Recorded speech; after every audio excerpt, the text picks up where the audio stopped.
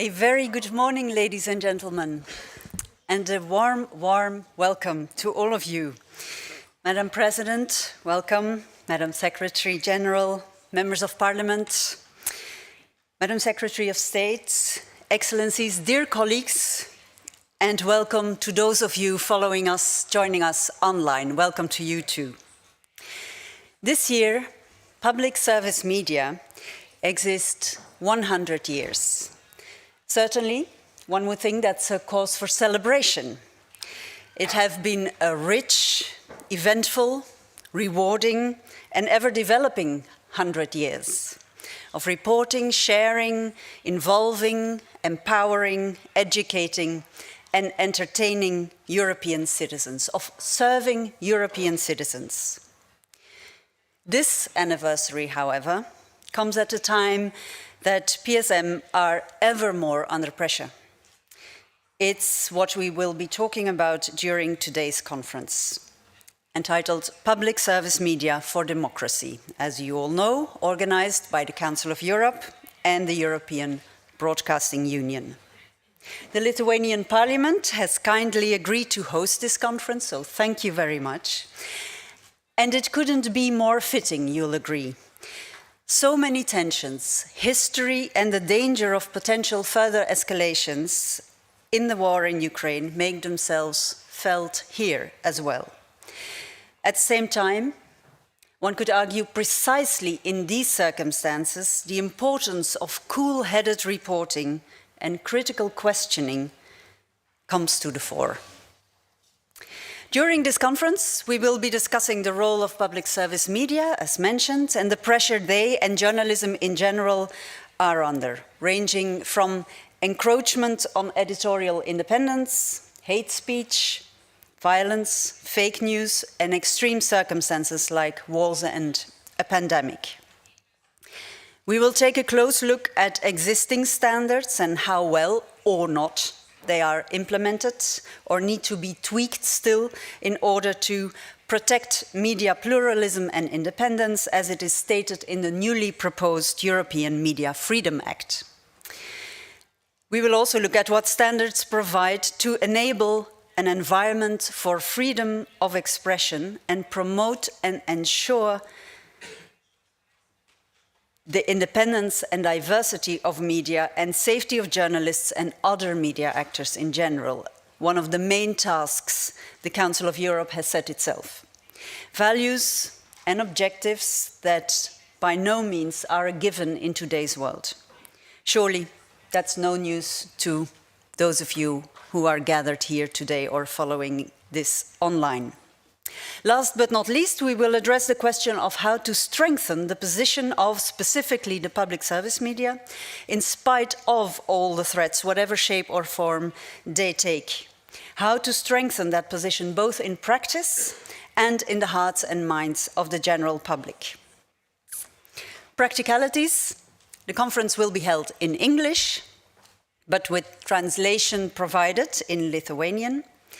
You can join the discussion online via the chat, where we look forward to finding your questions and comments, and we will try and do our best to take them on board during the panel discussions as much as possible.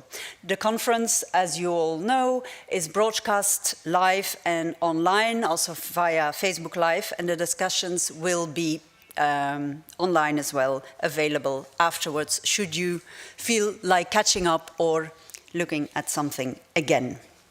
Now, enough of me. For the official welcome, I would very much like to invite Victoria Čmilytė-Nielsen, Speaker of the Seimas of the Republic of Lithuania, to take the floor.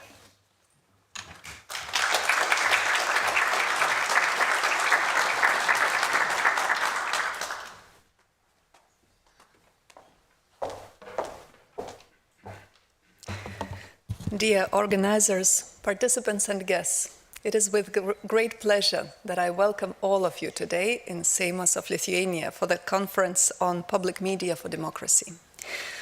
Freedom of speech is one of the fundamental values, a pillar of democracy. In the history of our country and of our region as a whole, freedom of speech and freedom of expression were the main and virtually the only instruments of democratization of the societies at the initial stage of liberation from the Soviet dictatorship. Though incomplete, freedom of speech was in place even before the existence of the independent state, which was reestablished later. You could say that it was the word that broke free first in Lithuania. The speech gained freedom earlier than organizations, institutions, or even individuals, however paradoxical it may sound.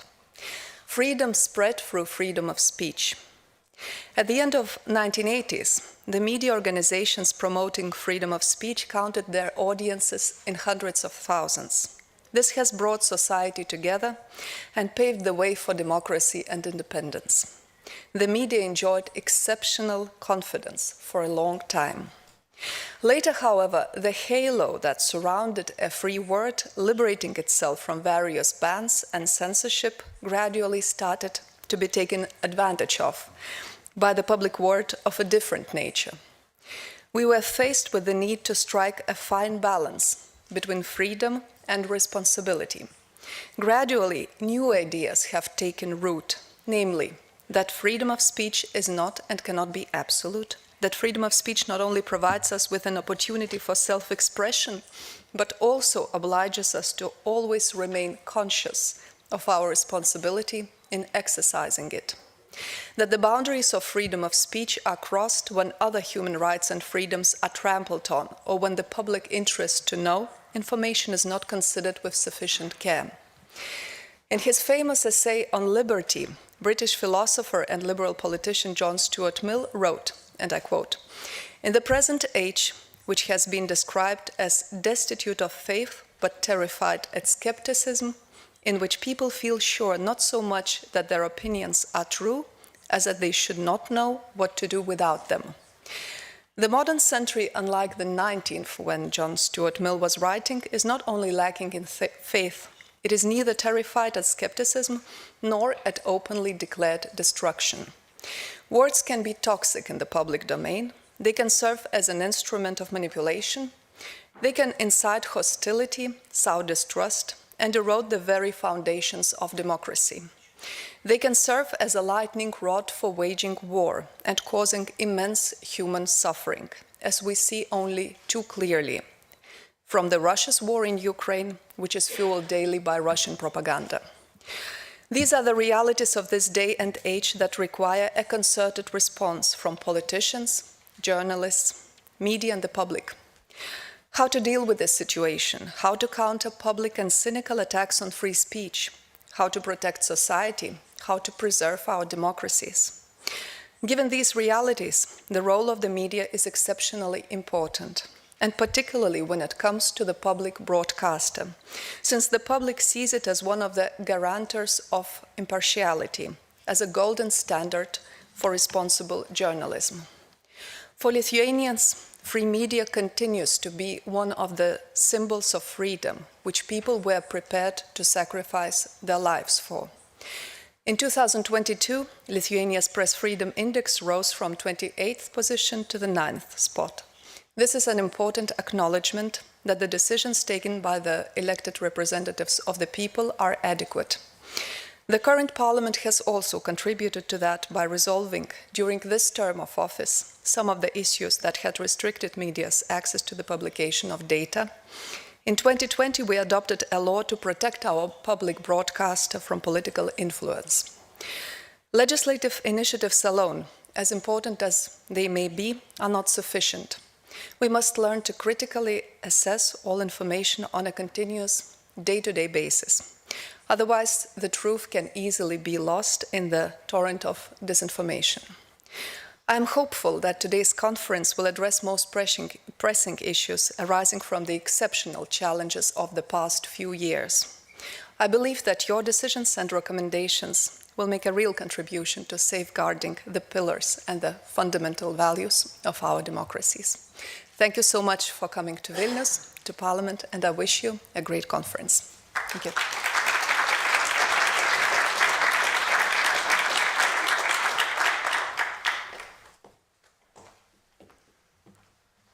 Thank you very much. And now on behalf of the Council of Europe, co-organizer of this event, a message from Secretary General of the Council of Europe, Maria Pejčinović-Burić. Présidente de l'Assemblée, Mesdames et Messieurs, depuis plus de 10 ans maintenant, le Conseil de l'Europe et l'Union européenne de radio-télévision travaillent ensemble sur la base d'un protocole d'accord commun. Le succès de ce protocole tient en partie au fait qu'il reflète notre vision commune du rôle des médias de service public, les défis en constante évolution auxquels ils sont confrontés et ce qu'il convient de faire pour les relever. Les médias de service public indépendants jouent un rôle essentiel dans les sociétés démocratiques. Ils sont une source d'informations fiables qui répond à des normes de qualité et promeuvent le pluralisme avec l'inclusion des minorités et des opinions diverses. Leur valeur n'est jamais aussi évidente qu'en temps de crise. Qu'il s'agisse de la pandémie de Covid-19, où les gens se sont tournés en plus grand nombre vers eux pour obtenir des informations sur lesquelles ils peuvent compter, ou pendant l'agression en cours de la Fédération de Russie contre l'Ukraine et l'absence de sources objectives de nouvelles privant les Russes d'informations honnêtes, entretient des contre-vérités sur ce qui se passe et constitue en soi un exemple clé de structures essentielles à la démocratie, mais qui ont été démantelées dans ce pays au fil du temps. Malgré la nécessité de la demande de médias de service public, leur position est mise à mal.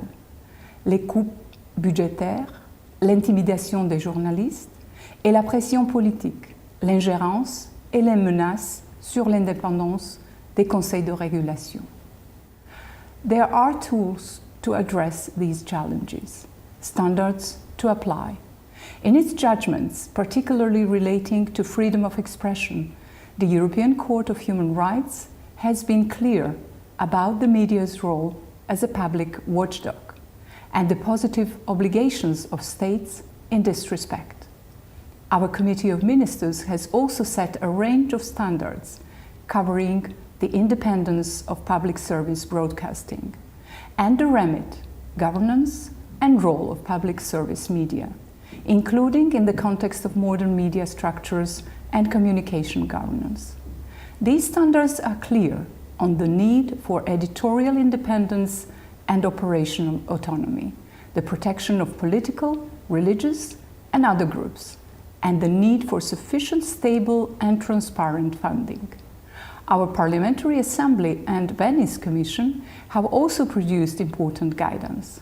Member States should abide by these standards, and it is important that each of us plays our role to ensure that this happens. Attacks on public service media are part of a bigger picture of democratic backsliding in parts of our continent. We cannot rely on this writing itself. We must be proactive. Equally, it is important for those with a stake in this sector to consider what reforms and changes of practice might be required to ensure success in a fast-changing, technology-driven media landscape. I know that this conference will address many of these issues, and rightly so. I also know that the excellent relationship between the Council of Europe and the EBU will help to generate the ideas and initiatives needed to ensure a strong future for public service media. And of course, the safety of its journalists, of all journalists, which is vital in any democracy and on which we will also continue to cooperate. I wish you every success.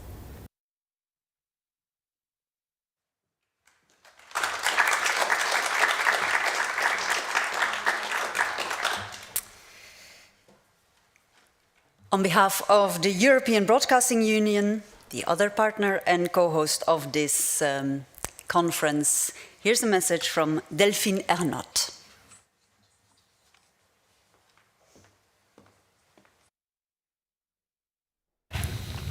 Madame la Présidente, Madame la Secrétaire Générale, Mesdames et Messieurs les députés, Madame la Secrétaire d'État, Excellences, chers collègues, Mesdames et Messieurs. Dear all, I'm very honored to be opening today's Public Service Media for Democracy conference and apologize that I cannot be with you in Vilnius. On behalf of the EBU, let me start by thanking the Council of Europe for co-organizing and supporting our joint conference, the Seimas for hosting us at the Lithuanian Parliament, and of course our colleagues from Lithuanian National Radio and Television. Together we decided to hold this conference as Public Service Media marks its 100th anniversary. We've come a long way from radio broadcasters to public service media that now offer a wealth of content and services on many different platforms. Innovation has been a constant. We adapt and change continuously. There have been challenging moments in the history of public service media, but the last years, with lockdowns and the war in Ukraine, have been unprecedented. During the pandemic, special efforts were required from public service media. EBU members acted with incredible agility and ingenuity to ensure that audiences were educated, entertained, and most importantly, kept informed. Audiences appreciated these efforts. As a reaction to the war in Ukraine, a new level of solidarity unfolded.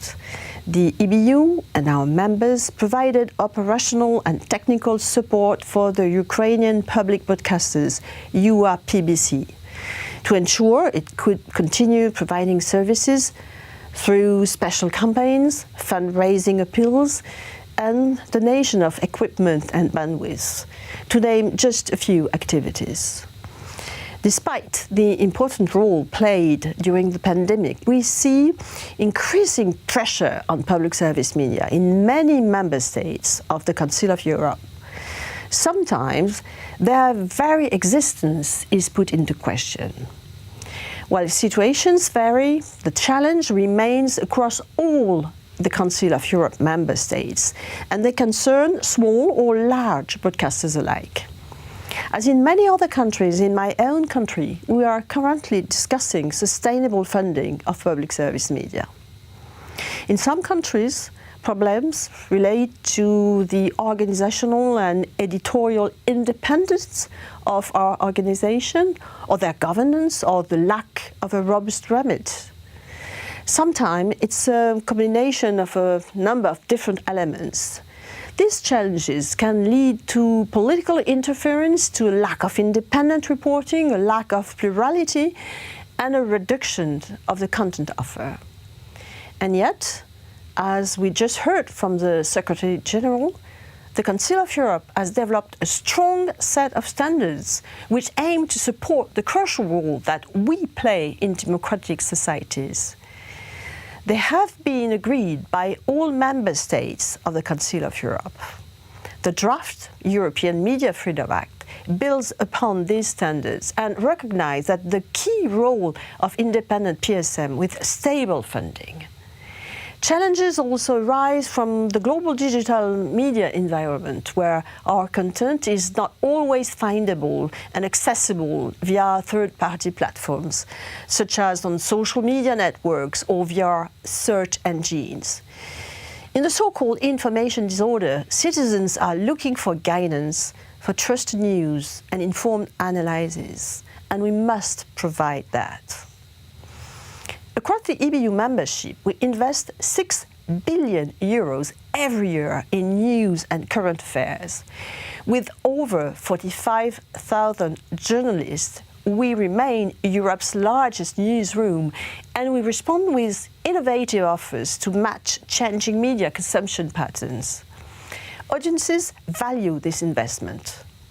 Research has confirmed the trust which citizens put in news provided by public service media. In 28 out of 31 European countries studied, our radio stations, TV channels and digital offers are most trusted by citizens for credible information. But the same research has also shown that in some countries, citizens do not trust public service media news, and we must address this lack of trust.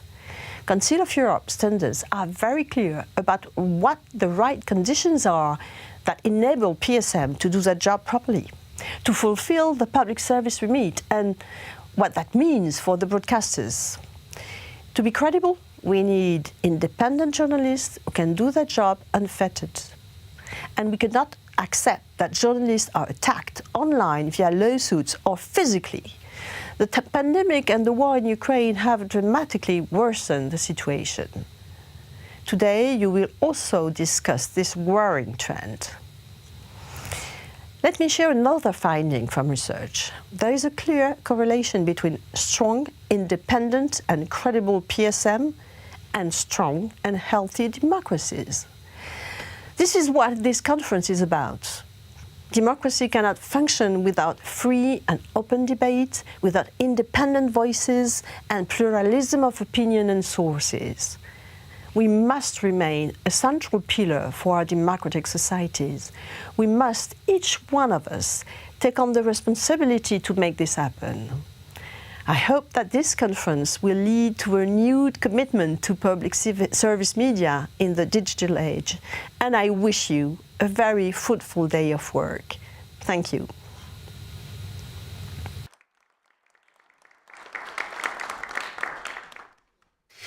Credible public service media need independent journalists who can do their job unfettered, as Ms. Ernotte put it. And that is exactly what we will discuss in the first panel. We will look at the practice and practicalities of journalists working for public service media. We will be discussing the impact of war and the pandemic on the work journalists do and how they do their job and what is needed to be able to do it. Our colleagues at LRT have put together a short video to capture the breathlessness of the past year's events and developments and how media try to steer the course regardless. Let's have a look. So, the rocket won't land on me.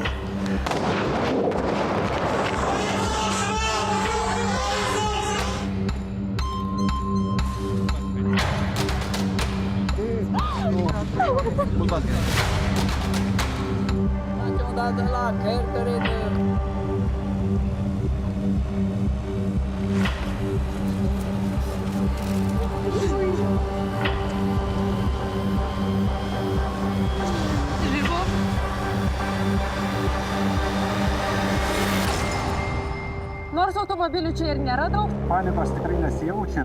Použitelném stavu a podle všeho je tolik. Nos dicen aquí los militares ucranianos. We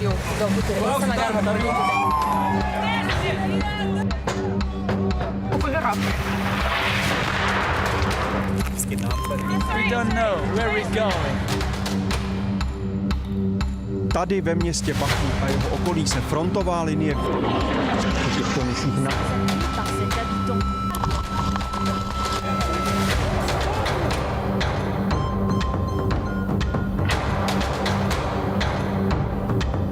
Krizės metu nukentėjusiems žmonėms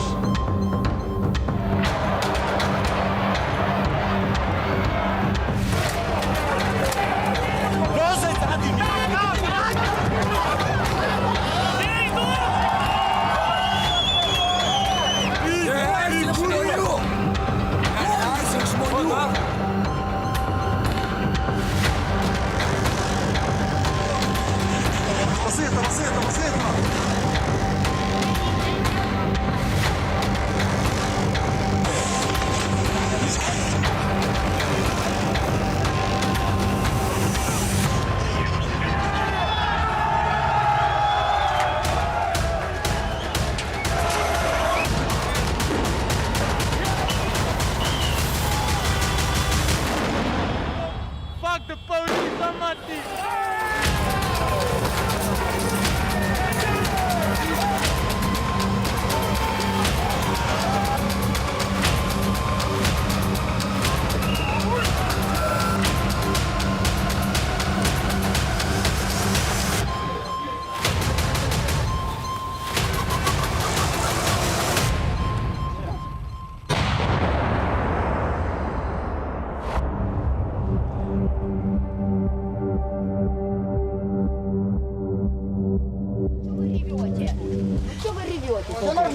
Все, не реветь.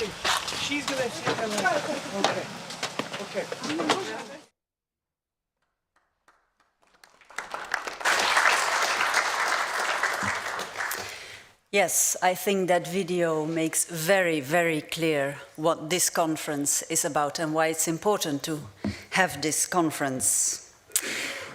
Our first panel discussion will almost start. I would like to invite the panelists to come and join me on stage. I will introduce them properly to you in a moment. They are Teresa Ribeiro, Indre Margaraitite,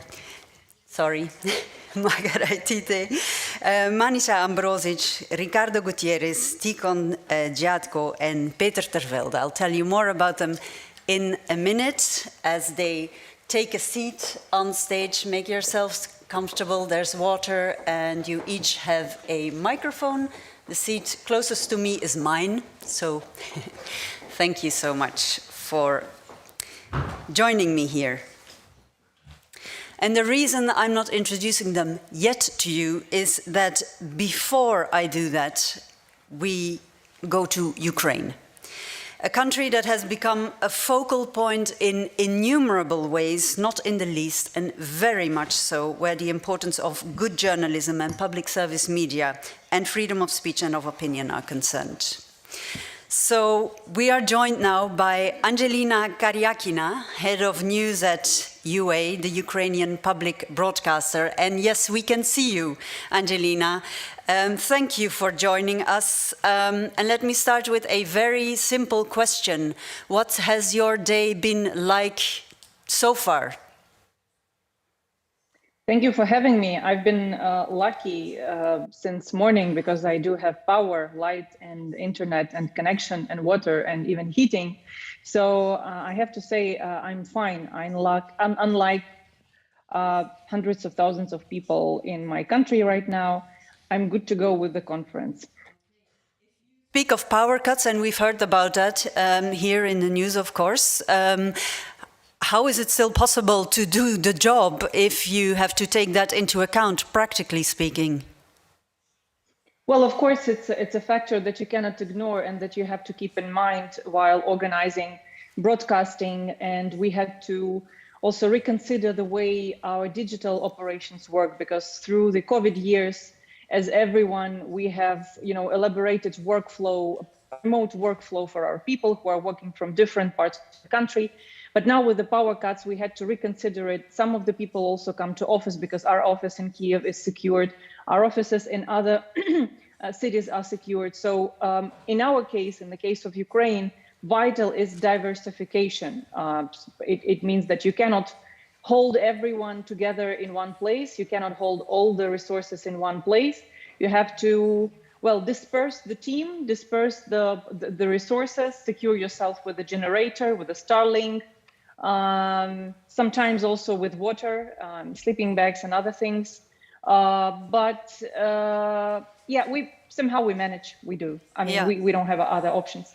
Mm-hmm. You've mentioned in an earlier interview, in Ukraine, journalism is a means of survival. Can you explain what you mean by that? Of course. I have to say that quite often the public service media are compared to, at least in Ukraine, we had this comparison. We're compared to an ambulance. You don't call ambulance, you don't need ambulance each day. But there are certain moments in life when you turn to ambulance and you need ambulance, you need verified, objective information. This is what the public broadcaster and the public broadcaster in Ukraine is about.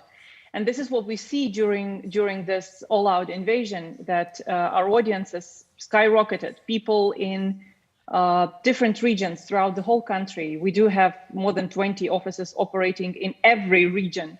So local audience of each office of the public broadcaster in each region increased, in numbers, because the public broadcaster is providing, not only news, and news is also about vital information. If you do hear blast, if there is a shelling, if there is an air alarm, if there is a power cut, things like that.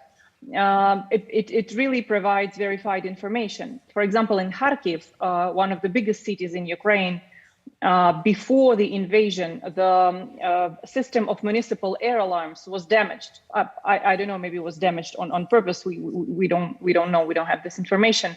But the public broadcaster of Kharkiv sort of became this municipal air alarm on their telegram, letting know the Kharkiv locals and actually the whole Ukraine when the air alarm is actually in the city. They call the guy, who is supposed to be pushing the button in Kharkiv, an air alarm, checking if there is an error, and the guy is calling them as well.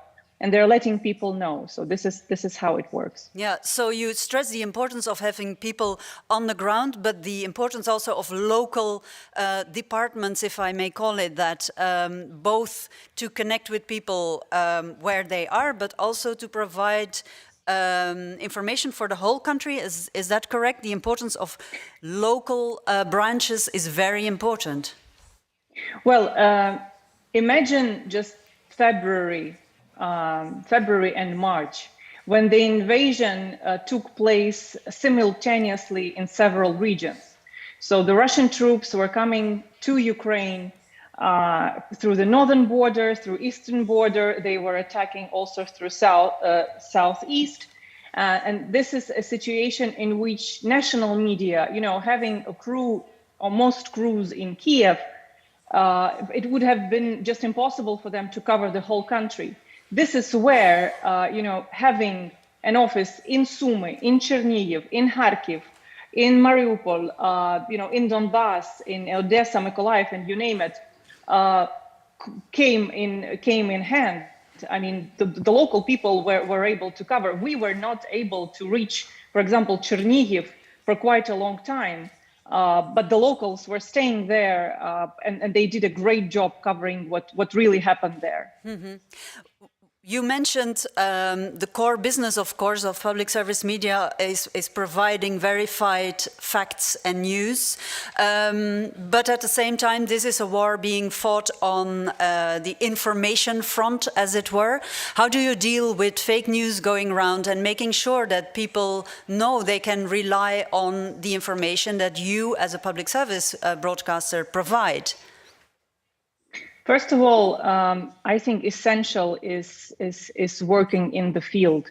As we already discussed, with your previous question, having people on the ground in the regions doesn't give you this space for manipulation. Like, nobody knows what is happening actually in Kherson. Nobody knows what is happening actually in Chernihiv. We do know because we have people on the ground.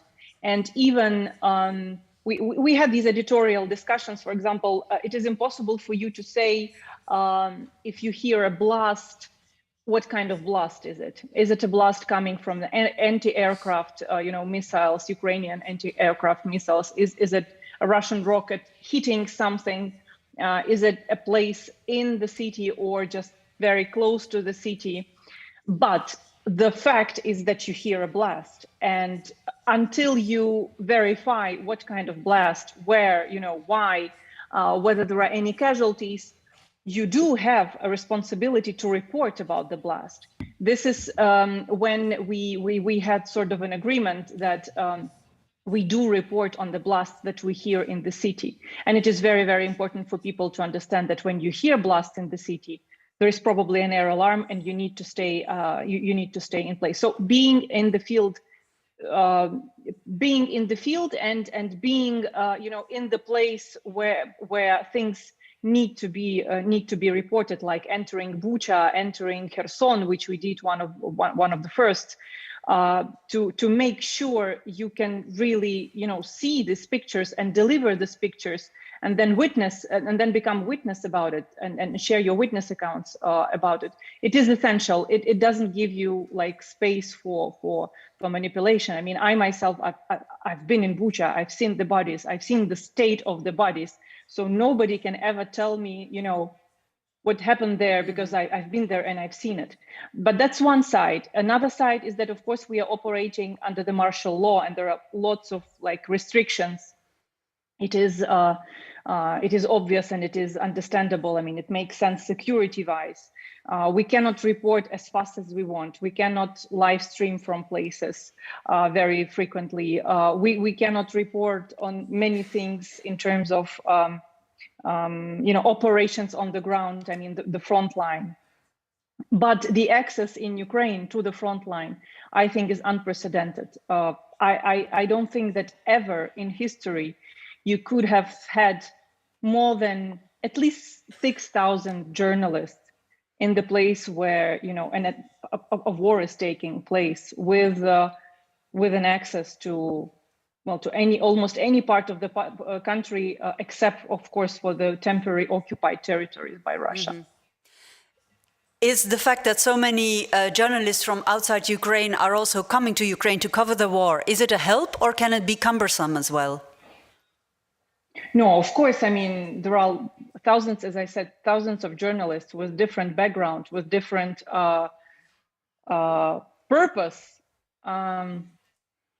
But of course, it is important that everyone's job is to make sure that the world knows what is happening in Ukraine and what Russia is doing in Ukraine. So, of course, for me, it's absolutely a positive fact.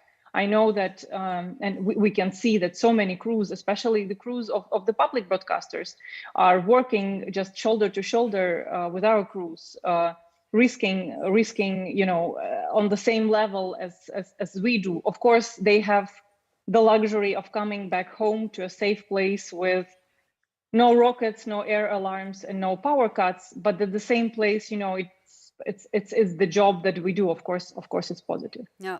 But sorry, I need also to add one very, very important thing. I think that what we learned throughout these months and maybe years of war is that it is important that the world media that is coming and doing this incredibly risky and incredibly important job is that they also deliver the context, because this war is not only about breaking news, and it didn't start on the 24th of February. It's not also about 8 years of this war since 2014. It's not just a regional conflict between two countries.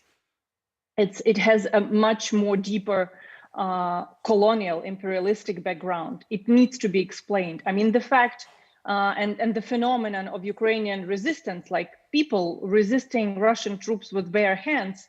I mean, how do you explain it? Why would people in the villages do that? How do you explain it to the foreign audience without explaining what is Ukraine about, what is Russia is about, what happened in Ukraine and Russia over the past decades and hundreds of years? That is something that needs to be explained from Ukraine, not sitting from their offices in Moscow, which used to be a practice for many global media for decades and decades, having headquarters in Moscow and then traveling from time to time to Ukraine, to Belarus, to Kazakhstan, you name it. Yeah, the importance of being where things are happening, and also in-depth analysis is what you stress here. In terms of challenges, what would you say are the most important challenges you're facing right now, and what kind of support would help you do your job in Ukraine as a public service media? Well, first of all, let me thank you from the Ukrainian public broadcaster for all the support that the European Broadcasting Union and other international organizations and broadcasters individually have provided us. I mean, without it, I cannot imagine how we would deal. I mean, of course, you can imagine that the public broadcasting in a state that is resisting an all-out invasion and all the energy crisis and other things, the public broadcaster is not the priority number one in terms of the state budget. So with all that support, we have been able to actually to provide what we have been providing over this time, also from the region. So a huge thank you from all our teams. We do understand that the condition number one is that this war needs to be stopped. It's senseless, violent genocidal war. And all the journalists that have been here and that have witnessed it can probably share this. I mean, we need not only to, I mean, there are so many, so many calls from international communities for peace, that we need peace in Ukraine. Of course, we do need peace. It's a vital thing, but we need to win it. I mean, there is no peace without winning this war. And in order to win it, of course, we need like 1, 2, 3, 4, 5. I'm not here for the public broadcasters to ask, for weapons or HIMARSs for Ukraine. But it's a complicated job, and I think in order for Ukraine to win this war, we need the global media and the European public broadcasters to explain to their audiences that unless this war is won by Ukraine now, this war will come to their houses as well. It needs to be it needs to be explained by means of your crews and your efforts, and we are happy to help you in any way. We, of course, as a journalist and as a media manager, I also need to explain that journalism is in Ukraine at times, in the times of war, is physically challenging. In order to broadcast, every broadcaster needs to secure a bomb shelter studio. It's budget-wise, it's very expensive. So if you are a smaller regional broadcasters, of course, it's a huge challenge for you. So many regional newsrooms are disrupted because they lost their offices, they lost connection, they lost just financial, economic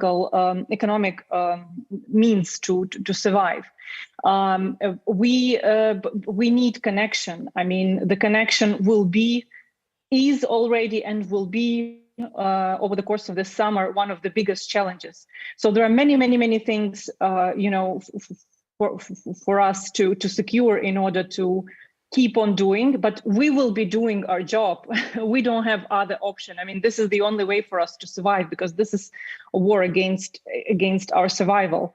But also for you to understand why we do this, and for you to help us, you need to report, you need to be here. Okay. Angelina Karyakina, thank you very much again for joining us with your report and heartfelt message. We are going to talk about it more during the rest of the day. So thank you very much for your contribution.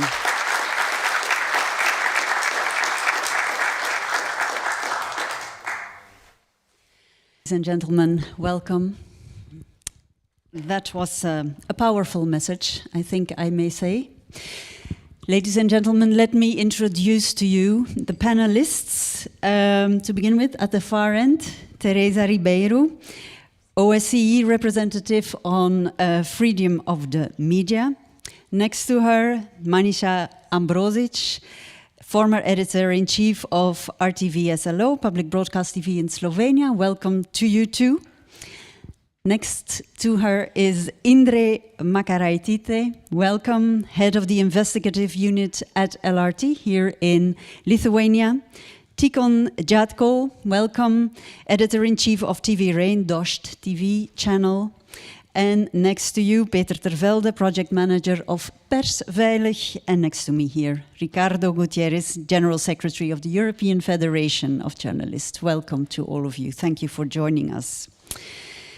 There's a lot to discuss. The idea of this panel really is to touch upon a number of aspects of what is needed, not so much what is needed, but the state of affairs in journalism, the difficulties faced, and the way freedom of the press and of media in general is being encroached upon, is being hampered.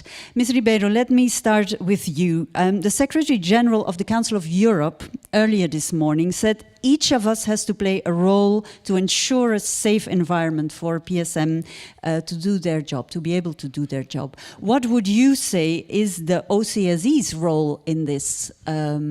Because at first sight, it may seem a bit, not really odd, but you're not directly journalistically involved, let's say. But what would your role be?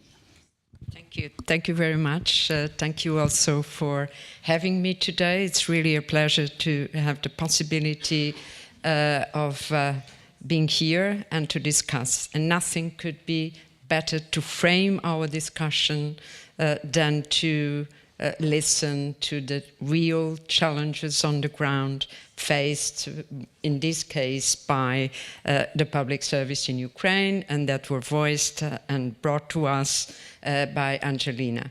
So nothing could be better and more inspiring. Regarding the OSCE and the role it plays and the role the representative on freedom of the media plays in this big common endeavor, which is the public service, which is democracy, which is security, which is media freedom. And let me just very briefly refer that this year we are celebrating the 25th anniversary of the institution of the representative on freedom of the media.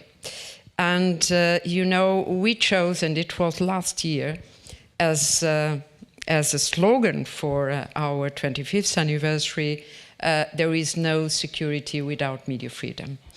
Because we need really to reinforce the connection, to understand the connection between media freedom and security and peace.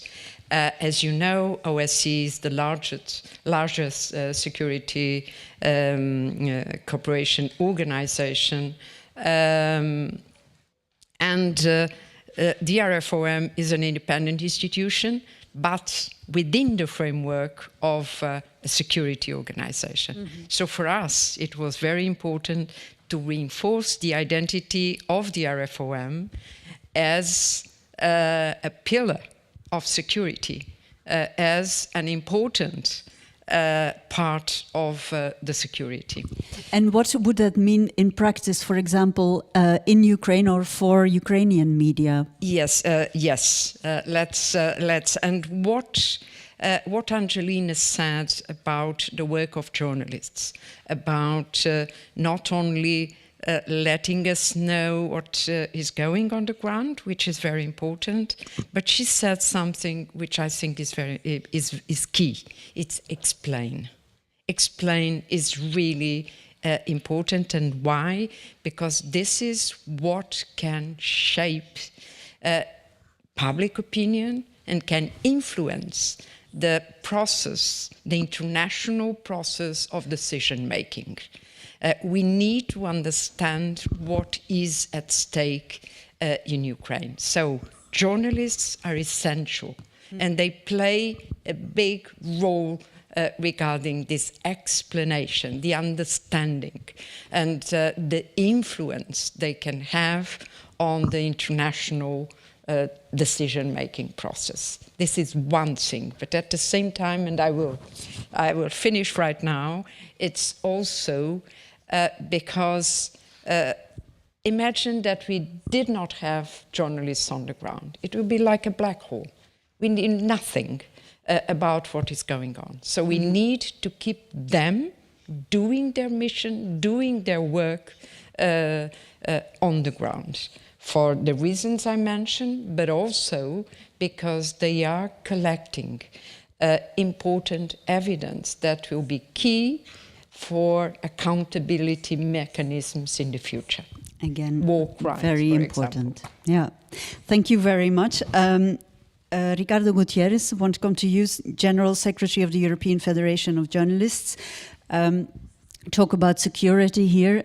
What's going on in Ukraine? Putting it in perspective, the work journalists are doing there. Is this unprecedented? Is there something new in your experience to what we see happening there in terms of journalistic work and so on? Or is this just everyday work, let's say, but now closer to home from a European perspective? Well, safety of journalists has become everyday work, indeed, for journalist organizations and the federation I represent. But we were not really ready to what happened in Ukraine. And just to tell you an anecdote, our... Can you keep the microphone yes, of course. quite close? Yes, yes, thank like you. This. Okay. Just to tell you an anecdote, initially, after the invasion, our first reaction in Brussels, because the European Federation of Journalists is based in Brussels, was to think about evacuation plans for journalists. Get them out of there instead of keeping them there. And we were wrong, because our affiliates in the country told us immediately, but no, we should stay, our duty is to report what's happening in the country. So we changed our mind, and in a few weeks we set up a plan to create open newsrooms in the country. First in the Western Ukraine, because it was more safe, and then in Eastern part. So we have now 6 open newsrooms, open to local journalists, because you have 25,000 journalists operating in Ukrainian journalists, I mean. Some of them joined the army, more or less a third of them. Embedded then, or no, just they joined the army because there was a call for mobilization, and of course they became, so from our point of view, they are not anymore journalists, but yes, you know, it's important to know. And the others are still operating, but most of them, they don't have anymore, you know, Angelina mentioned the regional media, the local media, they don't have a newsroom anymore, so it was important to provide them with connections, Starlink connections, open spaces where they can find protection equipments as well. We sent helmets, bulletproof vests, and so on, safety kits, but also a place where it's possible for them to work, you know, to continue to do their job as journalists. So, and this, to come back to your question, we were not prepared to this, but I should say that I've been amazed by the massive solidarity from journalist organizations to fund this, to finance this. We launched a call for solidarity to journalist organizations, and in a few days we collected 500,000 euros, which was more than enough for us to and we are still funding these 6 now. We call them solidarity centers, for journalist solidarity centers in Ukraine. We secured the functioning, you know, because we are paying the salaries of people, you know, dealing with these centers until January, and I'm rather sure we will find a way to continue, because, you know, this will, I mean, we'll need solidarity on the long term. Yeah. If we're talking about it being important to be there and to understand what's going on, how important is it to be in Russia also as independent media? It was not easy to explain this to politicians in Europe, in Western Europe.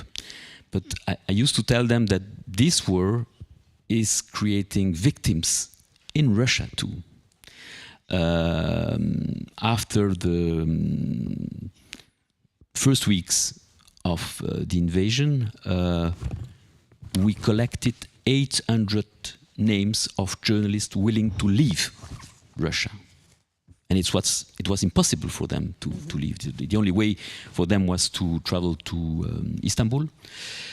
Many of them were stuck there, and I should say that Western governments were not, you know, really open to the idea to provide them with visas.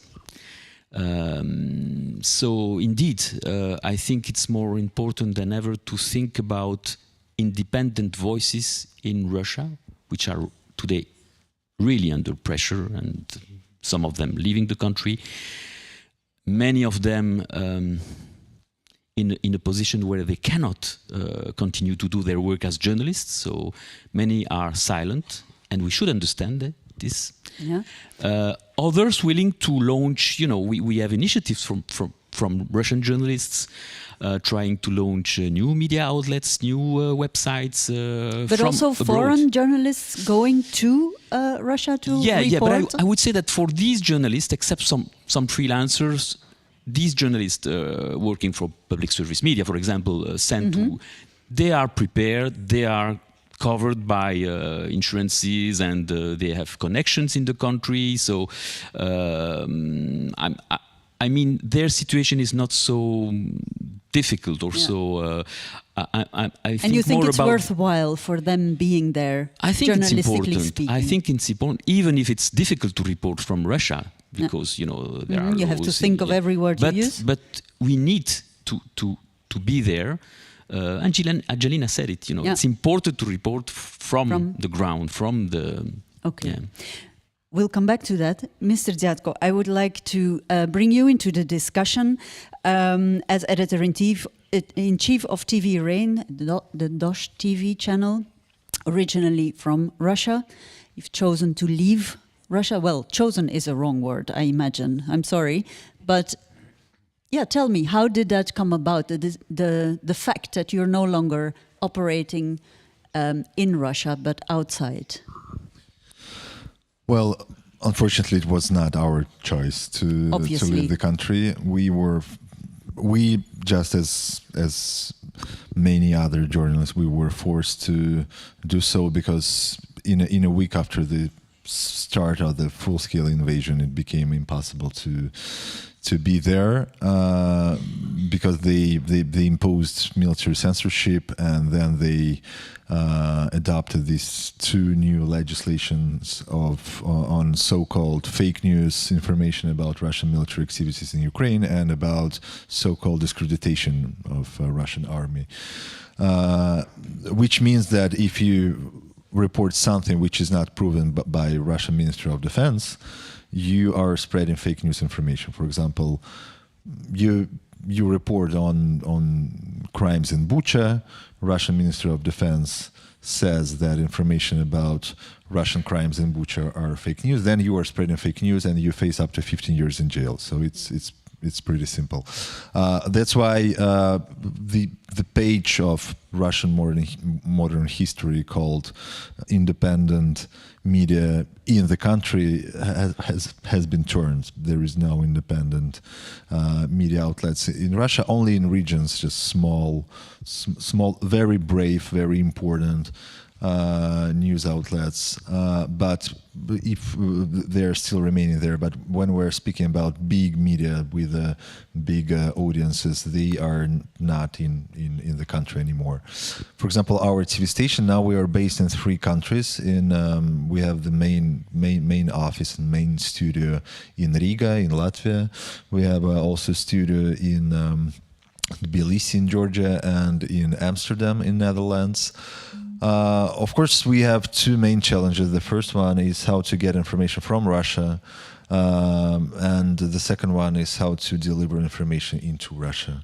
Because the first challenge is connected with the fact that, of course, we and other independent journalists, we are now more considered as an enemies by the government as it was before the war, because it looks like, guys, we forced you to leave and to shut up, and for some reason you are continuing doing what you are doing. That's why it's impossible to have an office there in Moscow or have reporters who would work with a mic with a TV Rain on it or something. So how do you keep in touch with what is really going on, and not just facts or things happening, but also what you all know as journalists, the feel of that's the main problem. What is going on? Because we have some people there, and thank God it's not 1970s, and we are not radio for free liberty. There is no Iron Curtain, and we have internet, we have social media to connect with the people on the ground, to speak to them. But the main problem is how not to lose these, like the atmosphere, the sounds. What are people doing in the subway trains while going to work? How their faces look like? What is the atmosphere? What is the and this is a problem. I don't think that we lost the sense of reality in Russia, because a lot of people are coming here in Europe, and it's easy to speak to the people who are there. But still, of course, it's a huge problem. The second challenge, as I said, is how to deliver information there, since after the beginning of the war, they blocked more than 5,000 websites, and they blocked main social media resources such as Facebook and Twitter and Instagram. For some reason, they have not blocked yet YouTube, and now it's the main source for the Russian citizens to get independent information. For example, we have in Russia, we have more than 14 million viewers last month, which is a lot. Mm-hmm. But so you consider that your main role to inform Russian citizens? Well, of course, we have two audiences. We have audience in Russia, and we have audience outside of Russia. Of course, our main audience is in Russia, because it's our, I hate the word mission, but still, our mission is to provide people in Russia with the real information. And we see that people are eager to get this independent information. And the second mission, again, I hate this word, but still, is just like Angelina was telling, is to explain. In Russia, it's more difficult, because there are still a lot of people who truly believe that neo-Nazis, under the orders from Washington, D.C., were training, I don't know, birds to spread some weapons in Russia or on eastern Ukraine, in Donetsk region or in Lugansk region, and there is a lot of people who truly believe in it. It's like it was during the pandemic, but it's worse, because after the fact that they believe in it, they are ready to go and kill people or take kill. It one step further. So one of our goals is to explain that the world, the earth is still like it was before the beginning of the war. The white is white, the black is black. Even if you are being told on the state TV that white is black, that's not true. And you have to have a lot of patience in explaining this. Yeah, we'll go into that some more later. Thank you for now. Indre Makaraitide, I would like to ask you now, this is also very much a war, and I think not only in Ukraine or between Russia and Ukraine, Russia and the West, of narratives. Would you agree? And a war that has started way before the actual fighting, I think, in Ukraine itself. It's something that you've investigated and come to see for yourself. Yes, and thank you very much for having me here. And the Baltic states, I think, are the closest allies of Ukraine, and have been feeling the threat of Russia since 2014, even earlier, from the events in Georgia even, and nobody believed but we are right. And yes, before the war, we journalists, I think not only in the Baltics, but those who are in the propaganda issue, in the propaganda topic, in the following those pro-Kremlin organizations, and looking for narratives which were spread during the pandemic, especially. Then we had that migrant crisis at the border with Poland, Belarusian-Poland border, and Belarusian-Lithuanian border. There were lots of signs that Russia was preparing for something much more serious than migration crisis, for example. And we had in 2021, in August, we had riots here, right near the parliament. And I remember then I arrived late at night. Then the riot started, and the same time the riot started in the migration camp, migrants camp close to the border with Belarus, and we had that, the sense of synchronization of the events, what's happening here in the heart of Vilnius and the border with Belarus. And I had that, somewhere behind me, this is not the task, I think that the task is something, it should be something happening. Mm-hmm. And at the same time, I mean, we all remember that the military was started to be placed at the border with from the Russian side moved, around Ukraine. I mean, it was everything very step by step. We were going to that what we have now. And we did investigation of the narratives, propaganda narratives, and we started that in 2019 because during the pandemic, here in Lithuania, various pro-Kremlin organizations, they organized protests. In the beginning, about the pandemic or about everything. Mm-hmm. It was about everything. I mean, about something patriotic issues, about let's say people who were blamed of the participation in the Holocaust, but they may be very big patriots of Lithuania. So this was also an issue. There was no they were not very specific about choosing the topic for the protests. I mean, everything was okay. I mean, every celebration, every patriotic celebration, and we noticed that behind all those protests, there were the same people. Those who organized the protests and those who participated in the protests.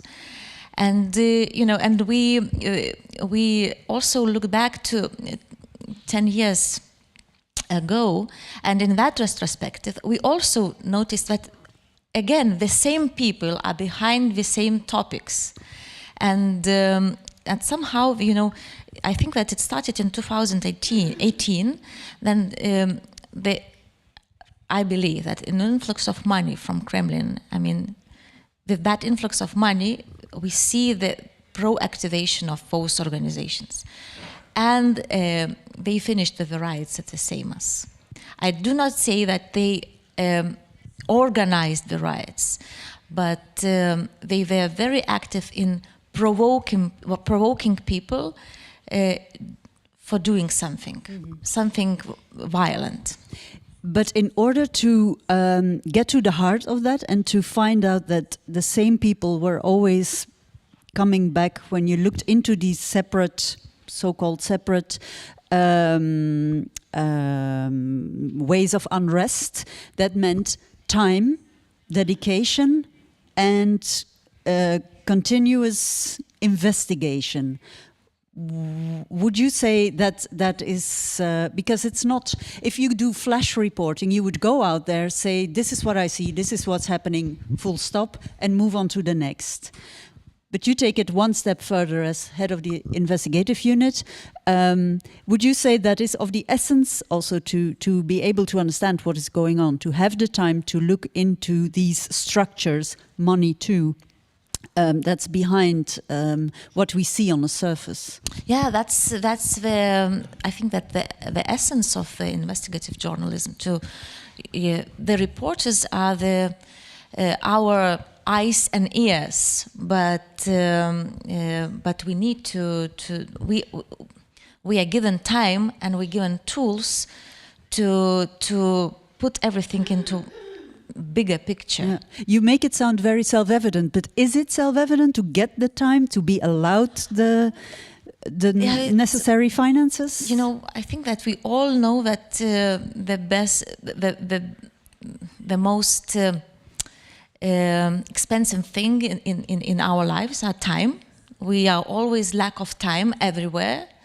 So yes, of course, it's not enough time to do everything, and you would ask any journalist especially investigative journalist. Is he okay with the deadlines? No, he's never okay with the deadlines, and he would like, to be to finish his work yesterday, and in order to make it to publish it tomorrow, and always ask for new deadlines. But despite that, I think that especially the national broadcasters, especially those whose mission is, to see the broader perspective and to explain. That's very good word. Explain and explain. Yes, this is our duty, I think. Contextualize as well, and provide depth.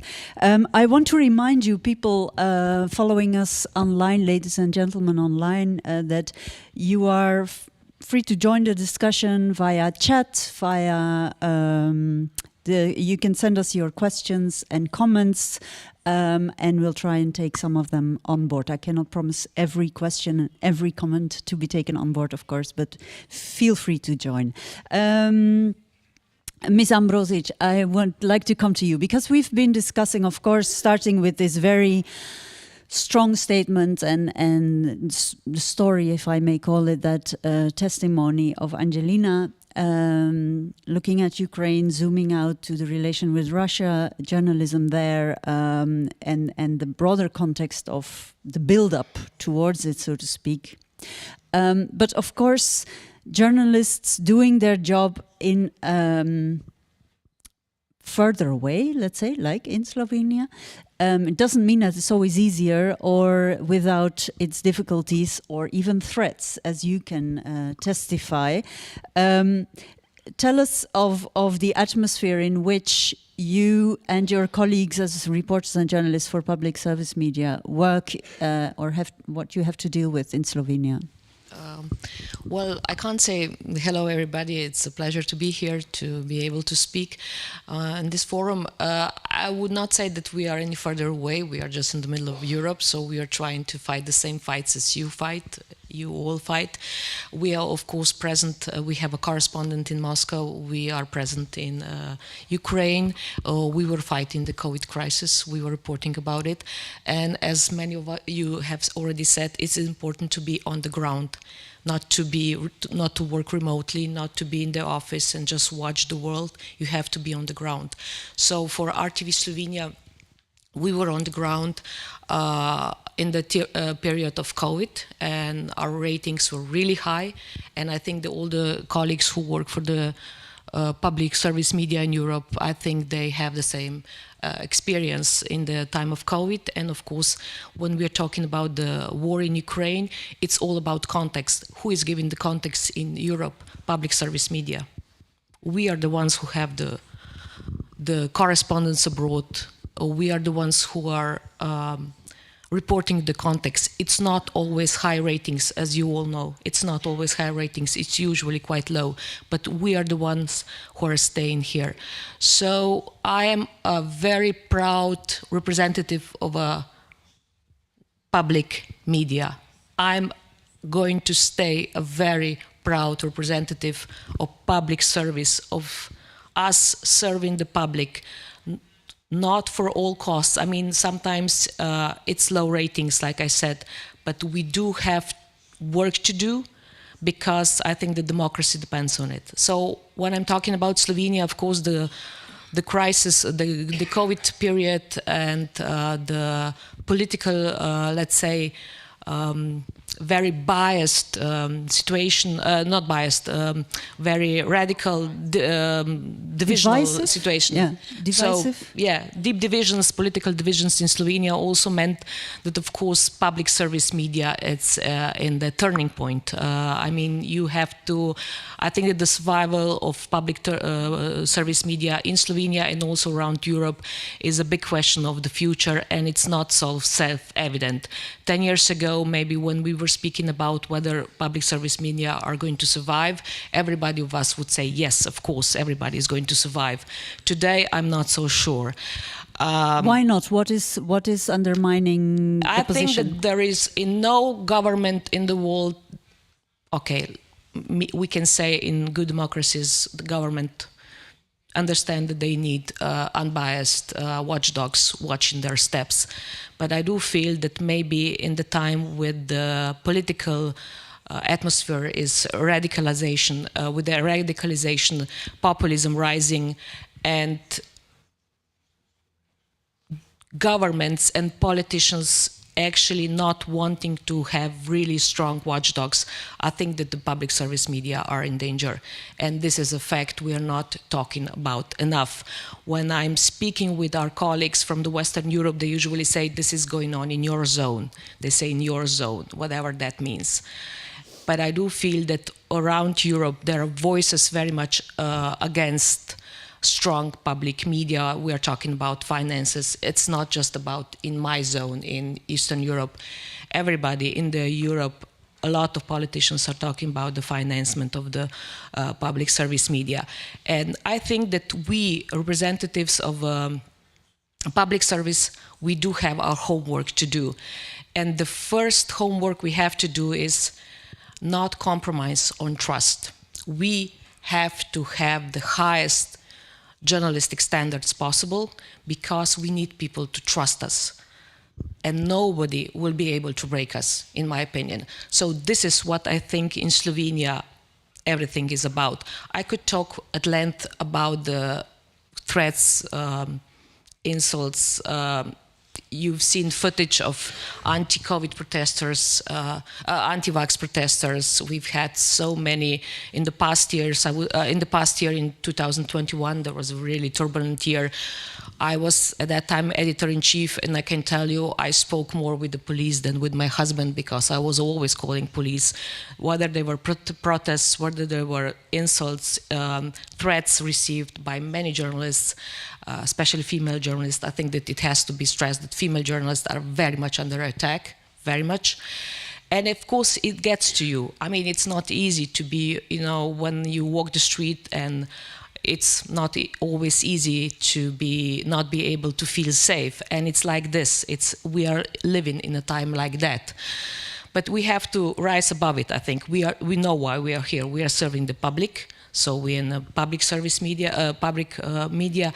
And I do believe that the real question after COVID, after Ukraine, after everything there is, we have to address the issue of the survival of public service media. And you mentioned trust, and I saw, Indre, you wanted to react. Yes, when talking about those pro-Kremlin organizations and protests which were organized mostly by them, guess which slogan was the most often during those protests? It was against, do not trust LRT.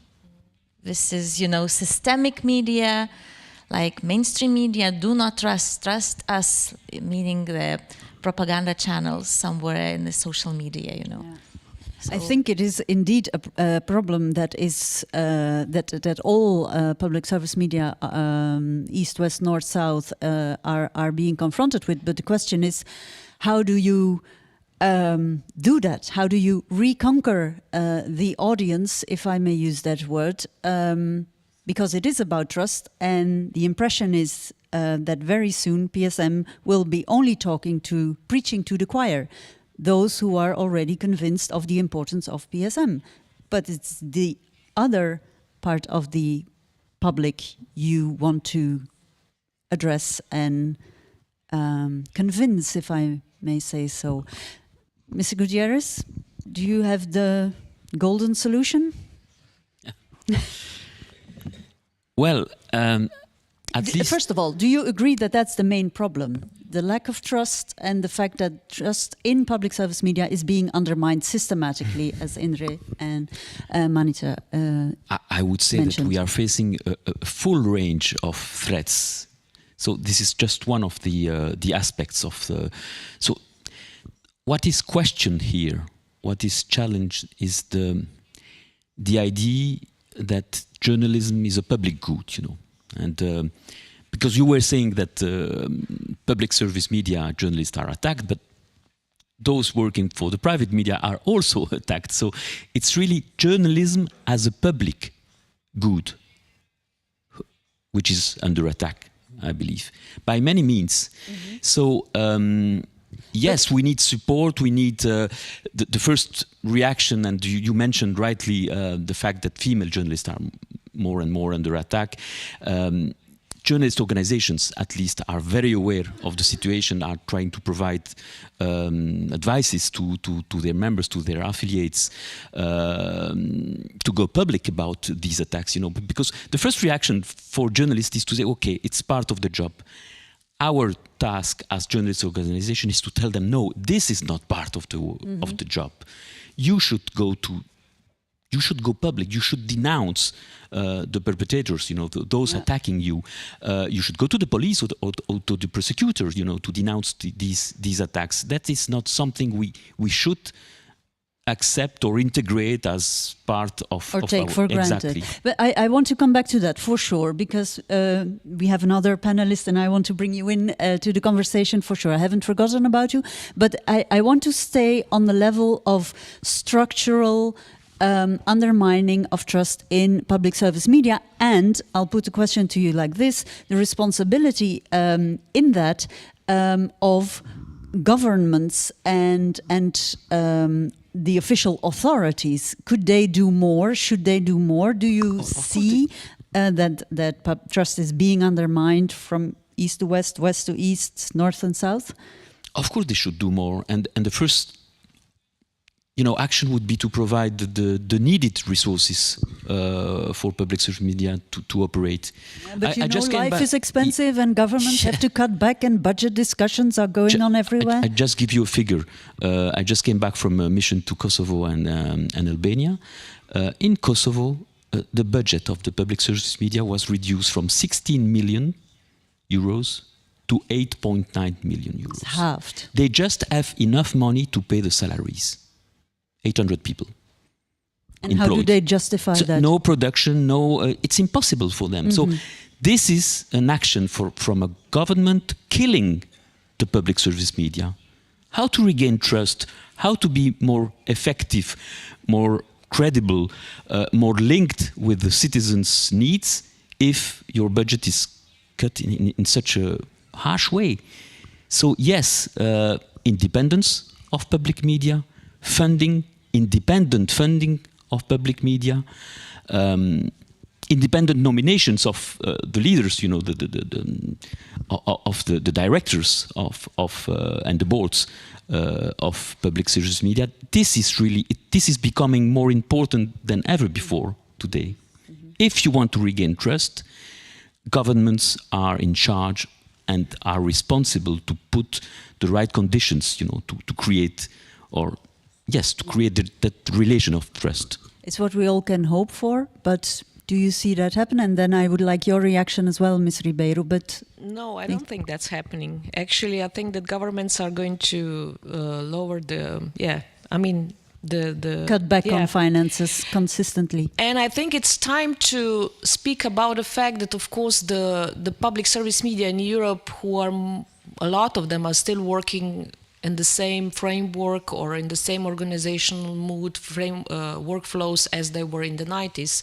I think it's time to change, to embrace the digital world, to address younger audience. This is something we are most probably not doing enough because everybody is chasing the young audience, no?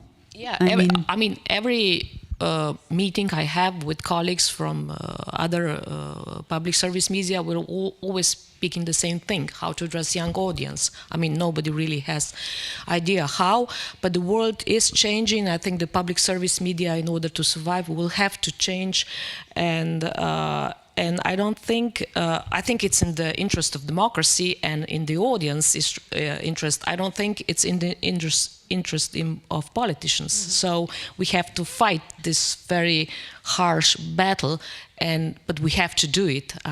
Nobody else is going to do it for us. Like I said, I'm a proud representative of a public service media, so I'm going to fight my cause.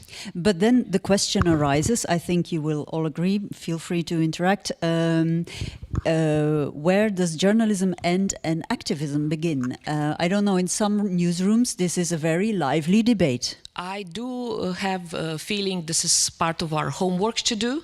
I do feel that in the times of radicalization and political struggles which affected the journalism, of course, in the sense of journalists being under threats, journalists being insulted, journalists becoming some kind of a species which is endangered, I would say. Young people are not, that eager to join the journalistic rank because it's so difficult to work in a society where things work as it is. But one part of the homework we have to do, I think, is address the political bias in the ranks of journalism.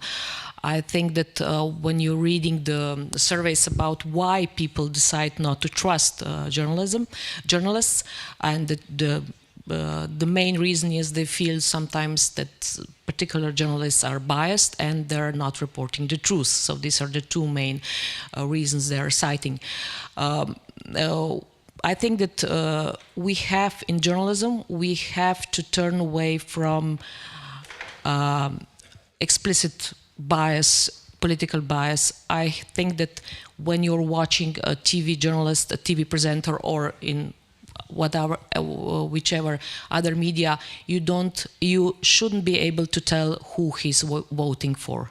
So this is where the story begins, I think. When you're watching somebody on TV or in a press, a newspaper or online, you're following him, you should not be able to realize at once who he is rooting for. So this is something we have to do inside. This is our homework, I think. Mr. Gutierrez, you wanted to react, and then I come to you. Yes, I really believe that as journalists we should be more vocal on these issues. We should be activists of media freedom, because when you fight for media freedom, you are not fighting for a kind of privilege for journalists. We are fighting for the right of citizens to be informed, to access independent, pluralistic information. So that's the kind of activism I would like to promote, and because there is some self-censorship for journalists, because we have a free and access to the media, because we are news providers. There is a kind of yes, I don't want to use the media in my own interest. It's not our own interest. It's the interest of citizens, and that's something I would like to call on journalists to be more vocal, as you said, to be more proud of what we do, because we're working in the public interest. Now, Ms. Ribeiro, please. A lot has been said. Yes, a lot has been said, very interesting. I very much aligned with what you have been saying about being activists of media freedom, and really explain that we are not defending the journalists as individuals, as a trade union approach, but on the contrary, it's because we are defending democracy, we are defending media freedom. And I think sometimes, I feel when I say safety of journalists in my institution, it's really a top priority. We really need to explain why is that so. But back to the public service. I think that there is a long battle, and if you want to have a good public service, a functional public service that really serves democracy, we need political will, and we need awareness raising in the public for them to understand, and then they can push the governments. But if they don't understand what is the added value of the public service, it's very difficult for them to fight for it. And we need them to fight for it. It's not only the public service in itself fighting for it. It's not enough. And it's a bit the chicken and the egg discussion, right? Yes, but I think that sometimes we need to face clearly what are the challenges of the public service. This is also important. For example, what is the impact of the public service? It's not well explained, usually. Maybe we need some indicators, different ones. What is the pervasiveness of public service? Even if the viewership is 5 or 6 or 10 or 12%. So you'd have a checklist? It's beyond their viewership, the way they are influencing, the way they are shaping all the broadcasting sector. And this is important. Maybe we need to have another way of looking at the public service, of looking at the influence it has in the overall media landscape. Would you say then the PSM have moved too much in the 90s, for example, in the direction of the thinking of commercial media outlets have started to measure success in commercial terms? Too much? Exactly, very much so. And in terms of audiences, in terms of viewership, and maybe we have to look at the public service because he is a standard setter regarding the work of the journalists, also a standard or content regulator, and this is very important. Imagine that the public service was not there. Maybe our media landscape will be even more disorganized. So let's look at the public service in the other way around to really understand what is the public service bringing to the media landscape and to democracy, and not just looking at it was another operator, another broadcaster, and another set of journalists working. Of course, we can say yes, they are working in the interest of the citizens, not the consumers. Okay, but we need to explain why. Yeah, go further. Why we say that? It's not just to say that; it's to explain. And of course, the battle of youth, it's a very important one. And again, we need to face this challenge, and I would say, in a very open way. It's not. We cannot, if we continue to, only be able to attract people over 50 or 60, then we will lose the future, that's for sure. No. And we need to look at how can we explain to young people again how it's important the public service. It's something that will be elaborated further in later sessions as well, how to do that, because I think we agree on the importance of it, but the question is, of course, how to do that. Peter ter Velde, I haven't forgotten about you. Thank you for your patience. I was afraid a little bit. No, not at all. But what you've been hearing here about the importance and the exceptional role, to an extent, of public service media, does that chime with what you see, for example, in Holland, where you're from? Well, my background is journalism. I worked all my life for the National Public Broadcaster in the Netherlands, NOS. Also member of EBU, so I feel at home here. But if I see what the NOS, I'm less summer when it comes to less negative about the Netherlands and public service there. I mean, every year in the survey you see that a vast majority of the population, they trust especially NOS. NOS is the biggest news organization in the Netherlands. They reach, sometimes if you see the numbers, their weekly reach of the population is around 92, 93%. It's so high. I mean, the traditional 8 o'clock news. I was grown up with the 8 o'clock news. You know how it went when I was young? 6 o'clock we had dinner. That's what you do in the Netherlands. Then I went to then I had to do the dishes. Then I went to my room. 5 minutes to 8, my dad called, coffee is ready. Went downstairs, drank a cup of coffee and watched the 8 o'clock news. That was the past. Nowadays, the only people who still are watching the 8 o'clock news are people from my age and older. But the digital world, and I hear you talking about the digital world, young people. I mean, and then I give the example of the NOS because it's my company.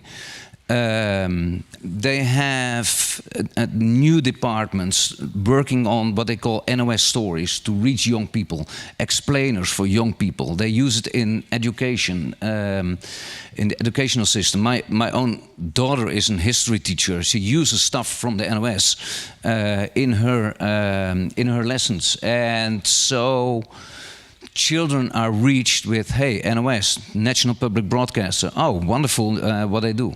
So they try to reach a young audience and not the 8 o'clock news. I think also my own children, they will never watch the 8 o'clock news in their lives. But they watch other things. They have the app on the telephone. They follow the news. And so is the trust but what we see, for instance, in the Netherlands is trust in public service media, public broadcasters is very high, but, and there we go, there is a part of society that has turned its back against the political world, scientists, especially during COVID and that whole terrible era, turned back against the political world, scientists, media. And that group, partly, I'm afraid we can never win them back again. Because they are so much in their own bubble. I mean, I have one of my best friends, he was walking around. I went to a pub in Amsterdam. I saw him with a t-shirt, media virus. I said, hey. I said, sorry, I didn't know you were coming. Completely against what he calls the mainstream media. Completely in his bubble on internet. Only watching the stuff that he believes and immediately gets strengthened in his opinion because of the things that he's looking for. So you're saying basically that no amount of contextualizing, explaining or whatever that has been suggested here before will ever reach him or help him? You don't reach him anymore, yeah. I'm afraid. Not everyone. I mean, what I see in Dutch society is, I mean, there is a group who is on the edge of also turning their back against what we see as the normal world. I mean, that group can still be reached. So I know, for instance, in our country, the Ministry of Culture and Media, they are really trying now with new programs on schools, etc. They call it media wisdom for young people, teenagers, etc., to explain them the importance of independent media in the country. That group can still be reached. I hope young people can still be reached, that they are not too much influenced by their parents. And I believe they can, we can reach them. But there is a certain group that I'm afraid they're lost, to be honest. That's a somber message. And yeah, I have but no. But on the other hand, yes, the vast majority is still there. No, I was just thinking, yes, I understand the situation in Netherlands is much better than many other countries, but it can change overnight if you have a strong can get worse is what you mean. Yeah, of course. I mean, it can change overnight if you have this narrative of this against all media. If it's adopted by a political party or a strong political leader, it can change overnight, and it can change. It happened in Europe, in many countries, and it's not something, I mean, Netherlands or any other country is excluded from. Is exempt from? Yeah. No, not at all. Indre? I fully agree. Yeah. And I think that we forgotten already that this is one of the Russian tasks, you know, to diminish mainstream media, to make it untrustable in the society, and to spread that idea into the society that don't trust the mainstream media. Because if people do not trust mainstream media, they go into the social network and looking for information there. And they find what? They find mostly, I mean, if they go to their channels, they find pure propaganda. And that's it, you know, we did that investigation here in Lithuania about our mainstream media and the trust. And, you know, it took 1 year, 1.5, 2 years to attack mainstream media, and they had the effect. With very small amount of money, with a few organizations, and they had an effect. So everything is so fragile that we, you know, at some point I think that we do not feel it essentially, how it's fragile. So basically, if I summarize this in a very stark way, then 100 years of public service media undermined in 2 years, so to speak, or hollowed out. Ms. Ribeiro, you wanted to add something, and then I'm coming to you. Yes. I would like to raise 2 points. One, of course, is that this kind of destruction of media, of journalists, is part of the populist agenda. It's the first thing is, okay, the journalists, they only produce fake news, so I will be the one that will talk directly to the people, and this is, unfortunately, this is very powerful, and it's working. And we saw it not only here by some Russian strategy, but in the US and everywhere. And it's a very, very powerful. Destroy the media and destroy the institutions, because these are pillars of democracy, both. It's intermediation, scrutiny. It's really a barrier to the excess of power, etc. So I think this is really important to look at. But at the same time, we have to be very aware that this is only the tip of the iceberg. It's a much bigger problem. It's the problem of our societies, how they are divided, and why is it? Why the populism is rising everywhere. But the suggestion is this is basically a Russian ploy, as it were. Would you go as far? It's much more. It's much more than that, unfortunately. It's much more than that. And that's the reason why. And we have to be careful in identifying the roots. What makes us vulnerable to this kind of disinformation? Let's face the challenges. So there's a before already. Yes, yes. So let's look at it. Mr. Dziadzko, let me bring you into the discussion again. If you hear what is being said about trust, I have a number of questions, but first one, if you say, you use the word mission, even though you didn't like it, that you want to address the Russian audience, do you feel there's part of the Russian audience that is lost to you before you even reach them? I think that the main idea of Russian propaganda over the years, it was not don't trust public service media. It was don't trust anyone, because everyone is lying. All the politics are dirty. Everyone is lying. Don't trust anyone. So even authorities, or what is the power of authority or President Putin in this case based upon? President Putin, it's not authority. President Putin, it's like he's a god in this system. So if someone is telling something about the authorities, it's on Russian state propaganda. It's normal when I mean Russian state propaganda journalists or figures, when they criticize government, they do not criticize Putin, because he's not government. He's more than government. So, but then you want to go against it, and you want to offer truthful information. So yeah, coming back to your question, I think that just a small part of the audience is lost. The majority of the audience, even if these people are not watching TV right now, for example, or even if they are watching these crazy propaganda shows on Russian television, they are not lost. First of all, you have to choose the right tone of voice when you were talking to them in Russia. This is the most important thing. The second important thing. Can you explain a bit more? What does that mean? Well, it means that if you look at the Russian society, you would see that there are three groups of people, and these three groups of people are the same three groups of the audience. The first group, those who are against the war, they are like main audience of TV Rain, for example, or other independent media.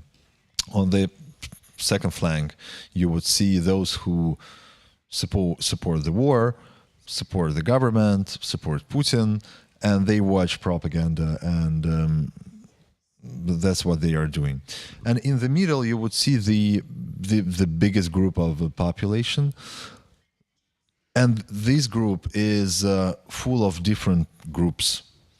group of those who don't care at all. They just are not interested in anything.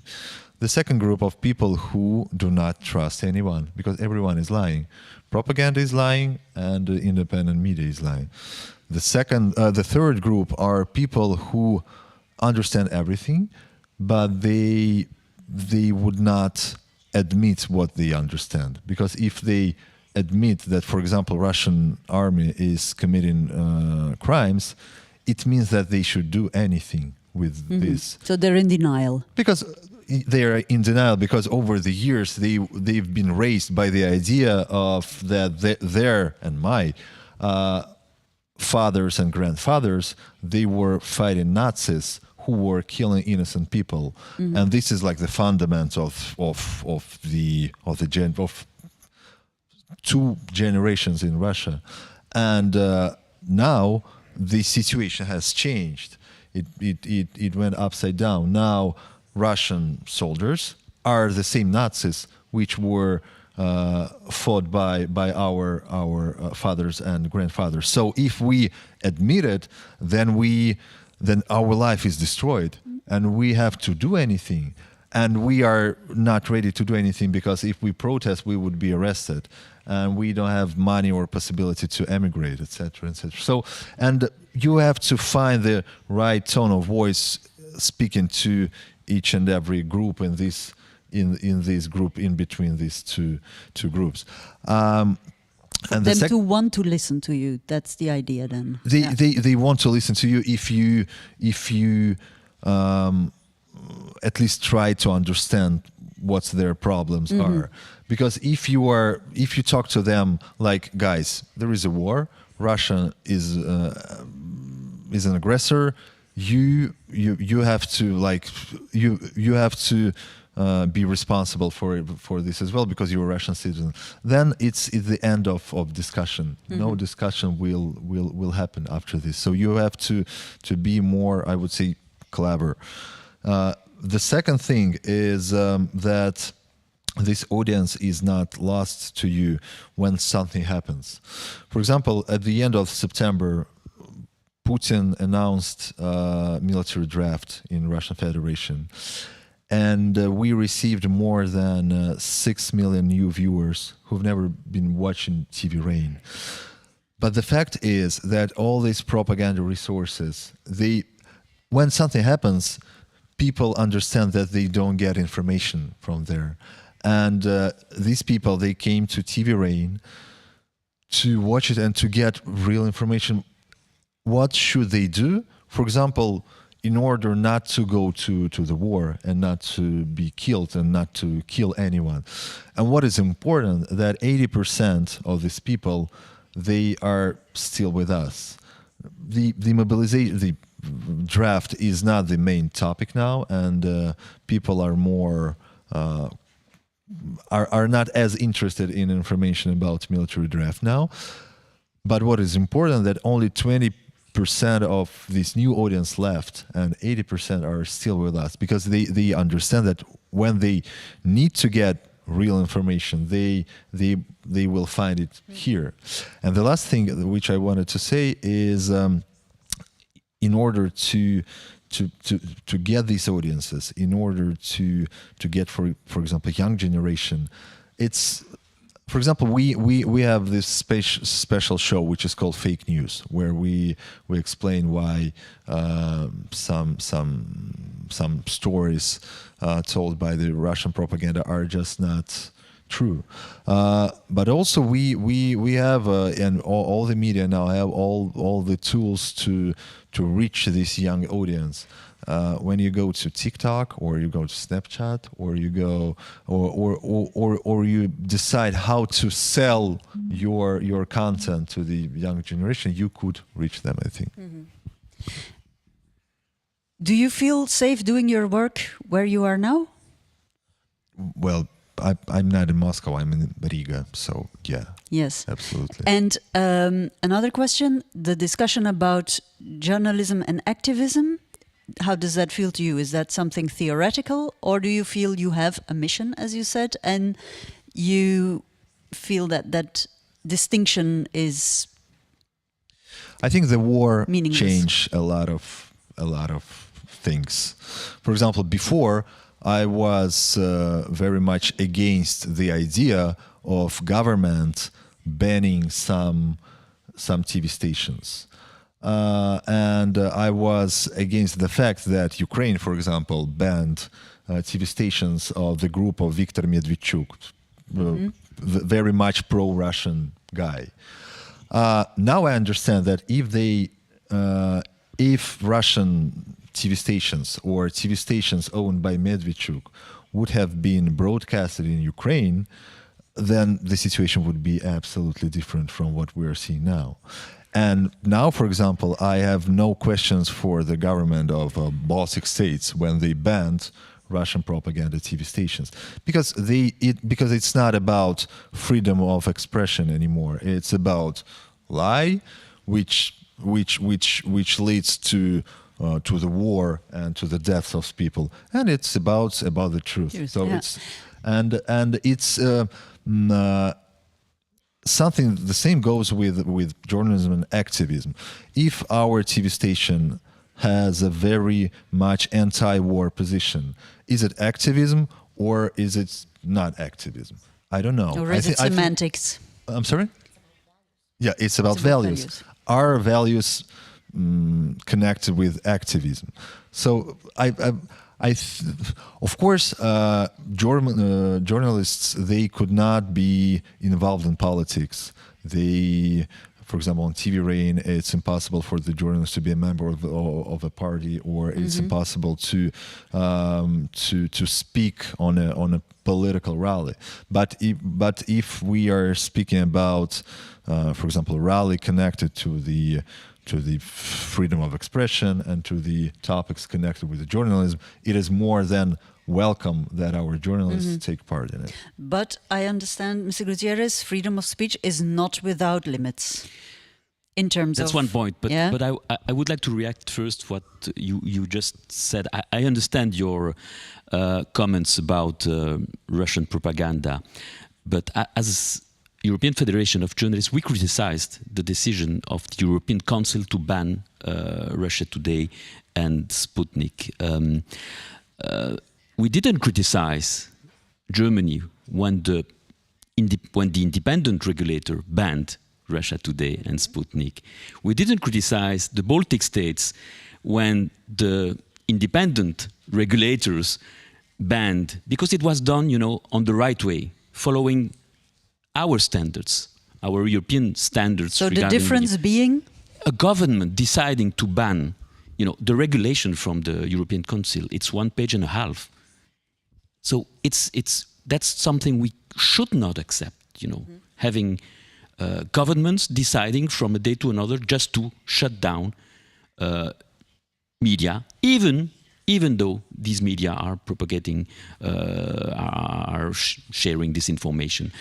We have rules, we have standards, let's follow it. By banning, by a decision from governments, without any consultation of public regulators, independent regulators, these channels, we are acting as Putin is acting in Russia. So we should be cautious. That's the danger for our democracies. In such a crisis context, we should more than ever respect our own values and rules and standards. Yeah, I see people nodding. Peter Tervelde, do you want to add to that? Because I want to stress that Russia is killing Ukrainians and propaganda is killing people right now. So it's not about the rules and it's not about who is banning the propaganda channel, the government or the independent regulator. To you, it doesn't, that distinction is irrelevant? This is irrelevant in the state of war. And yes, but if it deepens the divide that is already there, we agree on that, and pushes people further away from public service media, for example? I understand that we're talking about the Ukraine's case. So it's different situation. If, for example, we had the same situation in the Baltic states, what's the difference? Which institution bans the Russian propaganda channel? Just to be precise, I'm not against banning these channels. It's just about the way you do it. Is it is it a decision taken by governments? That means that tomorrow they are able to take the same kind of decision for other media. So we should be cautious about it. We have rules. I believe that it's the task of independent regulators in a democracy to take the decision to allocate a license and to remove it, not governments. Okay, I've sensed that there is more ground for discussion there still, possibly. Peter de Velde, is this a debate that's also going on in Holland, not with regard to specific about this one? Media outlets, yeah, the idea that freedom of speech should all be out there, should all the kind of disinformation that sings around, should that just be... Oh yeah, of course there is a lot of discussion about it. There was also discussion about RT and Sputnik, and in line of what you say, like government should never do that, because next time they will do some, they will ban some media that they don't like. So what's the ground? What's the democratic ground for it? So I mean, we had that same discussion. There's a lot of discussion about fake media, especially spread by social media. I mean, what is the, let's say, the red line when it's, or the boundaries of the freedom of speech? And so yeah, there's a lot of discussion about it, and that will continue for a couple of more years, I'm afraid. Yeah, no solutions there yet. I see that Angelina Kyriakina is with us again. I'll be giving you the floor in a moment, but I want Indre to tell us what... Just a very short remark, because I think that this discussion wouldn't be worth of our attention if you wouldn't say that propaganda channels are the media channels. It's not media. And if it's banned, but it's not media. So that's why it's not, it's a distinction between the independent boards and governments that you think is irrelevant. Yeah, I'm sorry, briefly. Just a short comment since I started this part of it.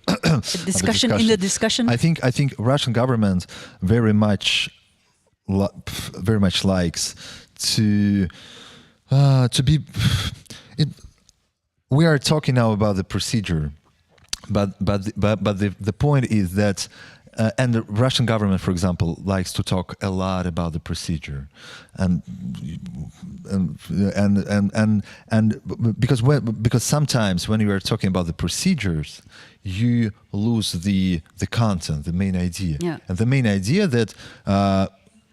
They, for example, Russian TV stations, till the February, they were the part of the EBU, but they were not. They are not journalists over last, I don't know, 20 years. They, at the beginning, they were just propagandists, people who were helping Putin to take the whole power in the country. Last 8 years. Or last 14 years since the war with Georgia, they are war criminals helping governments kill people in other countries. And I think it's just not the right place to talk about the procedures, because we are talking about the procedures within the media, and as you just said, they are not media. That's really important. And sometimes Apple is just an apple. Sometimes you propaganda, have to call it for what it is. Yes, and they are not media TV stations. Angelina Kyriakina, hello again. You've been following the discussion. Tell us what is your take on this? Are we talking hot air here, or is part of this of the essence now? To start with what we've just been discussing. The shutting down of certain media outlets, Russian media outlets. No, Annelies, I think it's essential. I just want to quickly jump in, and my colleagues have already, I think, gave the arguments. Sputnik and RT were banned from a number of European countries exactly because they are not media, exactly because they do what Mr. Gutierrez said about the values, exactly that they do the opposite of what the media, and professional journalism is about. So if there's a question about procedure, then organizations like the Federation of the European Federation for Journalism, the European Public Broadcasters should think about the procedures or suggest it, because otherwise we wouldn't have this war, otherwise we wouldn't have this discussion. But I think this comparison is absolutely irrelevant. Of course, I agree to what the colleagues have been saying as an argument. These activities are fueling war. These activities, I mean, what the RT and Sputnik are doing are not only fueling war in Ukraine, but also fueling conflicts, distrust and disruption in the civil societies of Europe. And I think it's the opposite what the media should be doing. So I don't see their conflict. I don't see their, stepping over any European values. Otherwise, vice versa. This is exactly what should be done. Ukraine has gone a little bit further, and there was a discussion about it. I mean, unless you have a war, maybe it's not too obvious, but Ukraine also has banned Russian social media. I mean, it was a painful step for many Ukrainians who keep in touch with their relatives, with their loved ones, with the people they know, with their friends through the Russian social media. But now we can see that it was also the source of massive spread of propaganda, disinformation that was also fueling these crimes. I mean, something that we're working with right now. So it might be painful, but it's for us, for the professionals to talk about, what is being actually offended here. Mm-hmm. Thank you. Thank you for bringing that to the table. Yeah, one more thing. I mean, there are several media outlets in the United States, and I would say they spread fake news. They spread conspiracy theories. I mean, it's not only the two Russian channels what we're talking about. There are many others, especially in the United States. So are we banning them as well? No, I can still find them on my telephone. I can watch them on the internet. So it is a discussion, and we don't have to do the whole. I think then we can talk here for 2 days about this topic. But it is, and for instance, Breitbart News. Is it a news media? I don't know. But for us to say, okay, this is media, this is not media, it is a dangerous one.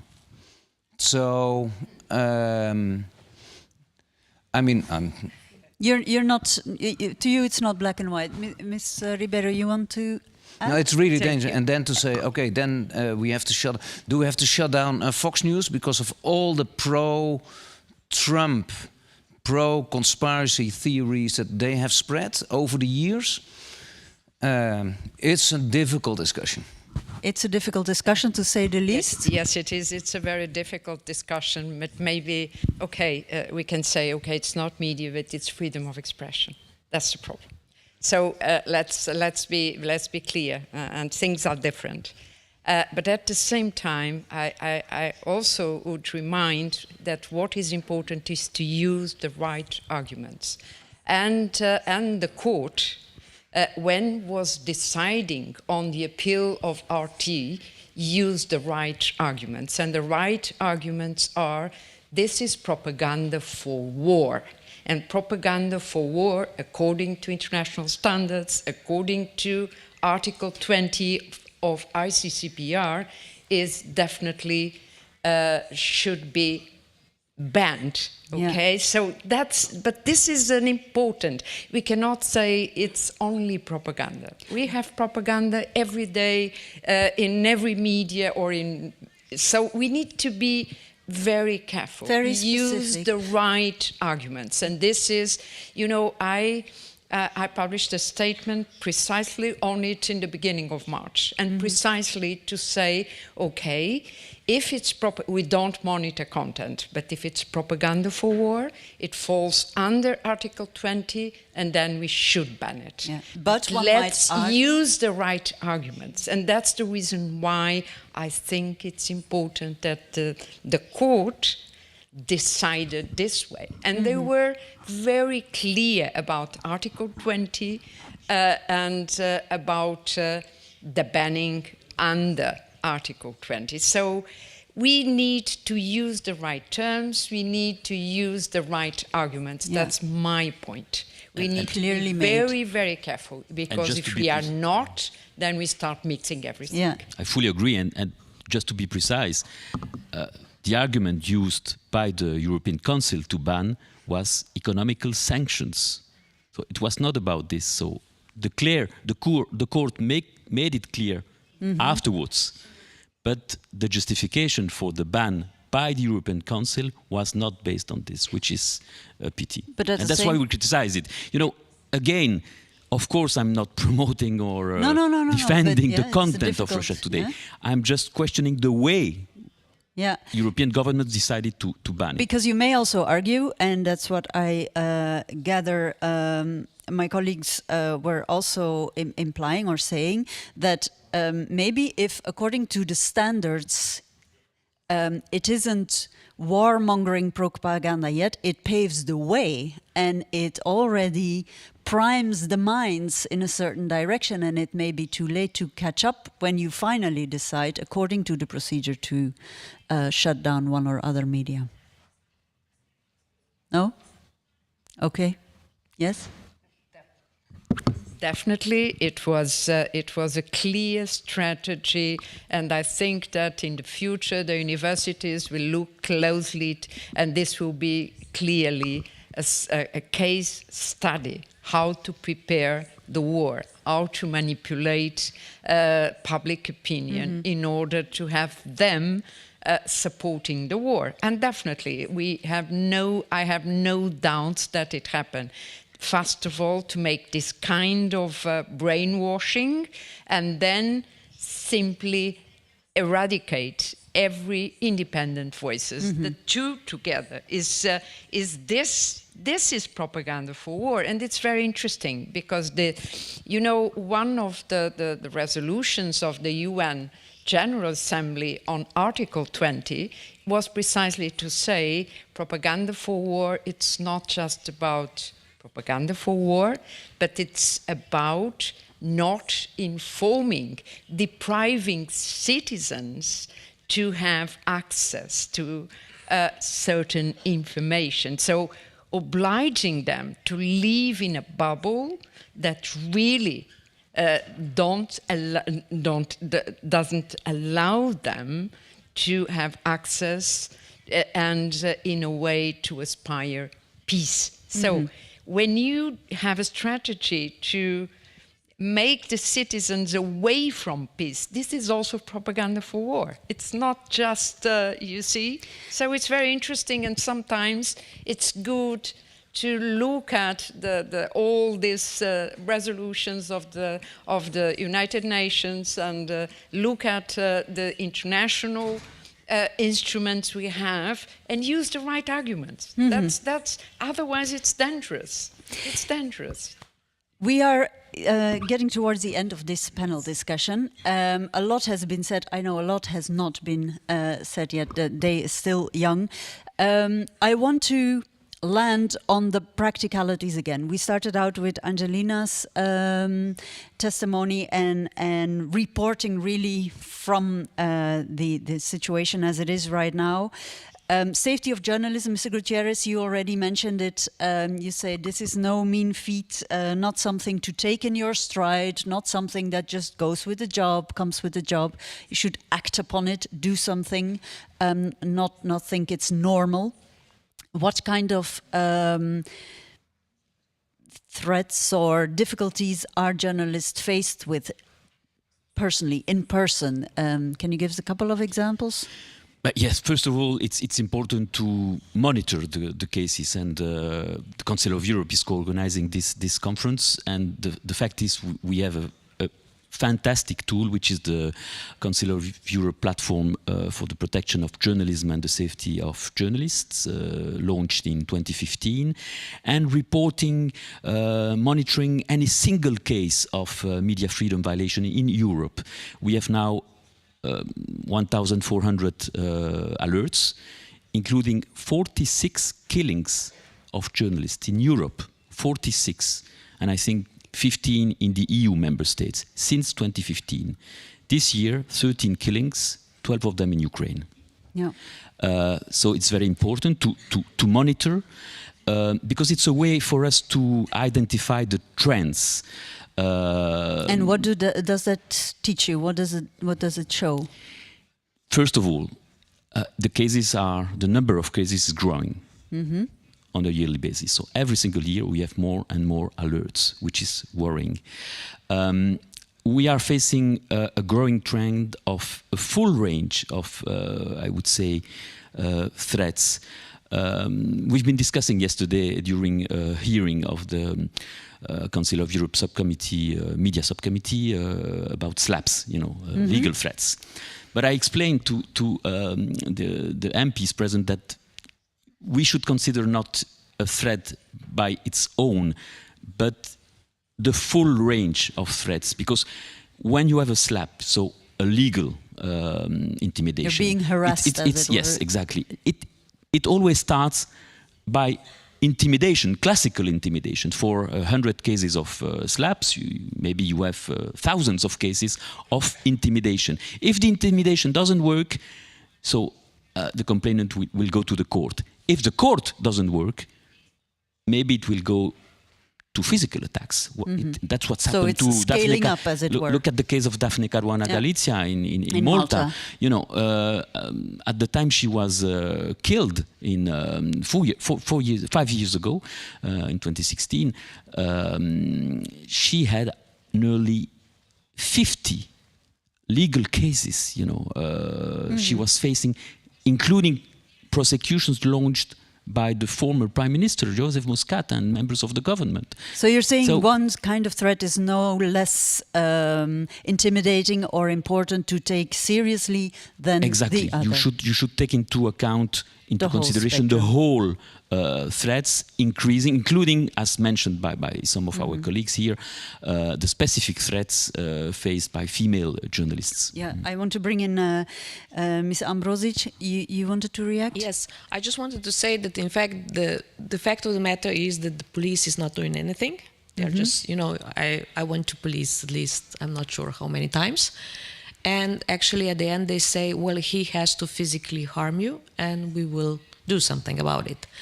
So this is the reality. There is no case law. So it's all very well so jotting it down and just hope that taking nobody's note. going to do anything, while you're walking on the street. The slap cases, I think this is really important. We're not talking about it enough.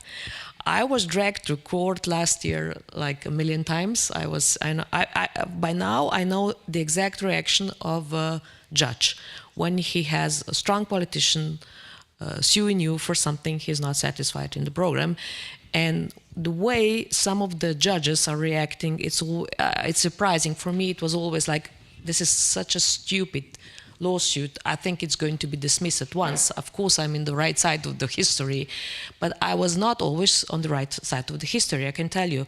By the time I went out of the court, I was not really sure whether he is intimidated by the politician or not. And more often, I felt that the judge was. So the long arm of political influence is very tangible and very present. So this is something we are fighting. So even if there are procedures, you're not necessarily guaranteed a safe working environment or...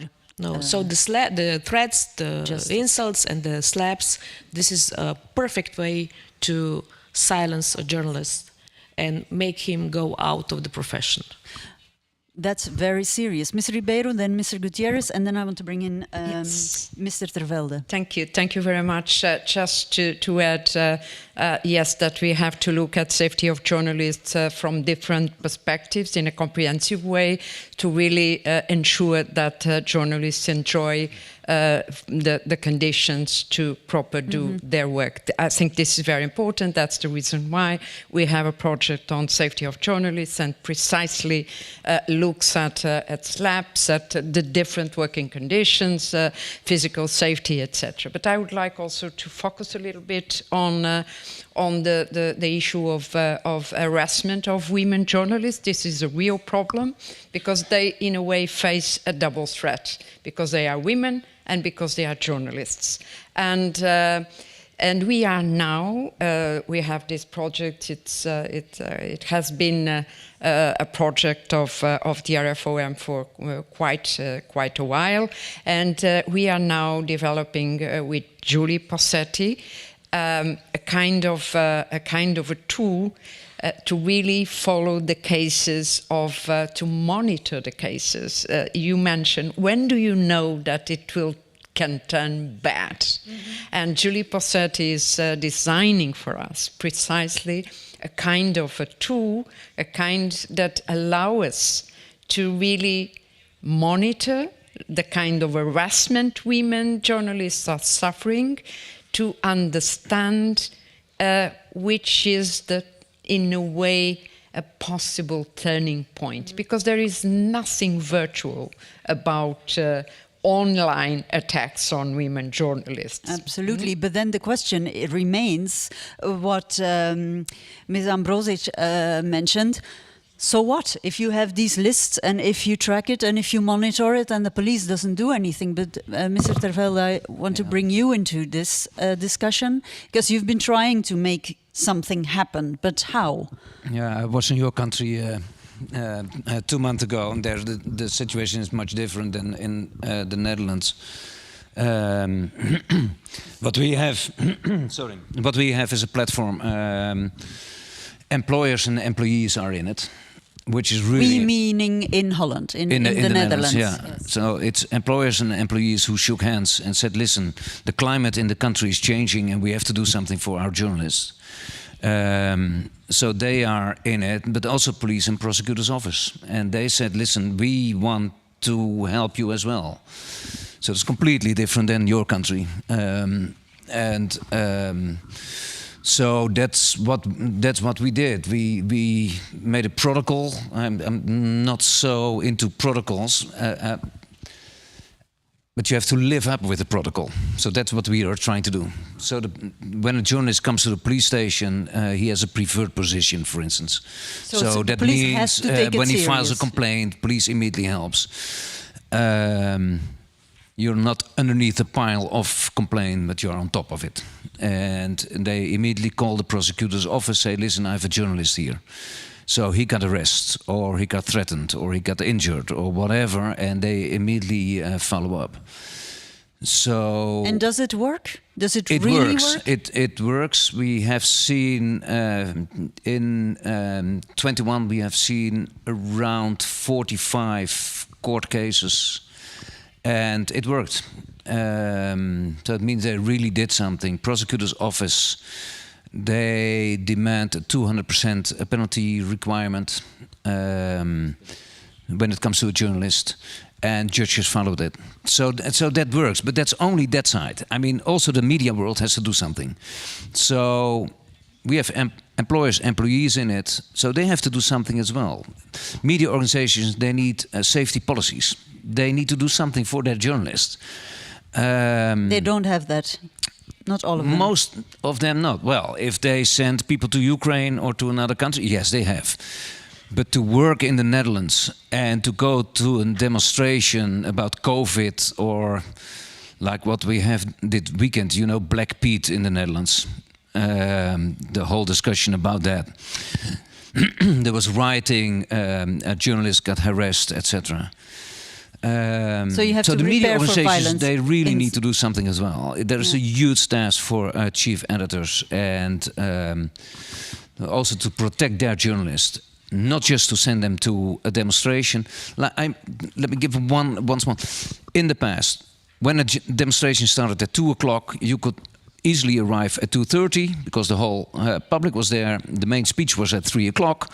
You could interview a few people, you could listen to the main speech, you could go up with your camera on the stage, have a few shots, and your story was done.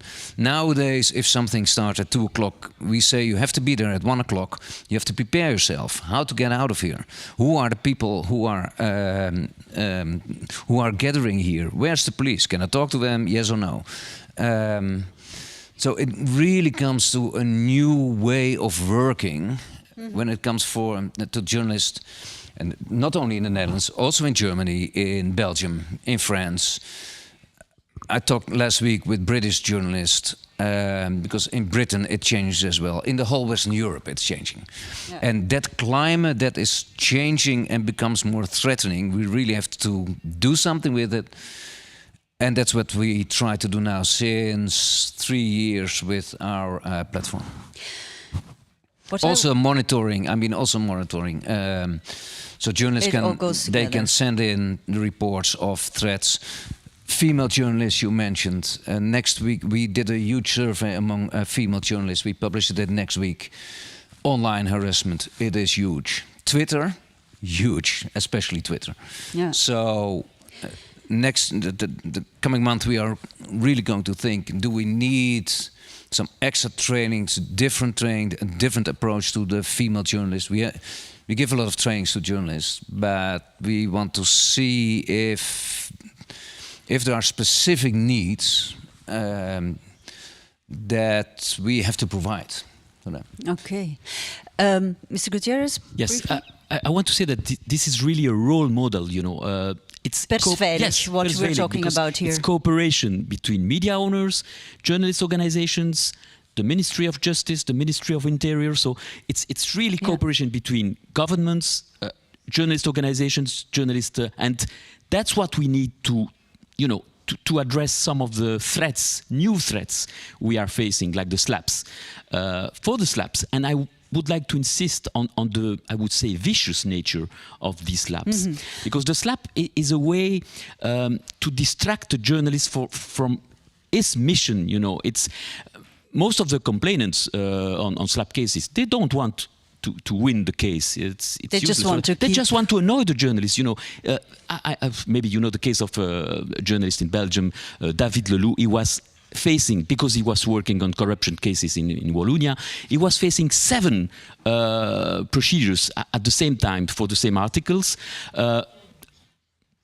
Criminal procedures, civil procedures, self-regulatory complaints as well. Just keeping him from doing his work, basically, and intimidating. The guy spent a whole year defending himself and not investigating the cases. So that's why it's vicious, and that's why we need the cooperation of states, because we need governments to adopt specific legislation.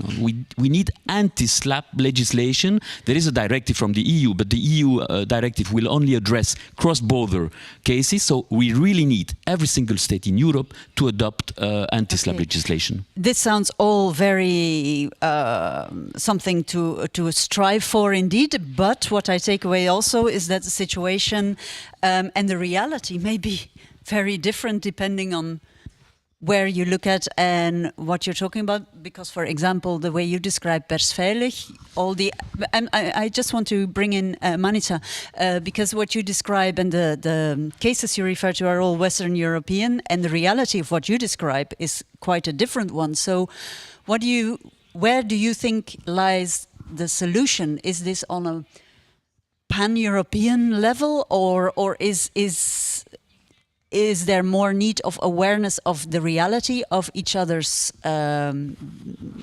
difficulties and circumstances in which we work? Is that still a blind spot? I think it's like war in Ukraine. I'm just doing a special program about the war in Ukraine, and everybody I'm talking to says, well, nobody really saw it coming. So I would say in the past 2 years, we were living, let's say in the past 30 years after the fall of the Berlin Wall, we were living in like a normal reality. We thought that this is forever. So in the past 2 years, after the COVID, after the Ukraine crisis, we and the rise of the populist and radicalized political movements, we should face the new realities. So I can tell you that 2 years ago, I thought that my life was normal. So 2 years ago, fast forward 2 years, I think that I'm in a chaos. I can't handle, these new realities are in journalism, in society, in Europe concerning war. Who would have thought that COVID will close us down for 2 years? So I think that these are new realities. I mean, when my mandate started in 2018, as the editor-in-chief, nobody was speaking about slap cases. By the end of my mandate, I was the professional in slap cases, because it starts when somebody calls you and he says, I'm going to sue you. And I say, okay, sue me.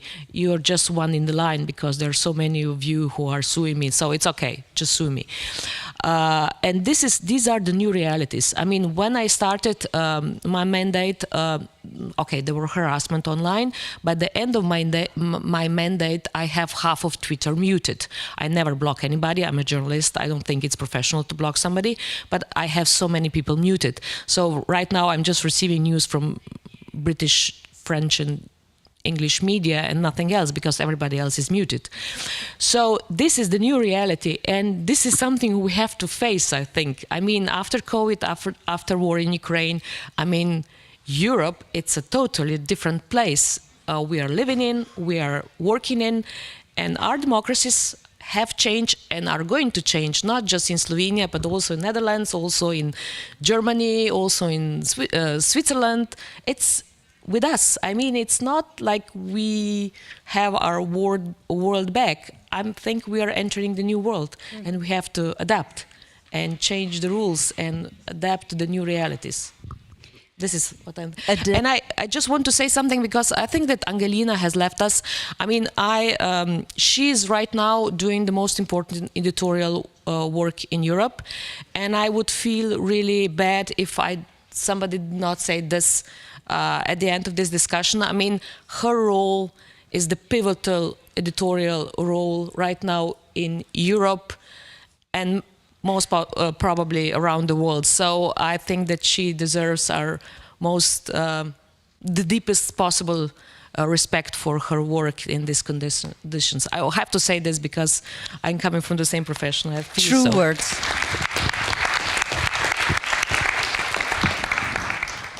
And I think those are the perfect words to conclude this panel discussion. As said, I want to thank each one of you. A lot has been said, a lot has been started and not really taken to the end of the discussion, and as far as that's possible in a forever shifting world, and we'll have to reinvent our attitudes, our stances, our values, not really the values, but the way we fight for them as we go, and in a forever changing world. But I want to thank you for all the food for thought you brought to this discussion, the openness, the honesty. And of course, there will be more to discuss later in the day, and as we have lunch and coffee breaks later. But may I ask you to applaud our guests: Teresa Ribeiro, Indre Makaratite, Manica Ambrosic, Ricardo Gutierrez, Tikon Dziadko, and Peter Tervelde. Thank you very much.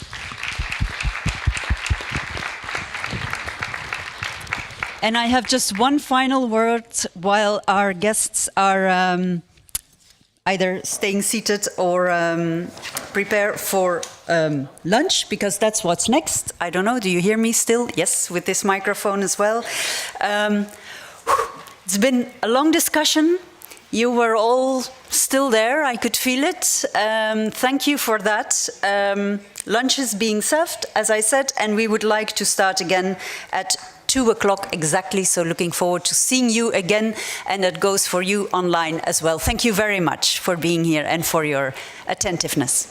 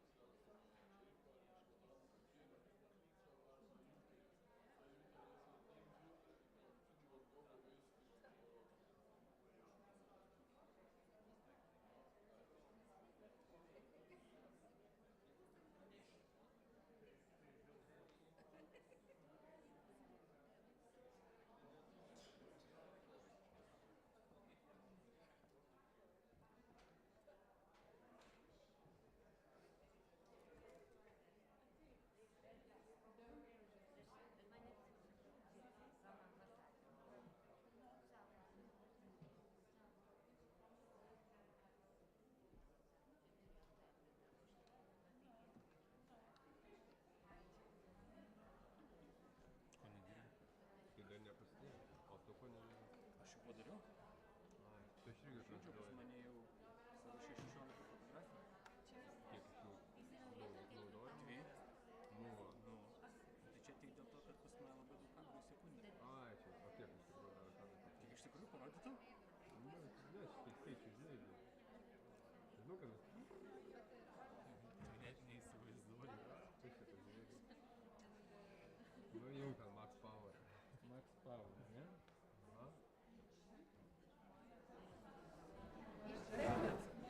Čia rimtai? 195 kadrai į sekundę, bet skaičių padaro 50. O kodėl 195? Ilgai lauksim, kol padaryti. Bet galėtų 195 padaryti?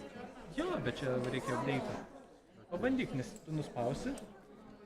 O, labai gerai. Živilė. Tu nuspaudi, viskas, busy. Tai jau kadrų yra viskas. Ai, dabar tik tai skaičiuojasi savo. Jo. Kai baigsis busy, buvo 16. Okei. Tai tu slow motion'ą gali daryti. Taip, mes bandėm uždegti tipo žiebtuvėlį ir pasižiūrės kaip dega. Ir tai su visom žiežirbom su viskom. Čia nebėra, kad pas mane 8 vis darant sporto fotoaparatas. Pas mane yra Kaminskas Laukas, bet jis yra paprastas telefonas. Aš turiu. Ai, bet jis nebeturi veidrodžio. Ne, bet yra štorkis. Bet veidrodžio vidai, kuris kilojasi, tik štorkis. Anksčiau tie negalėdavo padaryti dėl to, kad nes fiziškai negalėdavo. Veidrodis taip greit nevėlaks.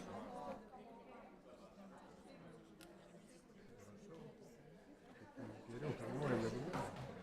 Paskui taip reikia biškį palaukti. Bet užtat labai daug gaunas. Nes šiaip realiai paprastas tas 30. Panelio, ar jūs prisijungs? Bet ir 30 nes taip daugiau nebereikia. Palauk, kad kažkas... Gerai, ačiū, sako, kad jau mato. 30. Čia 30. Pasižiūrėsiu. Jo, plus 30. Živilė jau bus. Tai reikia kažką judančią. Reikia atidėti kas nors. Nebus klausimas.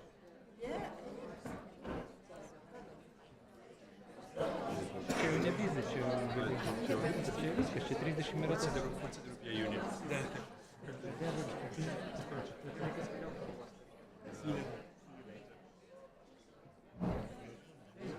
Tai tada neklausinės. Tai tau tos 16 padaryčiau už to, kad esi pasiekęs. Ir iš jų geriai, geriau ir paskaityti. Nes mirktelėjo ir atsimerkė. O daugiau reikia. O čia kas? R3. Tai naujausia mokytoja? Jau mums naujausia Mūsų 3. Ir gerai. Kiek kamera kainuoja? Be objektyvos. Be objektyvo. Mūsų bačka 300 mm be 8. Ir 3 spotikai 30 kainuoja. Tai gal jau kalbam vieną kamerą, kad viskas panašiai vieną tokių Jeigu mes turėtume biudžetą, tarkim, 100 šūkių, mes turėtume 800 mm, 600 mm, 3, 4, nelaisis spotikai. Ir dar metu reikia sulygus. Kompų reikia. Kompų reikia ir objektyvų reikia. Objektyvų... Bet ir objektyvų jau turi. Bet neturim šitų. Rakim, padėm. Labą dieną, perdavė kolegos e-mailą, kurio prašyti nusiųs nuotrauką. Claire Lems.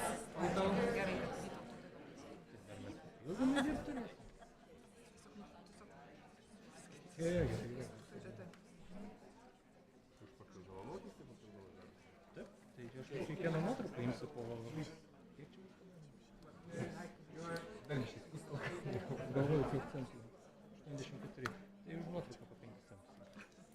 Bet tada į pradžią. Čia tik apšildėm fotoaparatą. Dar nepraėjom. O jeigu aš kiekvieną kadrą gaunam sekundę.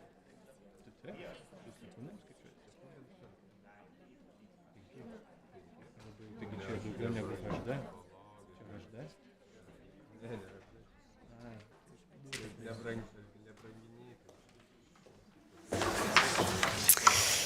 Welcome back again. You look refreshed, arms and legs stretched. Hopefully you had a nice lunch and a nice conversation in preparation of the second half of this day of this conference. Very good to see you again. The next panel discussion looks at how high-minded principles and standards are or are not put in practice and why. We've discussed some of that already in the morning, touching upon some points, talking points that deserve more unpacking. There was the European Commission's Media Freedom Act, proposed very recently, as mentioned already earlier this morning, and then there are the standards put forward by the Council of Europe. Principles of the utmost importance in democratic societies, but they remain words, words, words, if they are not solidified in the day-to-day work of journalists and media outlets, in particular of the public service media. This means, in concrete, in terms of their financing and governments, making sure they can operate independently and are free to speak, investigate, and hold to account. To lead the discussion, it's my pleasure and honor to introduce to you Živile Kropaitė, journalist at LRT. Živile, the floor is yours. Thank you, Annelies. Thank you. Congratulations, everybody. I followed the discussion and I think you had a really productive and successful morning, a lot of content. You had public service media being compared to ambulance, and you have also had this reiteration of the idea that events like war prove the significance of public broadcasting. Public media outlets themselves do start putting extra effort in fulfilling their remits.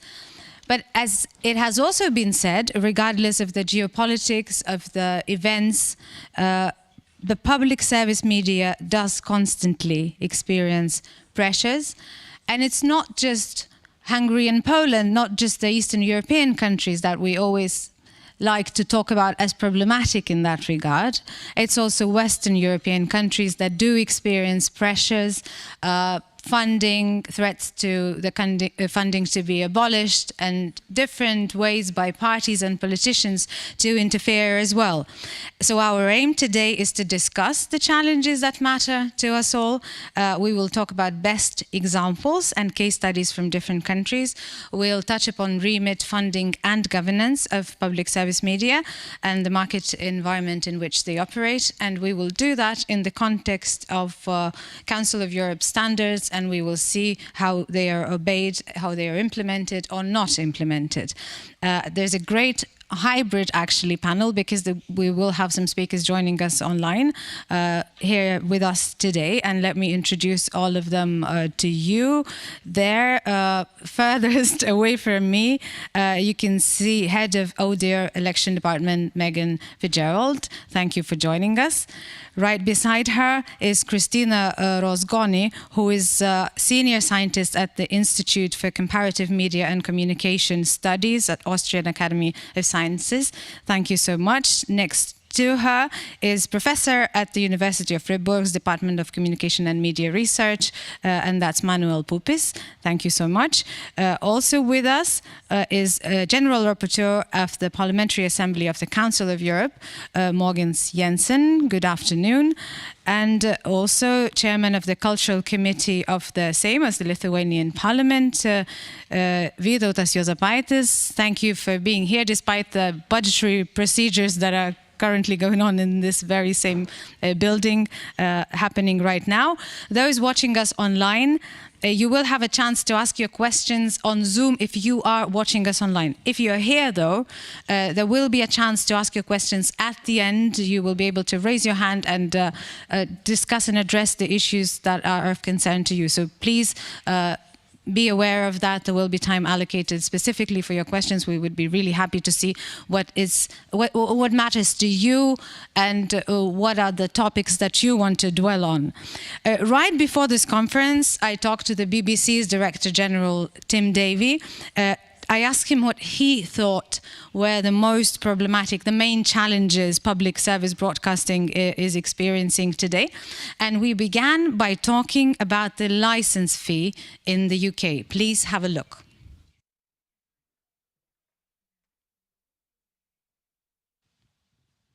The specific license fee mechanic, it's, are you fully independent and impartial of political influence? Just to be clear, there's no future for the BBC in my mind where we are entangled to editorially in terms of how we can report where we're not fully independent and impartial. That's principle number one.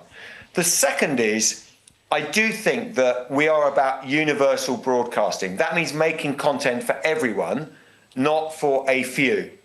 So whatever funding mechanic we get, wherever we end up, and we've issued very clear principles. It needs to be fair, it needs to protect universality, it needs to protect independence. To me, the exact way in which a fee is collected can be debated over time. So you don't think that independence is impossible if the license fee is cracked? No, it depends on the mechanic, the charter, and we are enshrined in a charter to 27, 28. I keep repeating that because I don't think we're in any way a situation where we're into crisis in the UK. The big challenge for public service broadcasters is not political. It's in a world in which there is infinite competition on the internet, are we delivering enough value to every household? The big number in the BBC is 90% of people use it every week. That is our obsession. That's what we need to focus on. The rest is secondary. But what are the main obstructions in terms of providing, as you say, enough value for every household?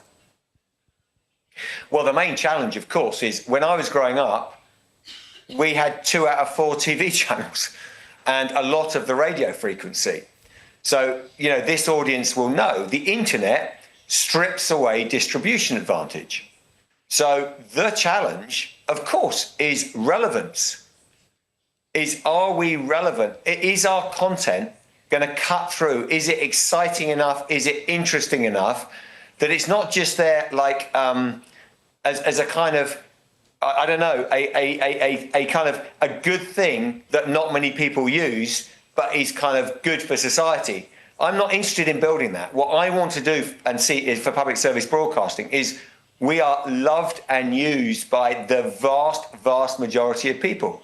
And to do that in a world in which you don't have the right to have 2 out of 4 TV channels, you have to be focused on your content. Have you got the right programming? Are you investing in the right events? All those things editorially. And by the way, you will never beat Netflix, you'll never beat TikTok on their own terms, or Spotify. You need to do things differently, and we think British storytelling, high quality news, international coverage, UK sports events, coverage of the Queen's funeral, all these things we can do in a way that others can't. That's not what Netflix are doing. Netflix aren't doing local news, we are. You have mentioned the Queen's funeral, and we do turn to public service broadcasting when things like war begin, when things like Queen's funeral begin. Do you think the Queen's funeral, which you covered extensively, do you think that sort of fixed some things in reputation? The trust levels for the BBC are pretty high, but we're kind of paranoid about keeping them high. And by the way, this is all about trust. And when we think about our output, there's, I think, a couple of things that build trust. Do people really understand our agenda, which is fighting for the truth? And the second thing is, are we doing things in extremely high quality, beautifully delivered, flawlessly executed, so that no one in the world can touch us? And when we had the privilege of broadcasting coverage of the Queen's death and funeral and that period, that is when a public service broadcaster gets tested. And we absolutely, I mean, we've rehearsed it, we were prepared, and I think we delivered it flawlessly. And that makes me very proud. And it was important in terms of how audiences perceive the BBC. The other thing I'd say about events like this, and we have had a lot over the summer, and we're looking forward to, from an EBU perspective, Eurovision, we've got a coronation coming. Of course, we've got the World Cup over the next few weeks. I think in a world where media is so fragmented and polarized and everyone can be in their own little world, curiously, I think those moments when a country comes together or when a community comes together across class, across political opinions, then people absolutely are hungry to celebrate things or remember things together. And one thing public service broadcasters can do is they can be, in a world where free speech is under attack, democracy is under attack, we can be a place where people come together, they share views, they share experiences, and we bring people together. We're important. You keep mentioning people, quality, excitement, content. But if you did have to make one amendment in terms of governance, what would it be? Governance is not the big issue for the BBC at this point. We have a good functioning board, a regulator in Ofcom. I haven't got an issue. I mean, I think one of the things I do think is we are lucky to have an 11-year charter. And one thing I would say in history is we do need to make sure we have long-term certainty. If you're going to transition to digital, you're going to need long-term settlements and stability. So in some ways, the one thing I would recommend on governance is not to change much on governance, because you need stability. 100 years anniversary, you have mentioned this yourself and you have sort of answered the question already, but 100 years on, why do people still need public service broadcasting? If you go back to the original days, and by the way, we're just about right, I'm looking at my watch because we're only, days away from the moment that, Lord Reith, who I'm the 17th Director General, he was number one, formed the BBC, and they were broadcasting from one radio station. And interestingly, they chose this very simple thing, which they could have been there making money on selling radios, but they decided they were going to do something for the public good, for the good of the nation. It's an amazing decision, by the way, amazing. It's so inspiring. And if I look at the state of the world today, I think there's never been a time where you need to find where truth is.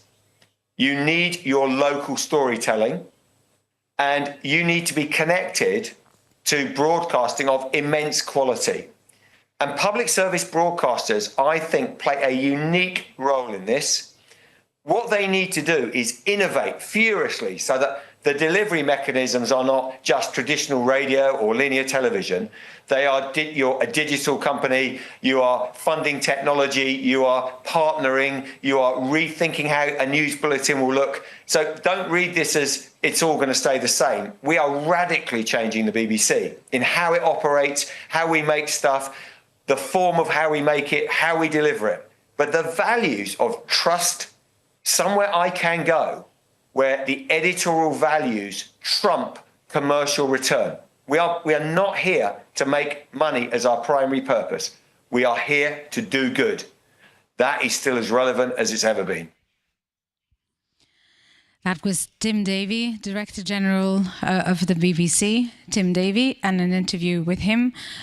One other participant of the discussion will be joining us online. I don't know if we can say hello to her, but she is from the UK as well, so I will mention her now, and that will be Vice Chair of the European Platform of Regulatory Authorities, Maria Dundee. She's also Head of International Content Policy at Ofcom. I think we can see you in a little screen. Good afternoon. Thank you for joining as well. Thank you.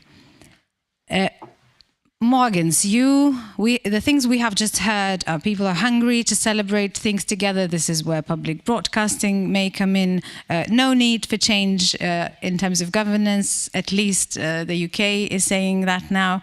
You have a long-standing experience in the Parliamentary Assembly of the Council of Europe. What would you say are the main challenges currently that the public service media is discussing over the last few years? Thank you very much for having me here. It's been wonderful to hear the discussion this morning, and I'm happy to participate here as well. And I just want to say that I totally agree with everything that was said by Tim Davie, because I think it is important that public service is for all. In some countries it's for a little intelligentsia, and that's not enough. If we should finance public service, then it has to be for all of us. Of course, living up to the standards of enlightening people, of taking into consideration the different political streams in a society and so on. But it has to be for all, and it only has relevance if it is for all. But even though that in the United Kingdom there's at this stage not perhaps a discussion on governance, it's a problem other places. I would say if you look solely on public service, I think there are two main challenges that we see. Firstly, about decrease in funding of public service institutions. You also touched about this morning in Slovenia, but other places we also see a decrease in the funding. There's been a research done where you can see that in 2019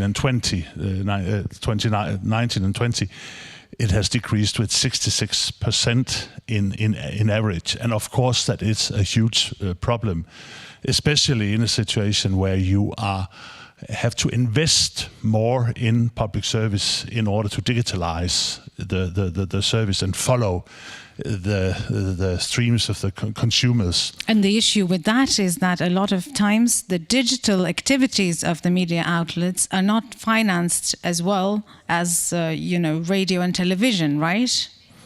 Exactly, and that's why it demands a lot of investment, and you still have to have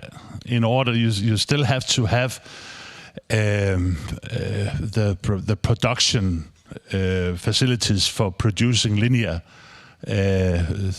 television and radio, but you also now have to have the investments in order to digitalize it. So you have to ride on two horses at the same time, and that's not possible when you then decrease your budget. So that's one problem. And some places it's because you need money that you cut in public service. Other places it's because government wants to limit public service, or political parties want to limit public service, and that's the other, I would say, challenge we stand for when we talk about public service. It is that in a number of countries you also have populist political parties who wants to limit public service because they don't share the way that the public service media are working, or think it's a threat to them as political parties.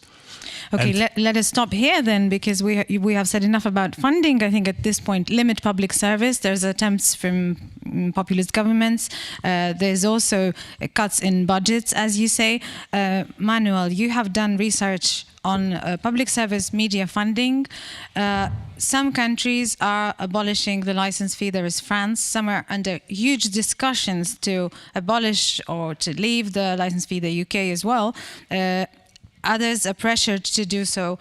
Is it really, would you say, just the mechanics or the mechanic of funding, as Tim Davie put it, or is there an interdependence between independence and the model of funding that the public broadcaster has? I guess there is an interdependence between the model of funding and independence. I mean, the traditional model, at least in Western Europe, has been the license fee. So you own a radio or TV set, you pay. And this had several advantages. One of them was that there was a direct relationship between license fee payers and the public broadcaster. And the other that was somehow detached from the state, so it gave more independence than funding from the state budget. But obviously today we can watch videos and listen to audio files, not only if we own a radio and TV set, so the license fee reaches its limits in a way, and we have now different options what to do, right? Either we extend the license fee to ever more devices, or we abolish it and replace it with state budget funding, or we come up with new models. And in our research, we see that a lot of countries in Europe still rely on the license fee, but there are reforms going on. And would you name a country or two when you say new models are coming up? What are the newest really working models that would not necessarily be a license fee, but something else that works and maybe others could learn from that? Well, perhaps one thing that also happens, and I'm not so sure it works, is moving to the state budget funding. We see this in the Flemish and French communities of Belgium, the Netherlands, Spain, and more recently Norway and Denmark. And this raises really concerns in academic circles that this gives politicians, gives parliaments more possibilities to take influence on the level of funding when they're not happy with coverage. So many countries try to move to different models. We see an individual public service media tax that has been introduced in Finland or Sweden. So it's income dependent, it's collected with regular taxes, but it's going into a specific fund, it's earmarked, so it goes only to public service media. And the other new model that is emerging right now is a broadcasting fee or broadcasting levy, meaning that not only households and organizations that own a radio or TV set, but all households and organizations contribute. We have this so far in Germany and Switzerland. In Austria, they are discussing it. We have discussions in the UK what the future will be. And that's despite the devices that you have at home. You can have 0 devices, you can have 100 devices, and it doesn't matter, you would pay the fee anyway, right? Exactly. And I mean, these new models are thought, like the license fee, to protect the independence of public service media better than funding from the state budget does. However, whether there is influence exerted, or at least governments and parliaments try to exert influence, is also a question of political culture. So it's irrespective of the funding model, somebody has to set the level of the fee or of the state tax that goes to broadcasting.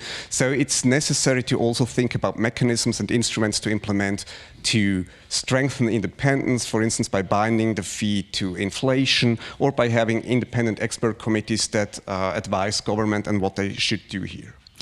Let's move now to Maria, because she is in the UK, and we have sort of started talking about the license fee, and there is a huge discussion in the UK on that, even though it sounded from the interview like, you know, it doesn't really matter what kind of mechanic we choose, as long as we get the funding and as long as we are independent, it's fine. But the actual discussions in the UK are huge. Would you maybe get us introduced to that a little?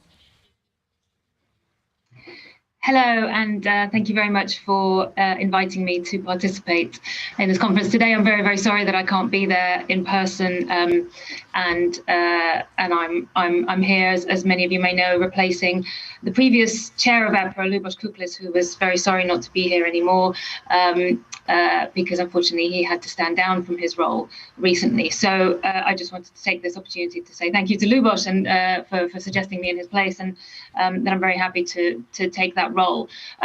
So you're right, I am joining you indeed from the UK. If I can, I just wanted to say a couple of words just generally across the regulatory landscape, and then I'll touch on the UK situation. The role of the organisation that I represent, EPRA, is one of sharing best practice and of discussing and debating these issues amongst regulators. And our membership is extremely wide. It maps more or less across the Council of Europe, EBU space, indeed. And we generally have, I think, a sort of a split of competencies across our members in relation to public service broadcasting. So there is very, very rare cases where some of our members have no responsibilities, but in general, it's about a half and half split where regulators oversee some sort of limited aspects of the legal provisions around broadcasters in general. And then there are those who concentrate, like Ofcom does, on monitoring and assessing the public service broadcasters' performance. There are a number of different other roles that the regulators play. I'm going to some of those in a bit more detail, but I think one of the key aspects and one of the kind of common aspects across any kind of regulatory oversight is that of legitimacy. And I think Tim also touched on this to some extent, and Manuel has also, I think, raised that issue in relation to financing, actually, because if everybody pays and everybody should benefit, then there has to be some kind of connection between the payments that people make and the benefits that they get from that public service broadcaster. Where regulation can play a role is to offer that kind of independent oversight, accountability, which, you know, in an ideal framework should offer that kind of legitimacy and raise levels of trust and engagement with public service broadcasting. In relation to the questions of funding in particular, we absolutely do agree that there are challenges coming and challenges already in terms of the kind of funding that public service broadcasters are receiving. Interestingly, some of our members have more active roles than others in relation to funding. So it's very rare for regulators to actually be in a position to make any kind of judgment on how much a public service broadcaster should receive. But certainly many of our members, again, including Ofcom, but for example, the BAI of Ireland and others, have made public statements and public comments about the nature of the challenges facing PSBs, including financial, and have indeed made those types of comments. And so in the UK, Ofcom has also reflected on these issues and has not so much made recommendations to government about how to fund the BBC, but certainly outlined the kinds of challenges and the kinds of direction that would be beneficial. But when you say some of our members are more active than others, would you maybe name some specific examples here? So I think probably that one of the chief examples would be the Regulatory Authority of Ireland, the BAI, which has made repeated recommendations for changes in the funding of RTE in Ireland, and indeed those recommendations have not been taken up. Some of our members are more involved in the financial supervision of regulators, and, for example, in the case of Poland, is actually setting the budget. Let's move to the case of Poland. Then we have Krystyna Rozgoni, who is working on these issues when talking about the challenges that public service media experiences, governance and independence. Often reference is made to Poland and Hungary. We have done that here too. How would you describe the situation in these two countries? Are the European Council of Europe standards, are they being respected there or not? Can you say that clearly? Yeah, thank you so much for the question. So I would suggest that when we talk about independence and guarantees safeguards of independence of public service media, we should definitely consider the duality, so to say, of matters of theory and of practice. In theory, the legal safeguards and the norms aimed at protecting the independence of PSM, let's say the de jure independence, we have frameworks, we have standards, we have strong norms, so to say, and on the other hand, we have the de facto, the praxis. So on the legal side, at the European level, we have the Council of Europe, especially the standards, as I mentioned, but we also have the judgments of the European Court of Human Rights, both of which are founded in the Article 10 framework of the European Convention of Human Rights. Again, on the European level, European Union level, I would wish to mention here, because we are going to discuss this also in more details today. We have the recently adopted draft European Media Freedom Act we need to discuss here, because that puts forward binding proposals with regards to the independence of public service media. The EU's legal competencies are much more restricted to internal market affairs, so to say, and to some extent are also encaptured within the fundamental charts and the rights enshrined by the Fundamental Rights Charter of the EU.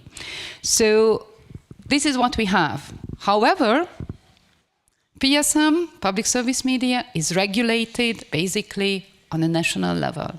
It's a state affair, so to say. And this is for many reasons, for historical reasons, for political reasons, for cultural reasons. We are not here to discuss that, but this is what we have now. So when we are addressing the issue of Hungary or Poland or any other countries, we need to be firm about that whatever is happening, it's mostly regulated on the national level. So let's see what is happening. And I am here, I will be very briefly quoting the latest results and the latest findings of the rule of law reports of the European Union and the Media Pluralism Monitor 2020 with regards to these two countries. So in Poland, it says concerns over the independence of public service media remain, including over safeguards for appointment to executive positions. There are high risks with regards to governance and funding.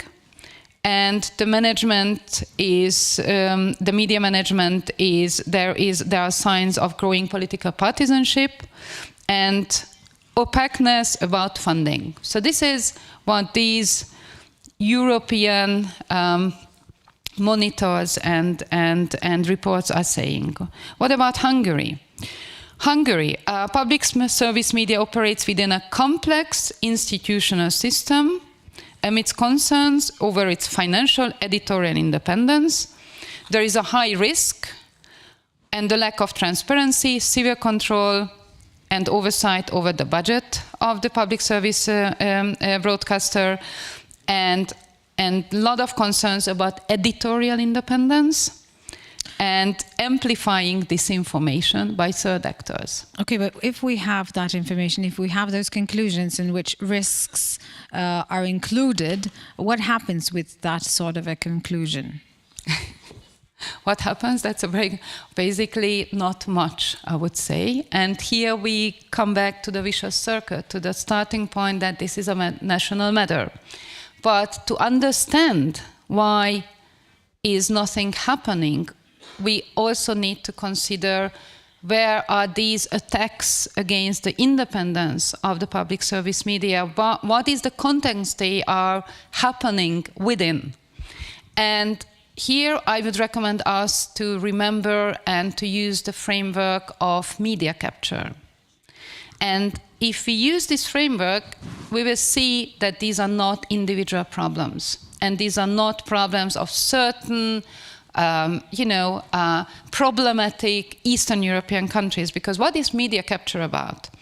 Regulatory capture, and I'm looking around this room, and if I would ask you how many countries would say that the regulators in their particular countries are not independent but captured either by economic interest or political interest, there would be many to raise hands. Use of state financing as a control tool. So using typically, for example, state advertisements to control the media. So-called soft censorship. Again, if I would look around, there will be many to say that this sounds very familiar. Ownership takeover. And the fourth is control over public service media. So This is systemic, this is structural, and it's not a one-off problem of troubled Eastern European countries. But it's still bigger than in the rest of the countries. We cannot say that in Hungary and Poland, problems of independence of public service media they are much bigger than anywhere else. Can we say that or not? We can say that, and we should say that, obviously. Again, there are very limited powers of any other institutions outside of these countries to do anything against that. So when we will come back to the question whether European Union's attempts and the draft European Media Freedom Act is going to be a solution to these problems, I would say I have highly doubts, but we do see attempts to overcome the problem of national level regulations. Okay, we will be able to touch upon that Media Freedom Act a bit later. We can also talk about other instruments, and that's important that you mentioned that now. Let's move to another example. Lithuania is a very interesting example because at a certain point it experienced attempts by politicians to change the law basically of LRT, and it was threat to independence, but because of huge public outcry and I would say pressure of international institutions, LRT managed to save the current governance model that it already has. Vytautas Juozapaitis is a member of parliament who was in the opposition at the time when things happened, right? It was 2018, a ruling majority of the parliament set up a special commission to investigate financial and economic activities of the public broadcaster of Lithuania. That's the gist of the situation. And we have managed to guarantee editorial independence and institutional autonomy. Mr. Vytautas, what would you say, what are the key elements that you managed to save and maybe strengthen by the new LRT law? Well, good afternoon to everybody. Well, I don't have anything to add to what you told, because you told everything I was prepared, you know. So, well, it's not so dramatic. I mean, it was not a real fight or like war, but in political world, it happens all the times. I'm very sorry because I'm looking at my phone. I'm not playing, you know, so many games, but I'm sitting here on the standby mode, and I'm ready to go to the parliamentarian session, because today it's very, very important day. We're going through a new budget for the next year. So we are voting in a couple minutes. So if I leave, you know, without saying goodbye, I'm so sorry. But don't forget to leave a big chunk for the Lithuanian public broadcaster. Well, that I want to say, because, you know, Lithuanian television and radio, LRT, budget, it doesn't, I mean, it directly depends on the excise taxes, you know. Shares.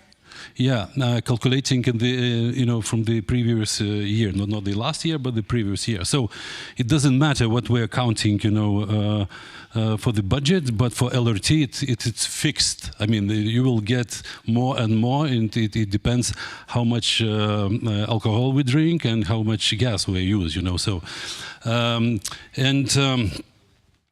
we are safe, you know. Yes, in the last, as you mentioned, in the last term of the Seimas, of the Parliament, there is a majority which is now in opposition. What it happens sometimes in political, you know, life. They tried to have. You know, control of LRT, and they started the investigation commission and so on and so on. But we have also in Lithuania constitutional court. This is like, you know, the highest, you know, position has in Lithuania, and they announced that this issue, it was, you know, it was not. It was not able to function constitutionally. So it finished. This war finished just in the beginning. So they started. Of course, it was much in public, so discussions and so on. But I think now we are in the good position and in the good level. We agree, including the opposition, that public service media must be paid, by state. But politicians and parliament, we are not going to inside of this organization. I mean, we are not controlling any issues what's going on inside. So because we have. Regarding the management of the independent public broadcaster, it's important to know that the council of 12 members, delegated by various organizations, has been created for this purpose. And also, it's important to know that the beginning of the term of every single, member of this. Council they starts in different times, so it means that the council works every time that there is no any break. So it's the same system is with our constitutional court. Every 7 years they are changing, but not on the same time. So they are not changing when the government is changing, right? Absolutely right. So that's the previous government. I mean, not government, but the majority of Seimas. They tried to make it, that the council of LRT would change together with politician, with the election, So this is impossible. So we have now very safe system, and if you have to change now, you need to make a revolution. So that is possible theoretically, but I think it's not possible in practice. But when you say that it wasn't that dramatic, it wasn't like a war, I wouldn't maybe say so. I mean, from the public broadcaster's perspective, it felt like there was a big threat, and the Director General of the LRT was, writing all of these letters to the EBU, to the Council of Europe, raising the debates everywhere she could. And it felt as if the then, majority of Seimas didn't really like that international pressure. Would you disagree with that? Well, it depends on the experience, So I'm from the opera world, and I have my skin very, very, thick, So, well, in every position or every situation, you can see that this is the end of the world. Yeah, it's just you need to be very precise and to make things what you need to make. So, and I think that the general manager of LRT, the new one, because this pressure started earlier, yes, and that was the case. Why that started? So.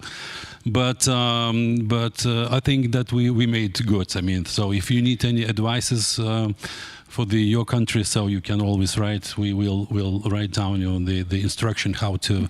Okay, but we still have to dwell on that instruction for a little bit. What do you think was there that worked? What do you think was there that saved the Lithuanian public broadcaster from threats? I think that was very good. I mean, the power. Power? It's soft power from EBU and all those organizations that they wrote to our parliaments. And it's made a huge impression for those guys who has no idea what it is EBU. Okay, that is very interesting, Mr. Juozapaitis, because you're saying that this was very important, while we have heard Christina say that there's limited power of other institutions to do anything, and maybe that's a good chance to ask Maria, what about the actual power, the ability of institutions to do anything in situations like the one Lithuania had and the one Hungary and Poland is experiencing? What is the actual power of international institutions to do anything? Thank you. I'm really glad that you came to me, because I did kind of want to respond to a few of those points. A couple of points I would make. So first of all, what's clear, I think, is that, and this is also, a reflection on what Tim Davie said, is that yes, arguably it doesn't matter, let's say, what the financing model is or what the governance model is, as long as safeguards are built in for independence. And that's the really critical bit. The safeguards have to be built in, and those safeguards have to be enforceable. Now, my argument would be that one of those safeguards is an independent regulator as an oversight body, but you also need safeguards to build in the independence of that regulator too. So, there's a few things I think which we have potentially to use in this regard, but maybe are not being used as much as they could be. One of those is, in the case of regulators, the existing provisions in the Audiovisual Media Services Directive for the independence of regulators. There have been questions, I think, several times asked of the European Commission as to why no particular actions have been taken in relation to the introduction of those new provisions in the 2018 revision of the directive. And the answer has come in various reasonable ways in relation to, for example, well, we dealt with it in the rule of law report, or not all countries have transposed yet, and so we're going to get to it. So I'm very hopeful that that will be the case, but that is an enforcement mechanism. And then, of course, as Christine already mentioned, and as I understand you already discussed this morning, the Media Freedom Act introduces additional safeguards both for the resourcing and independence of regulators, but also, of course, these provisions about the independence of public service media. How they will be enforced? Well, it's an interesting question, because although I'm representing here EPRA, we, of course, work very closely with our sister organization, ERGA, which is in the Media Freedom Act significantly expanded and given additional new powers. The board will doubtless have some kind of role to play in relation to a number of the Media Freedom Act provisions.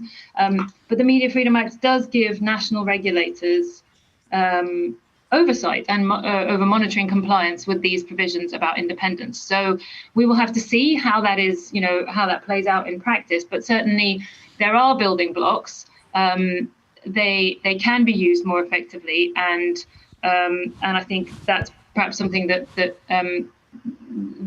could be developed in the coming months and years.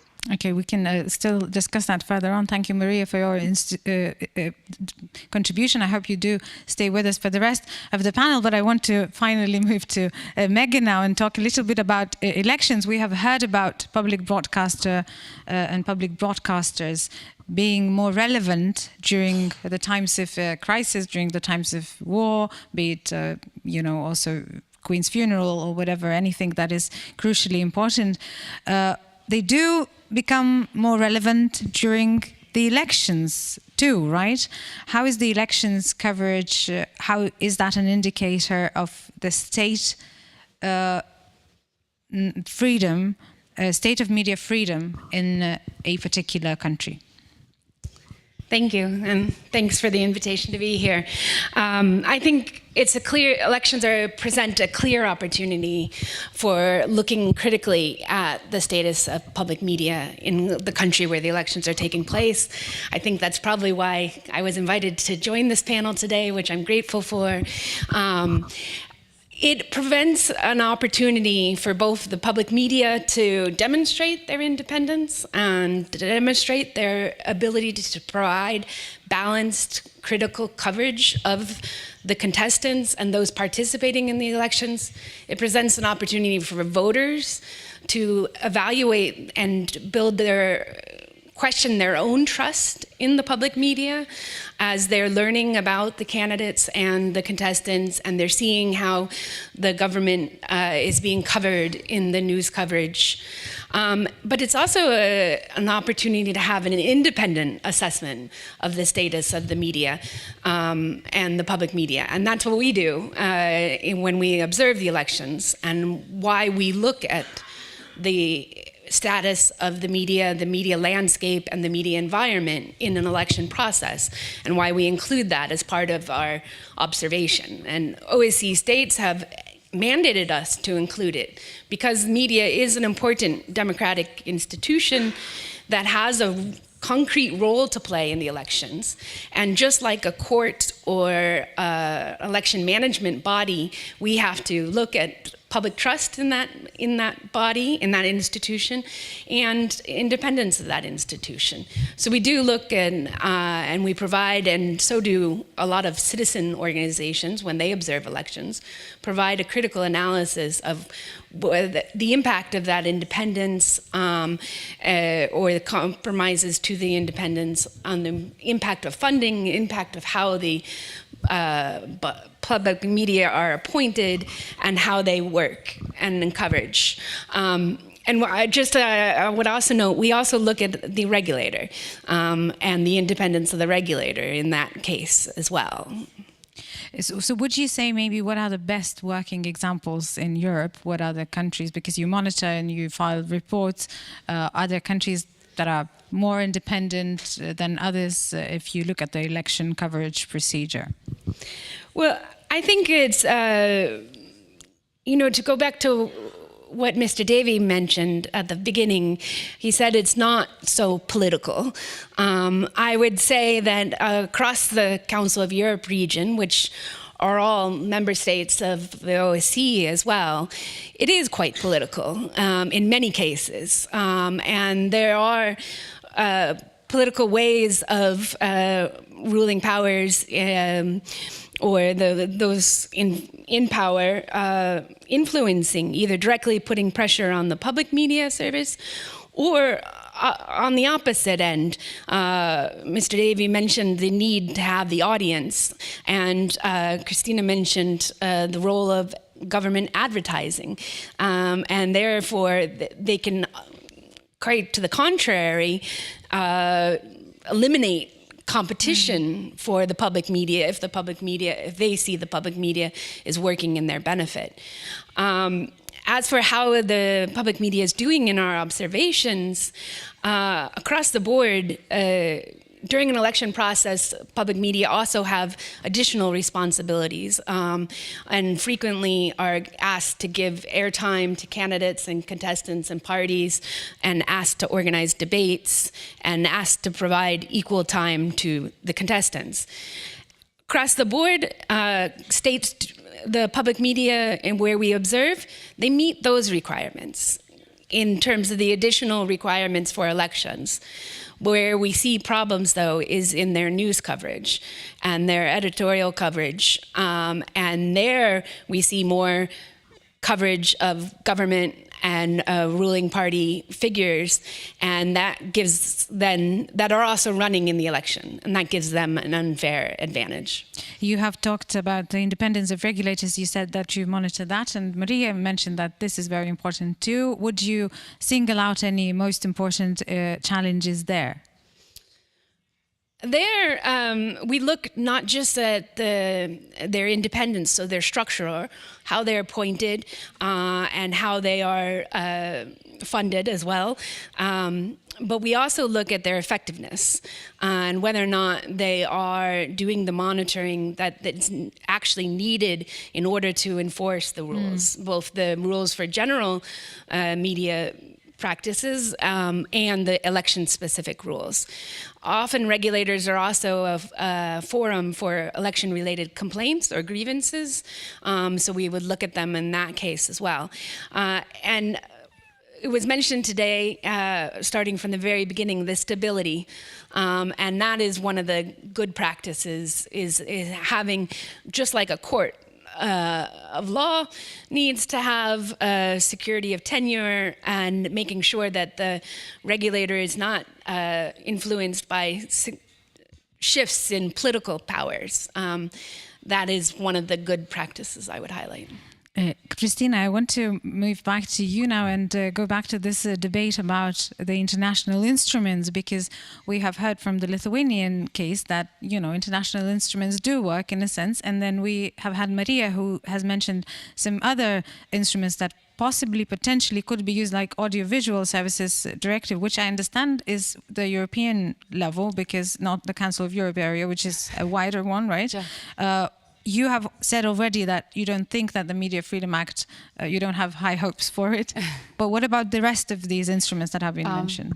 So first, just to make clear, what I was talking were legal instruments. So the pressure by the EBU I would call a political instrument, a very important one, a super important one. Pressure and monitoring and the comments. We had today with us the representative for media freedom of the OSCE. Whatever she is saying, whatever she is stating about a concerning situation, or the Council of Europe's commissioner, these are very, very important signals and international instruments in that sense. However, unfortunately, the legal instruments are very limited. Maria mentioned the AVMSD and the regulators. That is only concerned on EU level, but then implemented on national level about the independence of the regulators who, in 50% of the cases, do have some regulatory competence over the public service broadcaster, like, for example, the assessment of fulfilling the remit or meeting the criteria of European works in their production. So these kind of things. But there is no super court, neither on European level nor on international level. And me being a Hungarian citizen, me being someone who truly believed in having faith that there is something bigger out of the country, I have already had to leave because of these reasons, because of the systemic attacks on media freedom and everything I personally but also professionally believed in. It was a very bittering experience to realize that it's not there. And I really would wish to alert all of us, do not wait for some miracle to happen. We have to fight our fights within our countries. We have to safeguard our public service media broadcasters within our countries. Do not wait for anyone else to do this job instead of you or for you. But still, you're saying that there should be a super court, right? And I want to turn to Manuel and say, should there be a super court? Or in other words, would you agree that legal instruments are very limited in terms of guaranteeing independence and solving the problems that we are talking about today?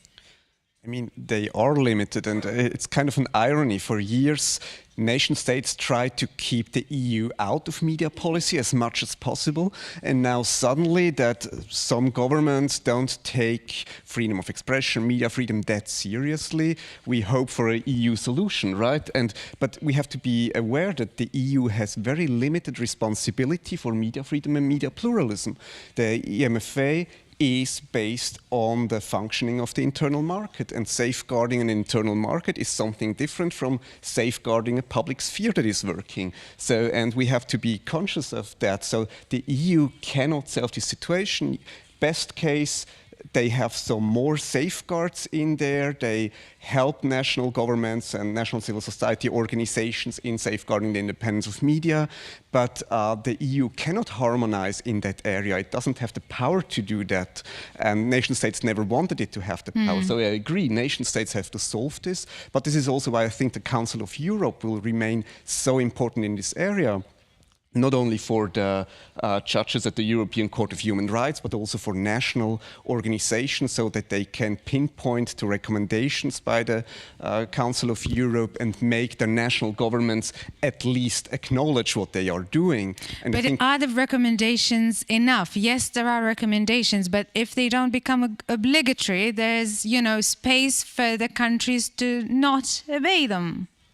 Ignore them. Well, the problem we have, but recommendations are soft law, but we shouldn't discard them. I think, as Christina said, it's the responsibility in each and every nation state of democratic processes to defend democracy, to defend media freedom, to defend fundamental freedoms and human rights. And I just want to point out one of the most recent recommendations of the Council of Europe on principles of media and communication governance. Because what makes this so interesting is that it tries to take stock of what was done before, in the decades before, of reaffirming important aspects there and of updating them to the digital world. And public service media is strongly featured also in this new recommendation, saying we need independent public service media, operational autonomy, sufficient funding, but also transparency of the funding mechanisms and a convergent remit of public service media. But it also calls out public service media themselves, that they need to make sure that the public participates in internal governance mechanisms and that vulnerable groups of society are also represented. So I think these recommendations are very valuable for nation states to discuss the future of public service media. Megan, you wanted to jump in. I just wanted to jump in on the topic of recommendations. OSCE and ODIHR specifically in our election observation makes a number of recommendations. That's our main product. They're specific to the country where we're observing the election process, and they are included on all aspects of the process, including the media. But we face the same challenge. They are not legally binding. They are politically binding. And they are, we're an assessment of whether or not the state met their commitments and met international standards. But it all comes down to, the implementation comes down to the political will of those in the country and their ability to amend the legislation and reach that reform. What we can do is highlight the resources that are there to help them do that and provide the recommendations for the use by civil society or by the media as well in their reporting on our assessment and reporting on the work of the parliamentarians then to address the legal changes that are needed. Christina, you wanted to jump in really briefly as well. Joining what Manuel and also Megan said, democratic backsliding is not happening one day after to the other. It's a process. In the case of Hungary, it took 12 years to get to a status where, I would say, beyond repair. In this process, recommendations, what the international community is doing, the Council of Europe is doing, is extremely important because you still have certain mechanisms that are working, that are functioning. And these certain mechanisms, the courts, civil society, international observers, they do need these standards, they do need these recommendations to say that against which it's not acceptable what is happening. Morgens, I wanted to ask you, we have heard Christina say something very important, that we don't need to wait for something to happen. We need to sort of safeguard the public service media for ourselves in our countries. And we have heard other speakers also mentioning that a lot depends on a specific country.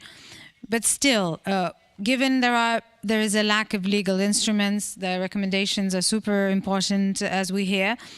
Do parliamentarians of the Assembly, for example, bring the debate which is carried out in the Council of Europe context back to their home countries? Well, I think we have a weakness there, not only when it comes to recommendations, resolutions that we do on media, but also in other areas, that we have the problem that a lot of national parliamentarians do not know what the Council of Europe is, or even the Parliamentary Assembly. That's for true, and even you also have the problem that the delegations, and I'm myself part of the Danish delegation, do not efficiently enough bring the results back. Why?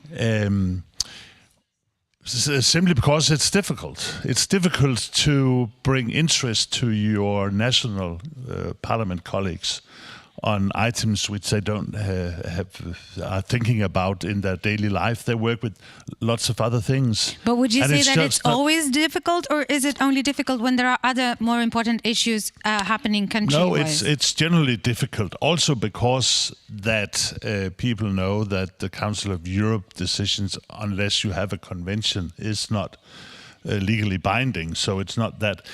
But actually, I would say, and we have to improve our work on that in each delegation, and perhaps also in the Parliamentary Assembly, discussing how to be better to have this implemented at the national parliaments.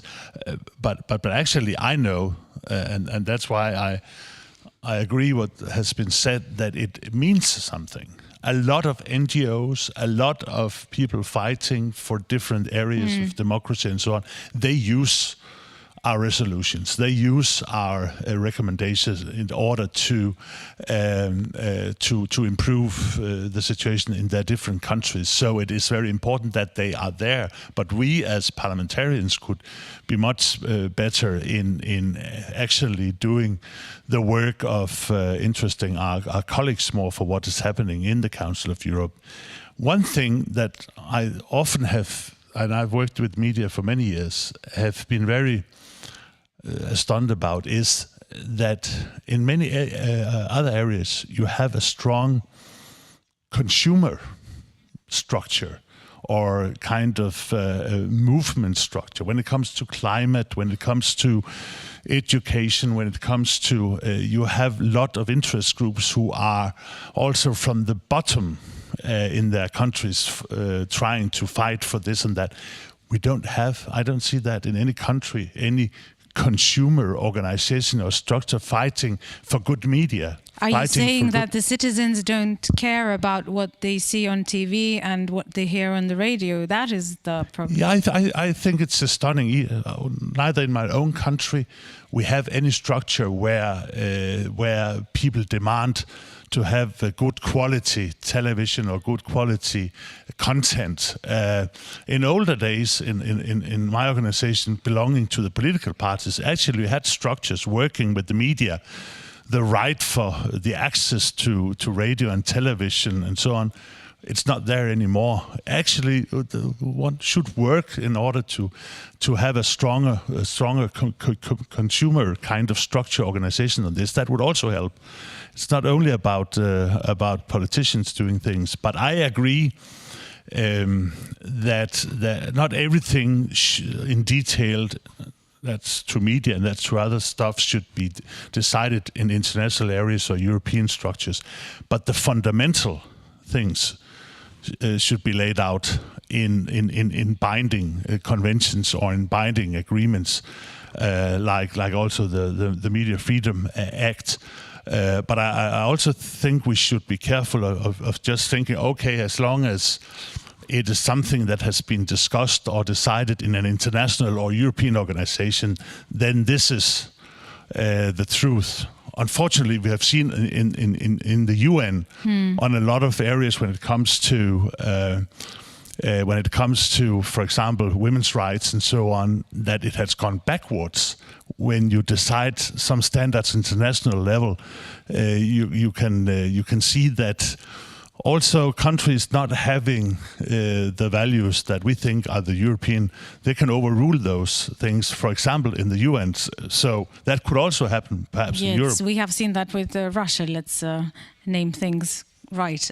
Christina, you wanted to Yeah, add it. Taking further Morgan's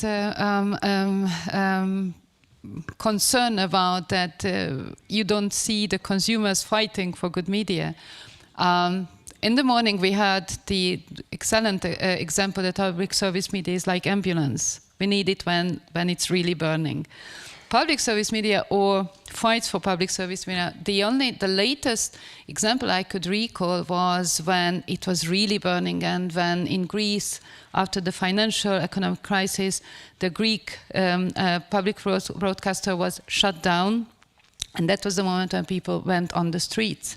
It really has to hurt. On the other hand, in countries, especially with post-communist memories, it's always and first the public service broadcaster to occupy in terms of crisis situations, in times of war or these kinds. So put on fire, like, really, and to go there. It also has this symbolic. So I don't think there is no connection with the consumer, with the audiences, but it's more complicated than that. I totally agree with that. Let's turn to Maria now. We have heard some interesting ideas about a stronger consumer pressure needed, right? About maybe not everything should be discussed on the international level, but on the international level, there's not a lot legally binding. There are recommendations, right, and there are instruments that exist, but they don't force countries to obey any sort of rules. And you have mentioned already some of the instruments that might become more used and that could be more instrumental in this. But isn't there something else that is still missing, like a high-level ministerial meeting that should be regular and should discuss these issues and raise them to a higher level? Maria. Thank you. I mean, it's definitely not for me to start making recommendations about how ministers should behave, but I do have a couple of points to make here. I think what was really interesting, I also wanted to come back on Morgan's point about the lack of any kind of groundswell of support for free and independent media, and this point about we see support when everything's on fire. I think that those public service broadcasters who are operating in what might be considered to be a stable environment do have a responsibility, assuming and understanding that risk is not. There are possible risks for all kinds of countries, not just East European countries, as was mentioned. They have a responsibility to foster that kind of belief in, understanding of, and support of what the benefits and the value of public service media is. Some public service broadcasters do this more than others, but I think that's really important, and just to bring that back to the point that Manuel made as well, and the recommendations which I also worked on. From the Council of Europe on media and communications governance, stress the role and the responsibilities of the broadcasters themselves, of the media companies themselves, and that's where I would come in. It's almost a media literacy point. It's almost a kind of, what is the responsibility of quality journalism to make itself known and to explain to people what the difference is between trustworthy content, quality content, and that which isn't. And I think the media themselves play a huge responsibility there. And while they are able to do so, that they should take that role. The usefulness of Council of Europe instruments as well, I would also say, I would just underline, they're very useful for regulators. The detail that's in them can be substantially used by regulators in their day-to-day work. I certainly promote that within Ofcom, and I know that many of my colleagues in other regulators do so also. So I definitely wouldn't underestimate the kind of working level impact that has, and also in particular for those people who are working in those regulators, which may be experiencing challenges at any given point. The working level people have strong values and strong needs for support, and those recommendations offer that kind of support as well. And then you mentioned, what can be done at that kind of more international level. Yes, I'm sure, meetings and ministerial level discussions and commitments are helpful. I think the Council of Europe bears a responsibility to, as Morgan said, to promote its work more at the national level, to monitor the implementation of its recommendations. I know it does some of that work, but I can't believe that more couldn't be done in that regard. Having worked on several of them, as I know many of the other panel have, it would be really helpful, I think, for us to revisit and to see what's actually happened and how have those recommendations been implemented. Because monitoring, as we know in this sphere, and as Megan said, is incredibly important in terms of soft compliance and transparency and bringing attention to areas that need that. Okay, thank you. So I would also say that. Thank you. Manuel, would you agree that there isn't enough monitoring? I think what I would like to respond to from Maria is the reminder that it's also about Western Europe. We heard it already this morning, East versus West. It's a problem all over Europe that public service media is under threat, and there are two sources of threats. One is commercial media, mainly newspaper publishers, because their business models are crumbling as users and advertising are shifting to platforms. So they think pressuring media policymakers to restrict the remit or the funding of public service media will help them in their difficult situation, although there is no evidence existing that it really helps them if that would happen. But there is also another threat, and this is populist governments and parties that attack public service media, try to abolish public funding. Let's talk examples. Is it Denmark that would come to your mind first? Is it Switzerland? Is it France?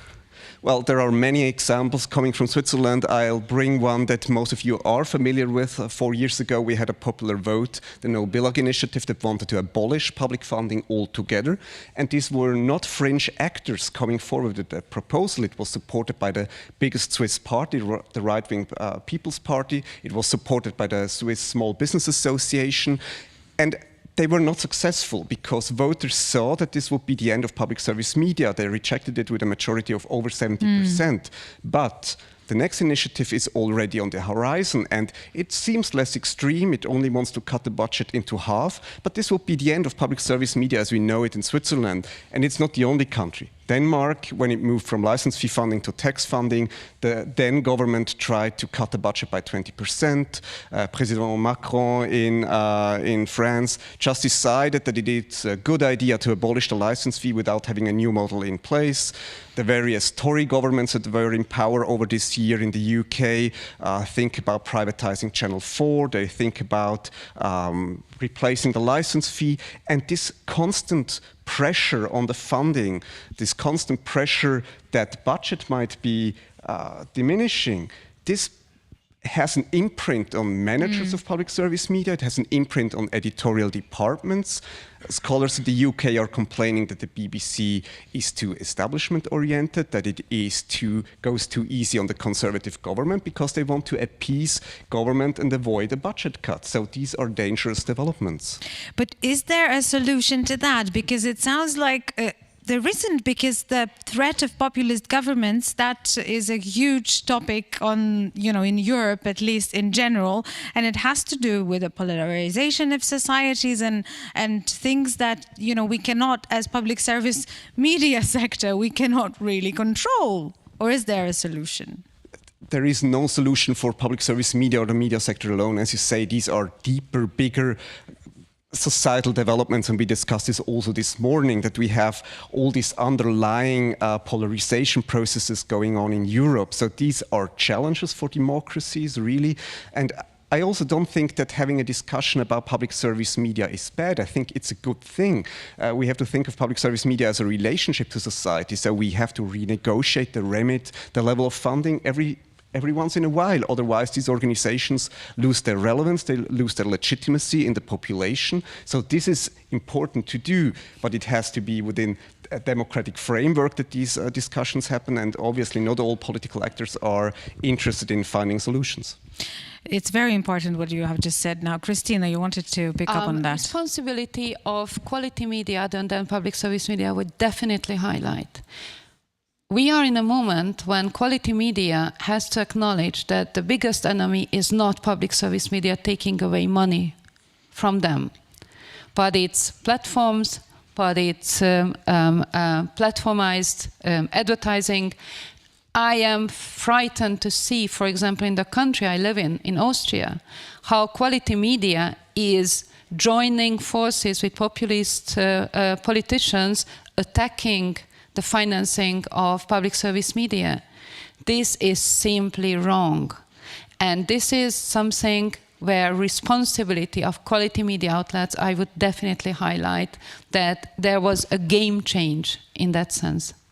There is one other aspect that we want to discuss. I have seen that you wanted to jump in, and we will do that just in a second. But the purpose of this panel is not just to look for solutions, because this will be done in the panel further on, but also to sort of set the stage and see the issues and see how important and how big they are. And I want to go back to Megan, because when we talk about elections, there is this elephant in the room about these free time rules, where some broadcasters have, and they complain about them. There are huge discussions in countries where you have parties that get obligatory time, and then they get airtime, and if they don't get a second the exact second like the previous one, then they get angry and so on. The consumers don't really like to watch that because it's always, normally at least, it's very boring.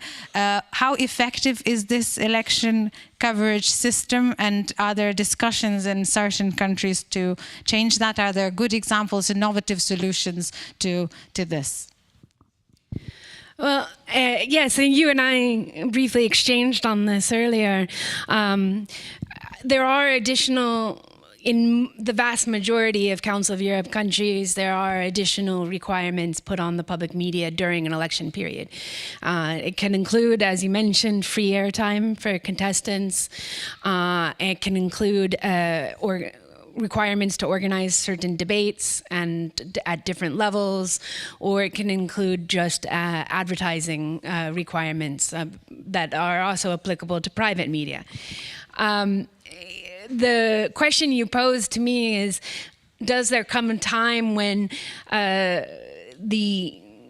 it's unproductive to require these because it no longer attracts any interest of the audience?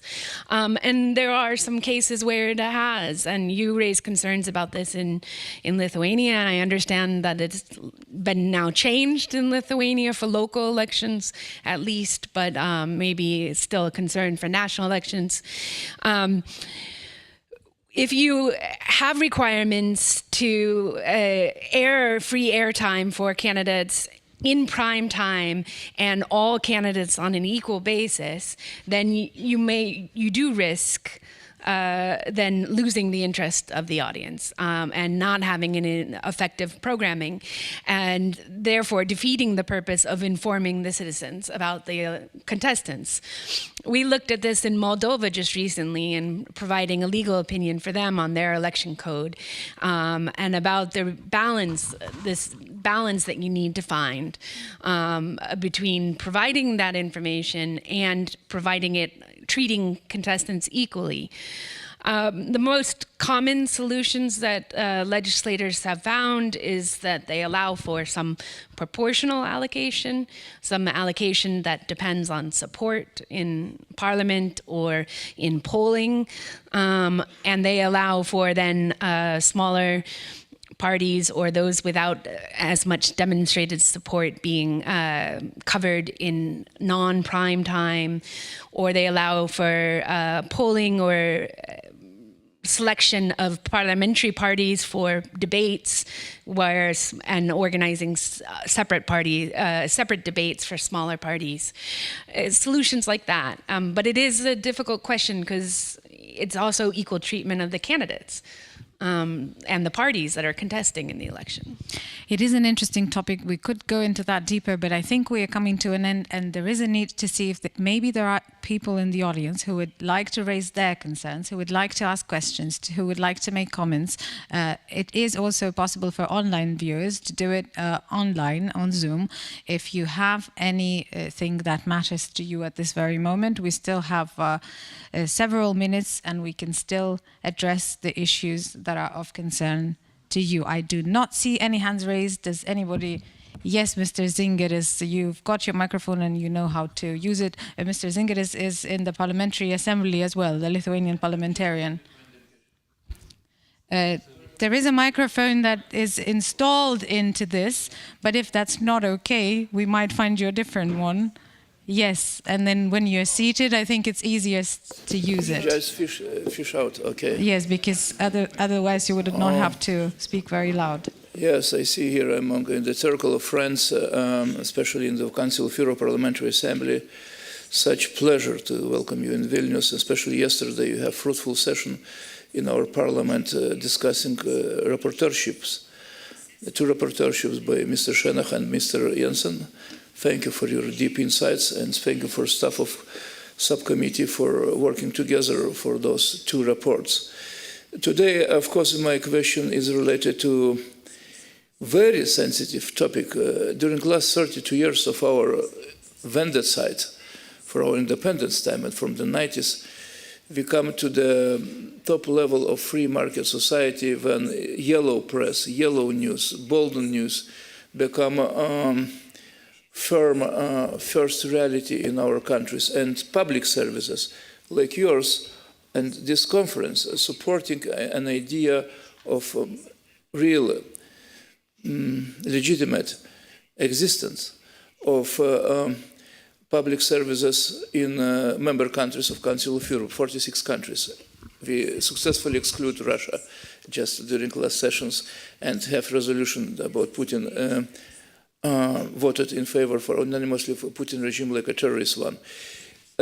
Talking about public services, and state support, and envy guys from outside attacking, just mentioned by you, attacking through the even solid newspapers, attacking public services and existence of public services.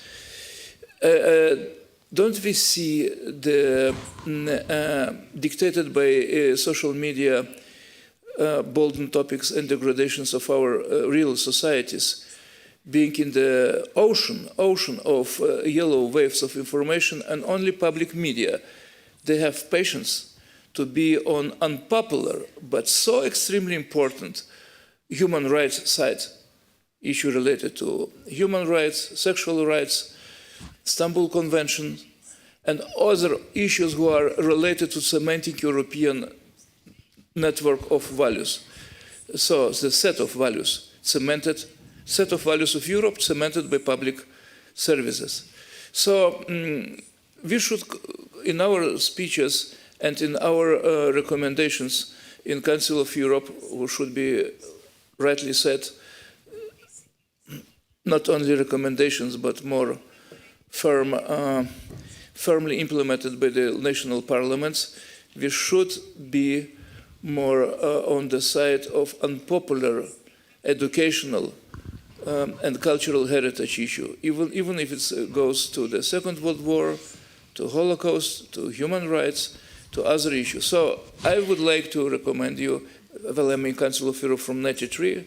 I was youngest member, now become not so young after 30 years of serving in Council of Europe, to say that your reports should be available on the table in European Parliament, in OSCE Parliamentary Assembly, even in NATO Parliamentary Assembly, and should be distributed. And of course, we should have the implementation, just mentioned by the anchor, implementation of those resolutions immediately done by our national parliaments, not looking of the agenda and competition among items. Thank you. Okay, thank you so much, Mr. Zingeris. Some of the things that were mentioned, they are all really important, but one of the media-related issue could be the yellow press, as far as I understand.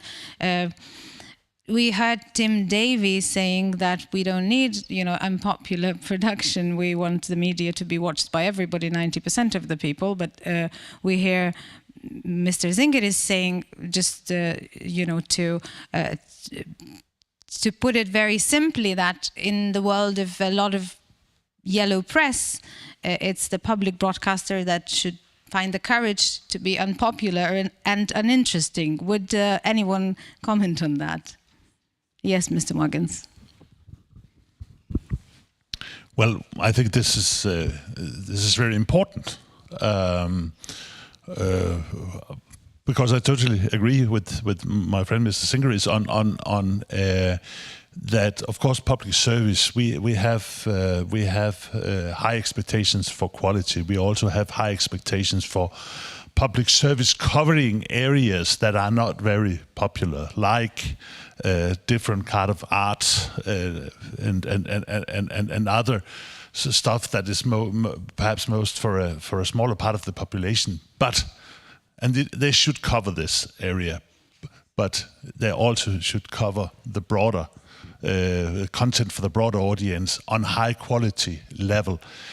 And that's important, both to create what also Mr. Davies said, a place for us all to be together. And we need that in today's society, a place where we can experience things and afterwards have dialogue together. And I think perhaps it's not possible to come back to that world, but we can try. And the national public institutions, public service institutions are very important platforms for that. And on the other side, the public service have in their task to produce news for everybody, not only national news, also local news.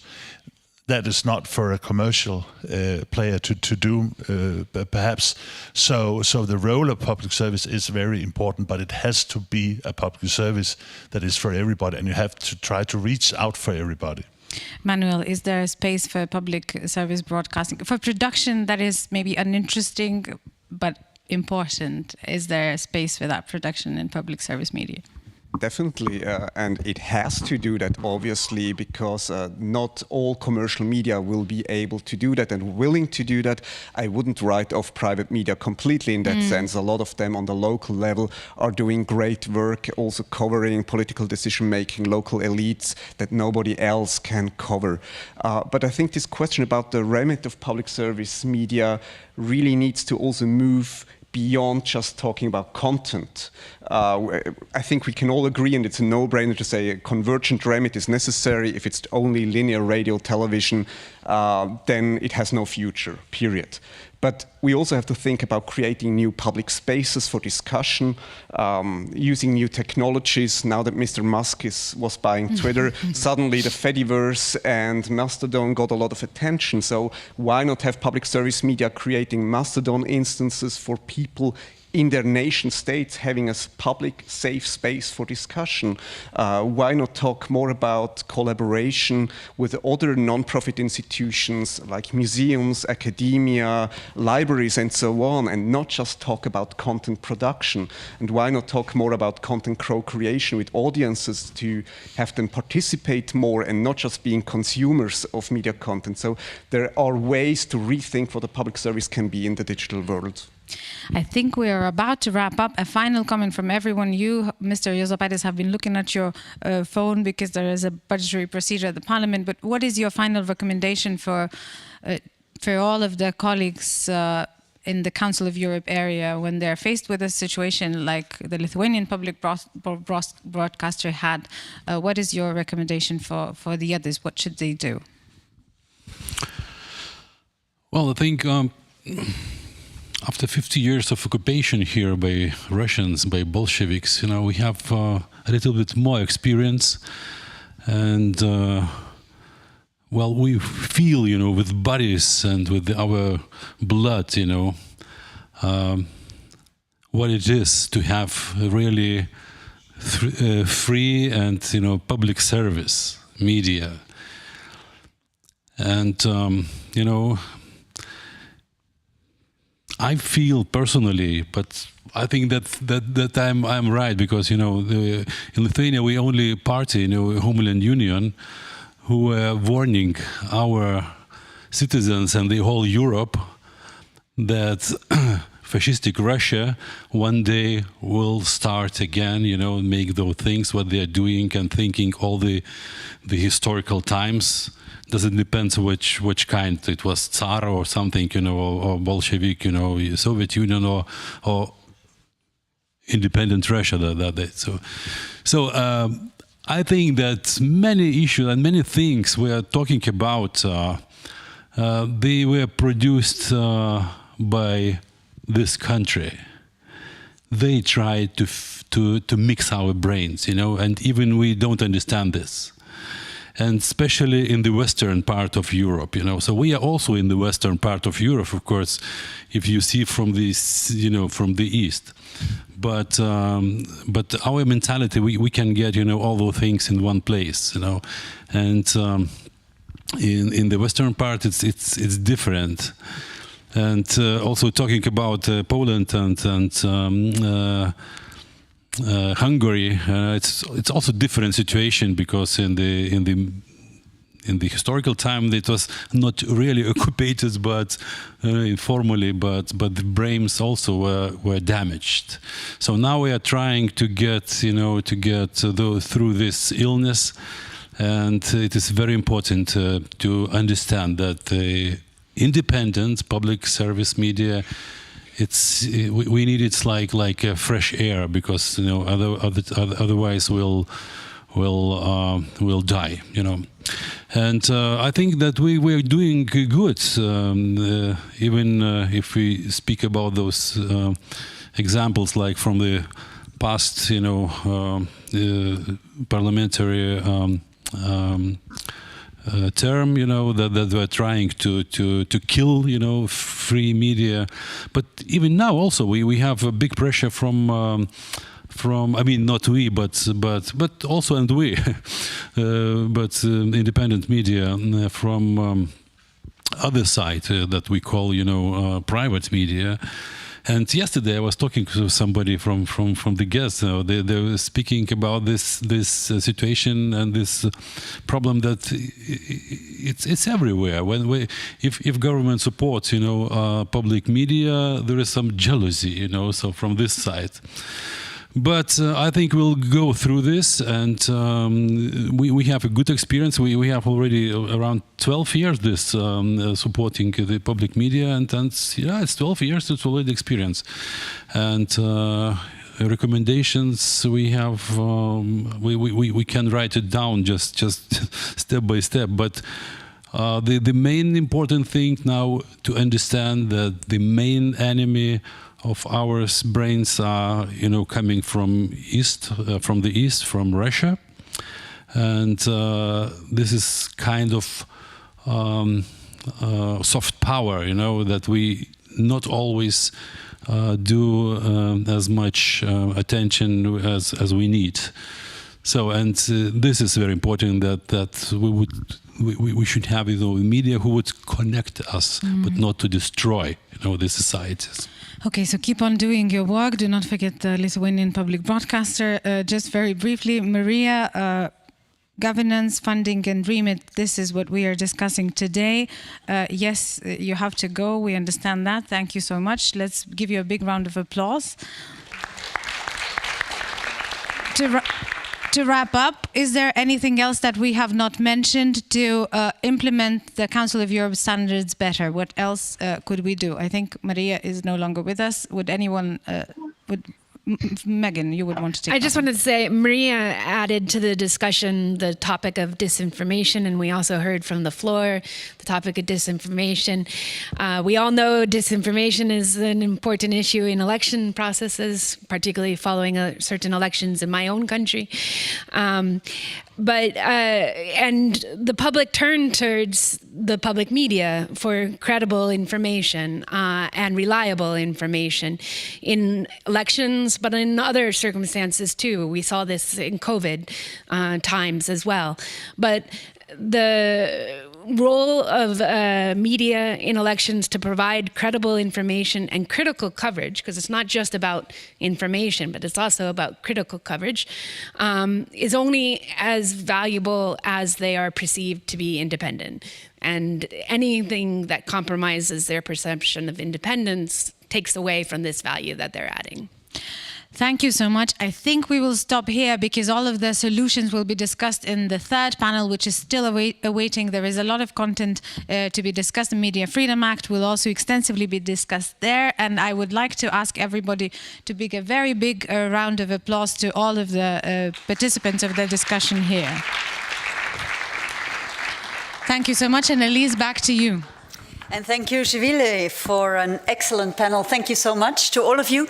Ladies and gentlemen, public service media as an agora is what I take away from what was said this morning, not to be a fairground where everybody goes to just forget all the worries and woes. You can at public service media too, but there's more to be had, exchanges of ideas and thoughts, working together, collaborate, dare to be unpopular and more educational. Just a couple of thoughts that stay with me, apart from all the other things you discussed in terms of financing, in terms of legal instruments to coordinate and implement oversight systems and taking responsibility, building on the themes we discussed this morning. And, ladies and gentlemen, we will take all of that one more step forward in the last panel discussion after the coffee break. Yes, there's going to be a coffee break. Right now, you can get up, stretch your legs again, move those shoulders, shake the head, make the blood flow. Think about what has been said here.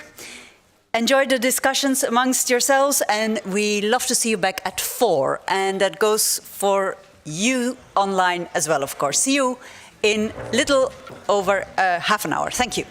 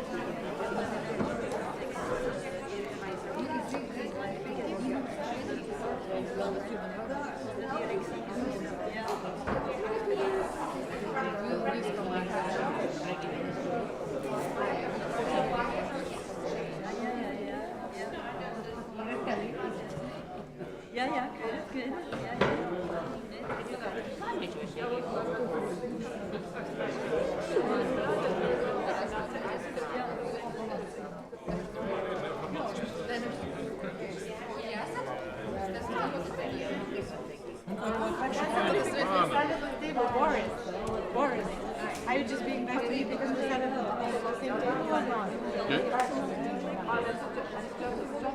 No, but this was really good. The previous was optimal. Yeah, but they still had, the lady had still, but it was not. No, it was really good. All the points have been exactly. Yes, tick off, done. So I told you extremely well done. Extremely well done. No, but now we can celebrate. yes, champagne now. Very well. It was very interesting. Nice to meet you. We're getting there. It was good. Oh yeah, that was good. That was good. That it was good. It was very good. No, well, I'm not having a panel. I just need to.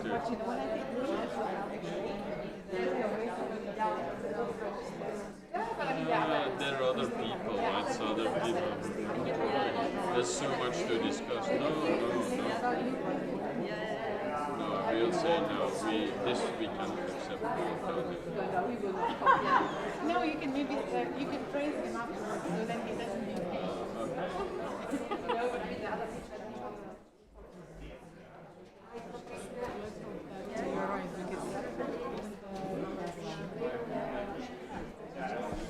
She was great.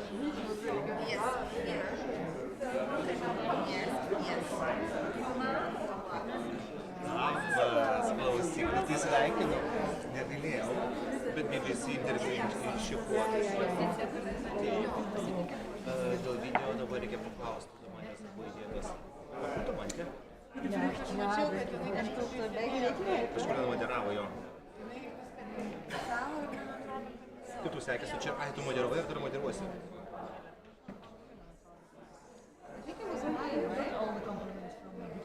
Yeah, but you did too.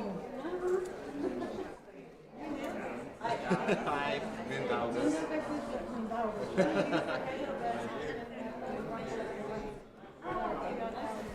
Yeah, we are colleagues. I know. I still remember. now I moved it. One day, after 5 years, maybe. Oh, yes.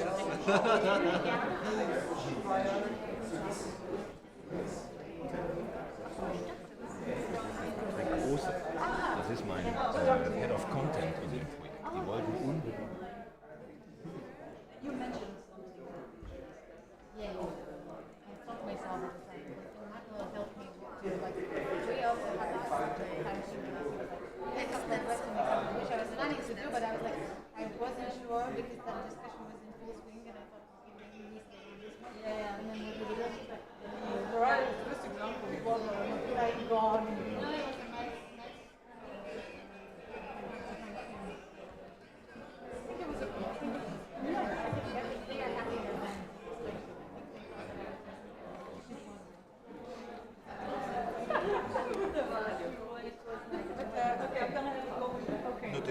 padaryti tarptautinę karjerą, čia visi Jeigu Lava nepafotkino, tai prašau pasakyti man, atsiųsti, bet aš tavo žiauriai skambės, kad žinau, House of Shops tai yra labai gražus viskas. Yeah, you are kidding. And then, where is it? Where is it?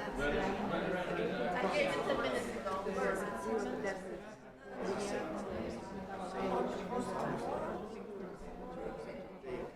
Thursday. Page.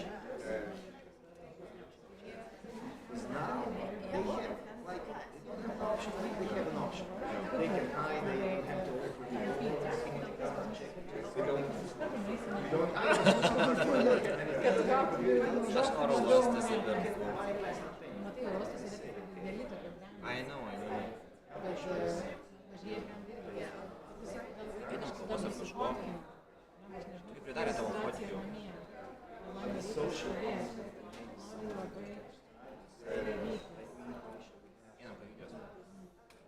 Aš turiu dar pakalbėti su to menimu.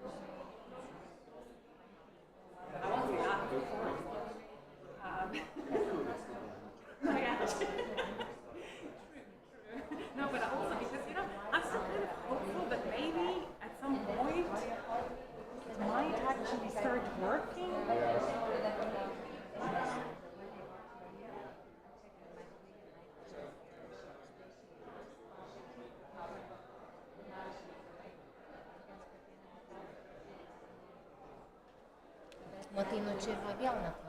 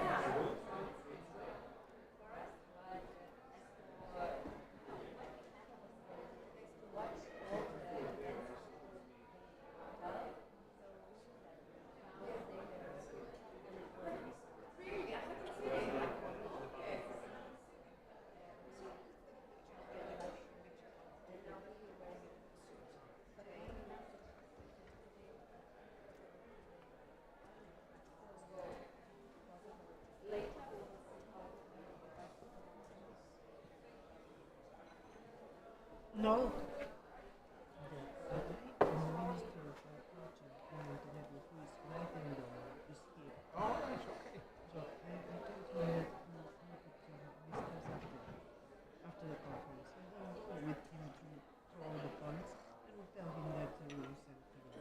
I've got a meeting directly after, so I won't be able to meet him. Where is he? At least maybe good to say Yeah. I'm sorry.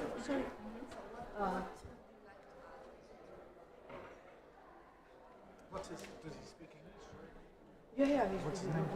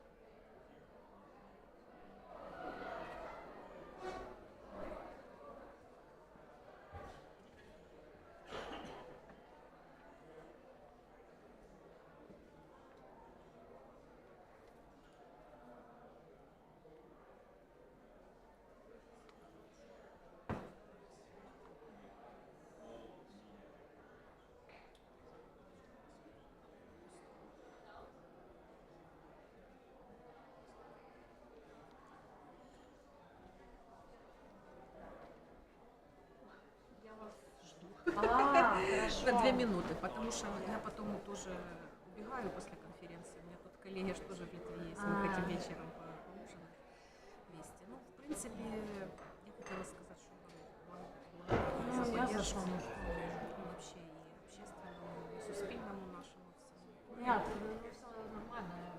Михаила супер, я думаю, что он как-то все будет там хорошо. Экспо, он так, у него есть хороший проект. Он был не очень публичный, пока было все. Но он очень такой хороший хозяйственник, и он все разбирается. Да, вот видно, что он такой и учится. Да. Учится. Мы его выучили. Я же его все время, ну, он всегда какие-то, когда политические какие-то штуки, он всегда и я там с ними уже, ну, говорю, я же тоже не вижу. You'll wait in a couple of minutes. But do I have to put on some microphone? No, you've got your microphone sitting there. Because I need to. But I think we should start about 2 or 3 minutes. Okay. So when analyst starts, we are supposed to sit up. Okay. On the stage. Hello. Nice to meet you. Я ему говорю, я же не вечно, давай ты тоже будешь.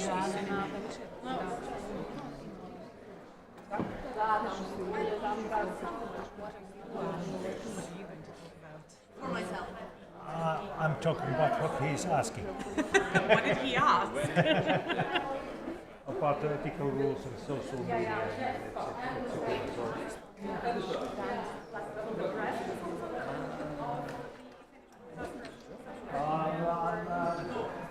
I'm a journalist, so I trust the stuff.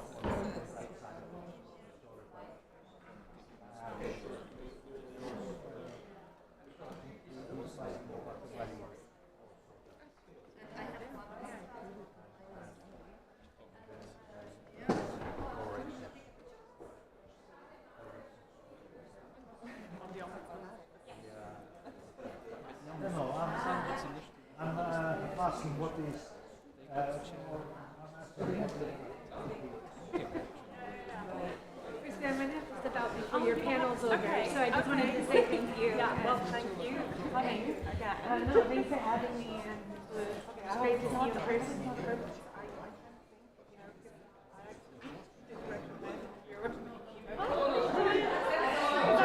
It's so interesting because Excellent. Thank you so much. Thank you, Vicky. I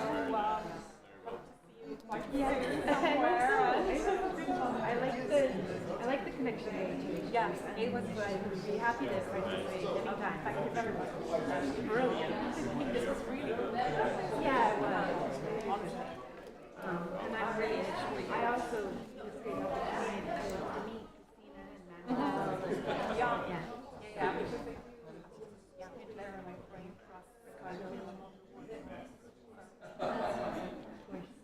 The other ones for dictating stuff. Yeah. Anyway, have a very good See you soon.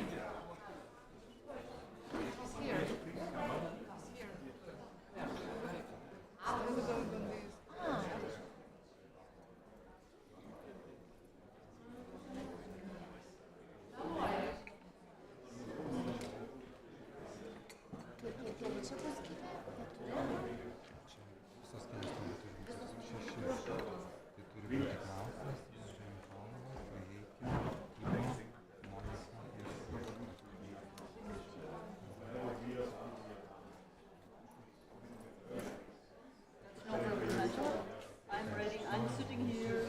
I'm jumping up. Go ahead.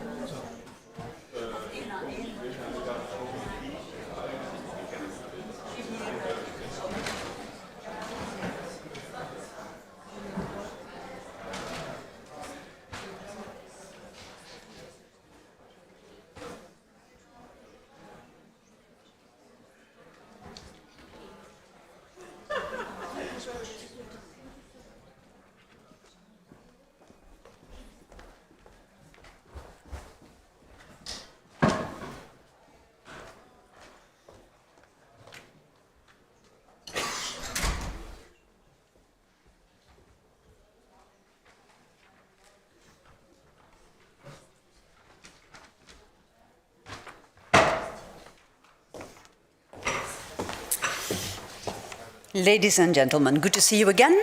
Hello, everyone online following this conference on public service media and democracy in times of crisis. Public service media are nothing without their public, the audience, the citizens they serve. However, there is evidence that suggests the relationship, and it has been touched upon earlier, the relationship is no longer as rosy or self-evident as it used to be.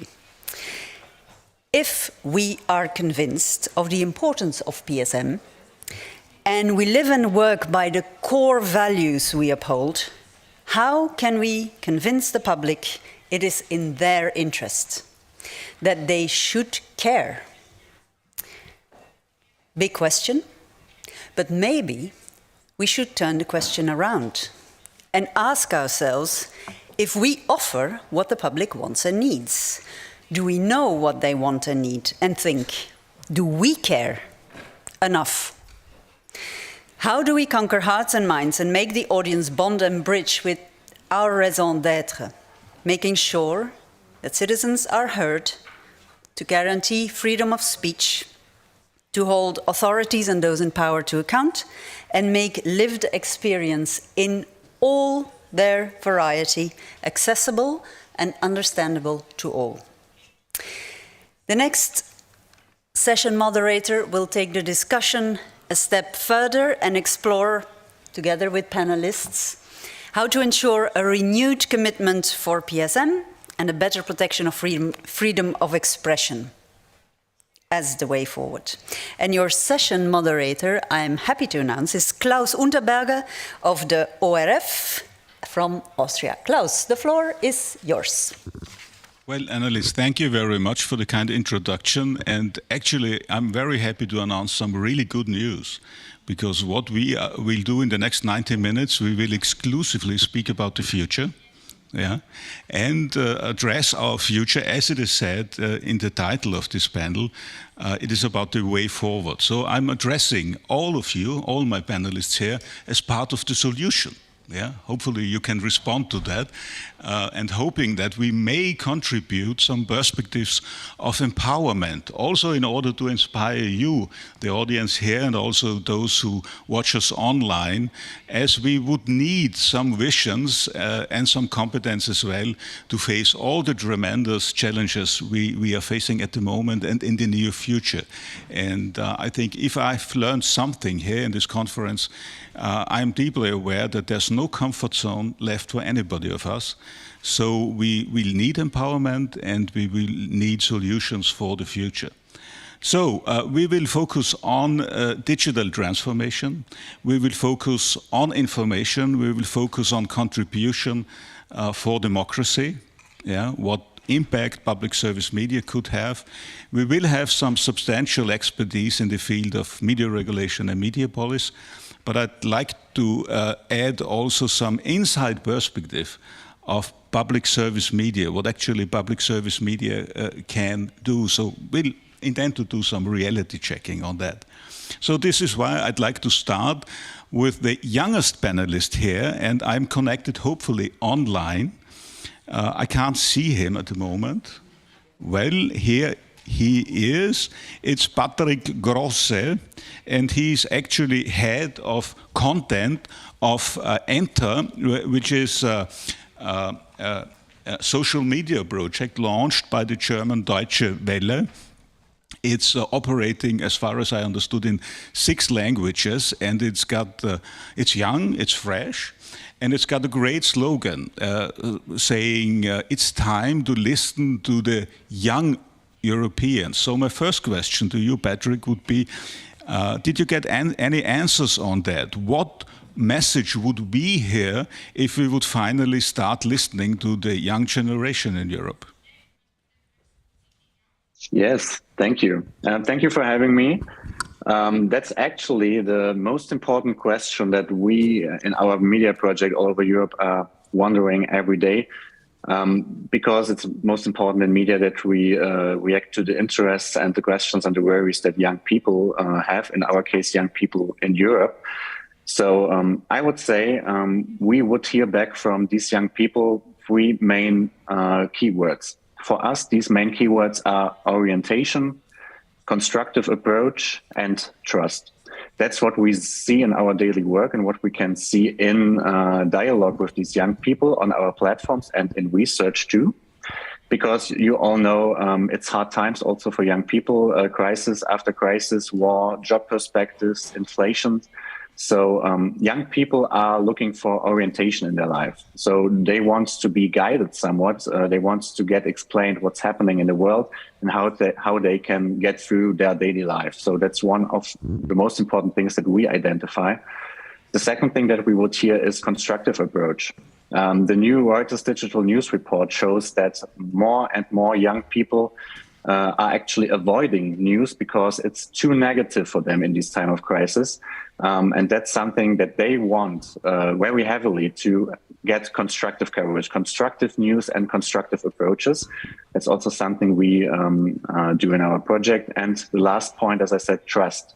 We also see in the Reuters news report and also in our research that despite videos are getting shorter and people more and more want to get entertained with short videos on TikTok, for example, young people still want to be informed. But the way of consuming the news has changed a lot.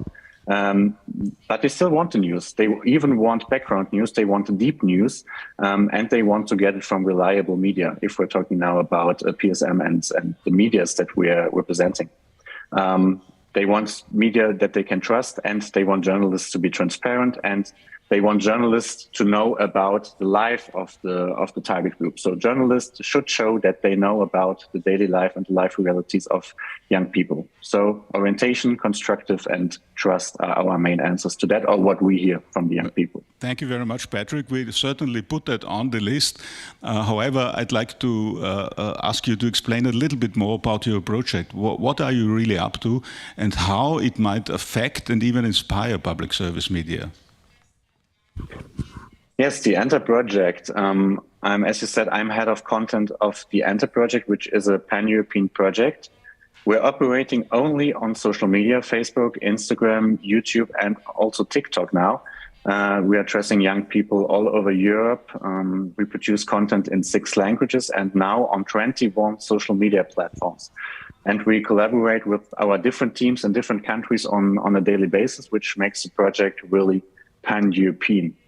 Our topics cover current debates, worries, but also all the interests that young people in Europe have.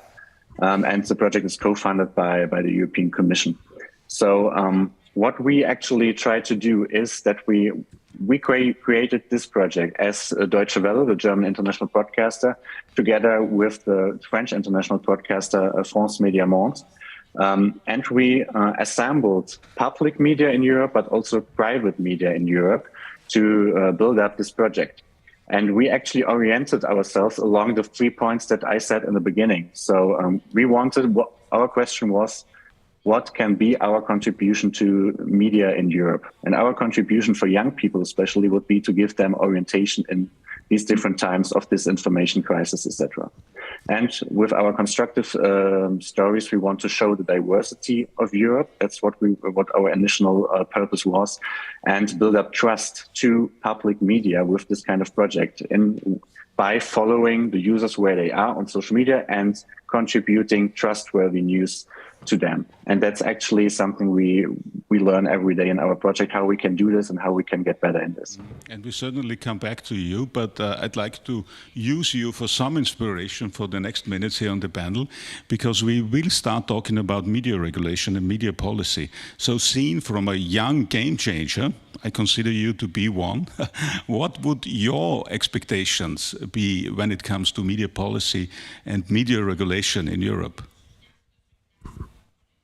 When it comes to media regulation in Europe, I would say I'm not to judge how deep regulation should go. I would say from an editorial perspective, I think public media and the regulation on public media should make it possible for public media to always reinvent itself. So it should definitely always be agile, flexible structures. The regulating, the controlling should be sufficient, but not too heavy, of course, because we always have to react to where the users are and what the users want. And public media has to move this way to stay relevant, because otherwise it will not be able to follow the trends and the direction of the society, especially the young people.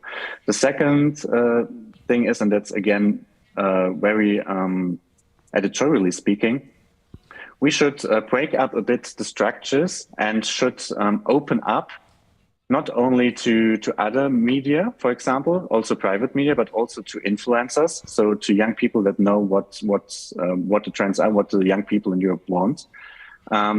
And we should collaborate more, even more. That's here when I talking to a panel for the EBU. That's very important to say. We should even collaborate more and make that possible in our structures and also in how we regulate them. So reinvention, young creators, opening up, and I'm the best example for that, letting young people that are in the target audience be the editors or the content makers, content creators for the young content. Well, message understood, opening up and collaboration, I think we can deal with that. But when it comes to media regulation and media policy, we've got one expert here, and she might bring some news, and I'm speaking about Heike Raab. She's Secretary of State of the German Rhineland-Palatinate. And Heike, I'm referring to the Media State Treaty here, which is actually an amendment to the existing one. However, it's a new one. Can you give us some information? What's new? What are the changes? And what are considered to be the impact, specifically also for public service media? Thank you, and hello by my side. And I will fulfill what Patrick said. So our decision was, and what Tim said, Tim Davey. So the content must be interesting enough for all people, and deliberation of content must receive all people, the young and the elder ones, one who live in the northern part of Europe or in the southern part, and that's similar in Germany. And we know that the digital usage will replace linear usage, and if we consider the youngsters, so it has had replaced the digital usage for the youngsters is digital and not linear. And we made one experience in the public service media system in Germany in 2015, when we stopped 2 channels, one of the ARD and one of the ZDF, and we established Funk. It's only online. It's an only online service, only for youngsters, not the children, but the one in between, the young adults. And it is like a laboratory for public media service, and it works very well, only online content delivering. And so later on, last year, we said, and we talked about that topic since 3 or 4 years. I'm in that position since 7 years, yes, nearly 4 years. What can we do with the public broadcasters in Germany? So we recognized that the audience is getting older and older, and so we said we need more delivering content in the online versions, but we need a changement in the framework, and that's what we try to do with the third amendment of the Media Treaty now. There is the remit of the PSM, and we focused the remit of the public broadcasters. We said what I pointed out before, deliver content to younger and elder people with migration background or without migration background. So we have a diverse society as well, and public broadcasters should deliver also diverse content. And what we did also is flexibilization of the remit as well. So they can change from linear broadcasting to a digital offer at the platforms. If I understand correctly, that means giving more flexibilities, more opportunities to public service media. And if I understand the text of the treaty correctly, then you're very much inspired from the European challenges, not to speak of global challenges. Do you have a European horizon in the meaning of what you're doing politically? Because why should we care, sitting here in Vilnius, about a German media state treaty, or could we even learn something from it? Yes, we have to learn that findability is quite important. The content of the public media services have to be found.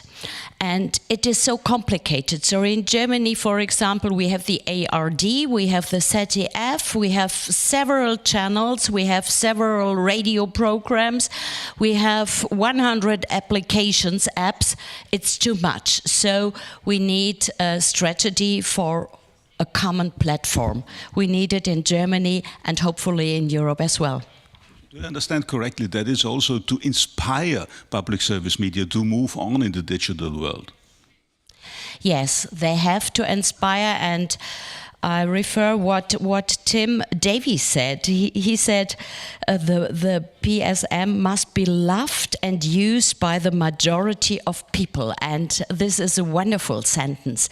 And if it is loved and used, so it must be delivered all over several platforms. But we are using as only US American platforms and not a European one.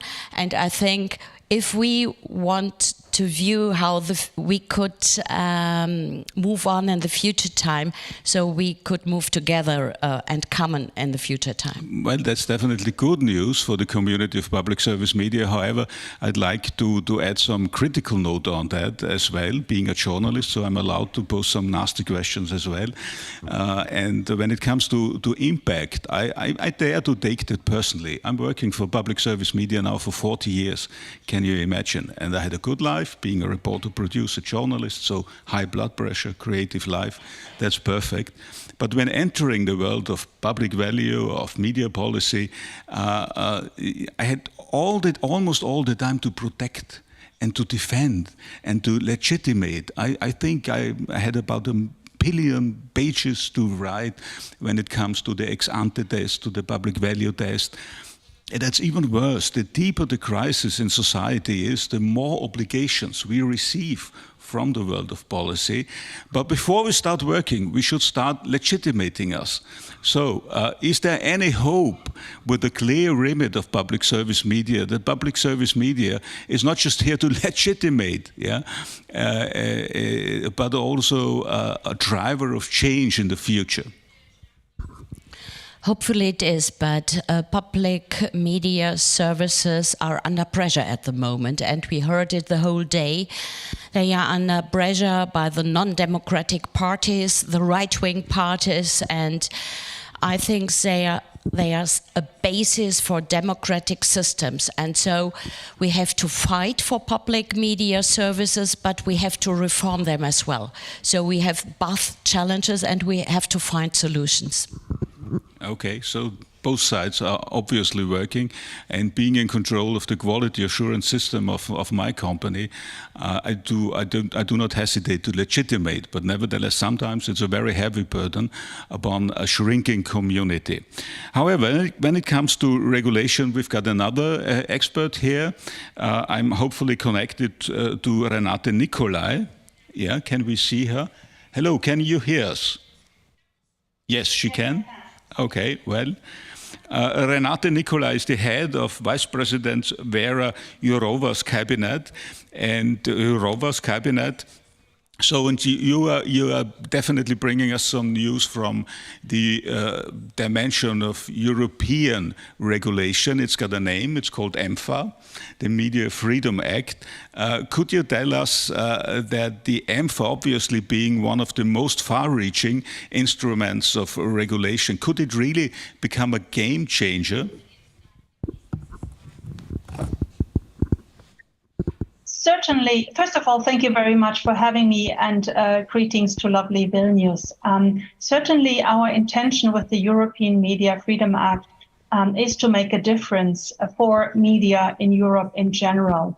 So not specifically only public service media, but media in general in Europe. Because we have seen over the last couple of years rather worrying trends about media pluralism and media freedom in Europe when it comes to political interference, lack of transparency, editorial freedom, state aid and financing structures. So we saw different aspects in this context that we wanted to address in a horizontal legislation. This is done for the first time. We are kind of not regulating the media. Our intention is rather to create an environment in the European Union that will make it easier for media operators, be they private or public service media, to flourish and to develop either nationally or even cross-border.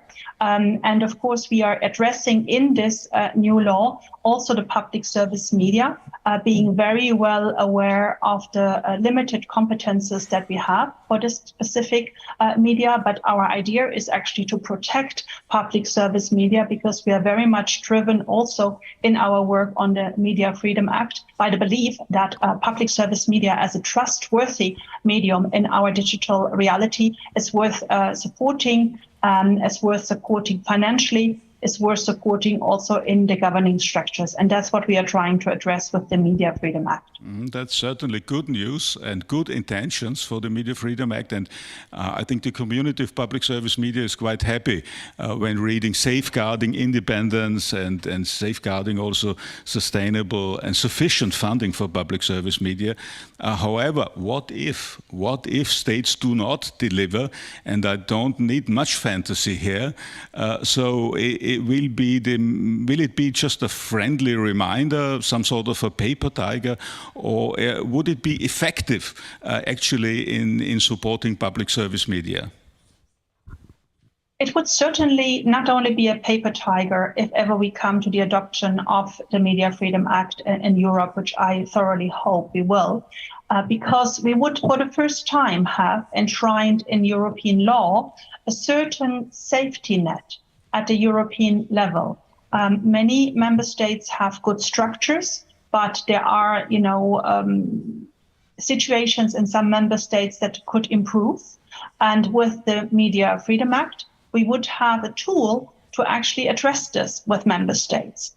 I think this is one of the intentions to have also in our regular dialogue that we will continue to have with member states, whether it's in the Rule of Law report, which has an important chapter on media pluralism and media freedom, that we would have a possibility to address shortcomings, because we would have a standard of a safety net at the European level. And eventually, if everything really, really fails, one could imagine also, but this is not our primary goal, that a real dilemma could be brought to the attention of the European Court of Justice in an infringement procedure, so that we could get clarity from the European Court of Justice. So that is a rather drastic sword that we would have at our disposal if we had European legislation in this area.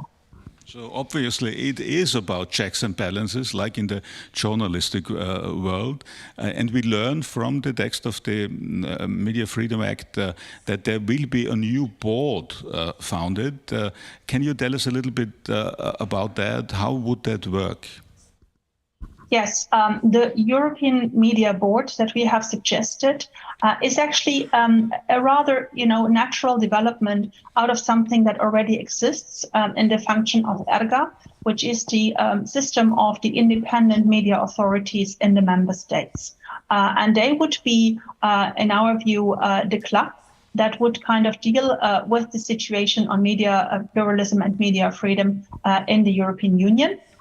This is more targeted towards kind of potential situations that we might see from member states if there were, and unfortunately we have seen that in some member states, for instance, laws with a protectionist objective to, pull out certain foreign media operators from their territory, or, situations where a member state stops financing certain media or has an intransparent system of state advertising, then the board could kind of come up with non-binding opinions. However, let me stress one point that is very important. That board would deal with media pluralism, but it would not deal with the public service media, which is linked to the Amsterdam Treaty and the competence structure that we have in the European Union. But in the broader sense of potential developments, worrying developments, in member states, the board would have an important function of peer pressure, putting peer pressure with the non-binding opinions on member states that we could then also pick up in the dialogue with the member states. But if I understand correctly, this is a procedure to opening up. The board will or can invite also other media experts from civil society as well. Yes, I mean, the board, what we are saying in the draft law that we have adopted is very general. And of course, the board will have the possibility to kind of, give itself guidance, guidelines, how it operates. So we are not too prescriptive on that. But of course, one kind of big opportunity for the board would also to be engaged with other stakeholders to have the best knowledge possible. They will already have a lot of expertise themselves, but they should not be a closed shop. They should definitely engage in a dialogue also with others. So thank you very much. Obviously, this is up to reality. Speaking of which, I'm asking Urška Umek. She's head of the media unit of the Information Society Department of the Council of Europe. Welcome also to Vilnius. Let's stick a little bit to checks and balances and to the board. Also a critical questions. As far as I understand, this is a board of regulators in first place. What happens if regulators misbehave? I mean, I'm just thinking of the comments of my distinguished colleague Rotsgoni when talking about a very critical point. What happens if some regulators do have friendship with government? Can we really trust that this new board will be an effective checks and balances and evaluation of the contents of the Media Freedom Act? Hello, everybody, and thank you very much for this very challenging question on two counts, because it is challenging in its own, but it is also challenging for me, representing another international organization, to speak about a proposal that comes from the European Union. So perhaps what I have retained so far from the discussions on the future Media Freedom Act, one thing that I can say, and here I can echo what Christina was saying in the second panel, is that indeed there are problems with independence of regulators also in some of the European Union states. In fact, that has been confirmed on a number of occasions by, for example, the Council of Europe Venice Commission opinions. So this is our body for democracy through law, and it assesses constitutional provisions and also sometimes media law provisions in individual countries, individual member states of the Council of Europe. They have done assessments, for example, on Hungary and also Poland, and have found that the checks and balances were simply not sufficient. So we have got, with what is suggested in the EMFA, we have got sort of perhaps a super regulator in the making, but there are two levels of dependency here that are possible and that could happen. One is the state dependency, state level dependency. So we can have regulators that not only because laws would not be sufficient or appropriate, but simply because out of loyalty, out of allegiance to their governments, might not be independent. But then, of course, when we move the board to the European level, of course, the board will collaborate very closely with the European Commission. And there, I think that there is potential for another level of dependencies. Now, I don't know exactly how we can resolve this. What I do know, of course, is that if the standards of independence, of how the regulators are appointed, how they can be dismissed, under what conditions, and also what sort of qualifications are needed for the members of regulators, that already resolves a lot of it. But of course, not all of it, because as we've heard, one level is legislation, and then of course it is the implementation.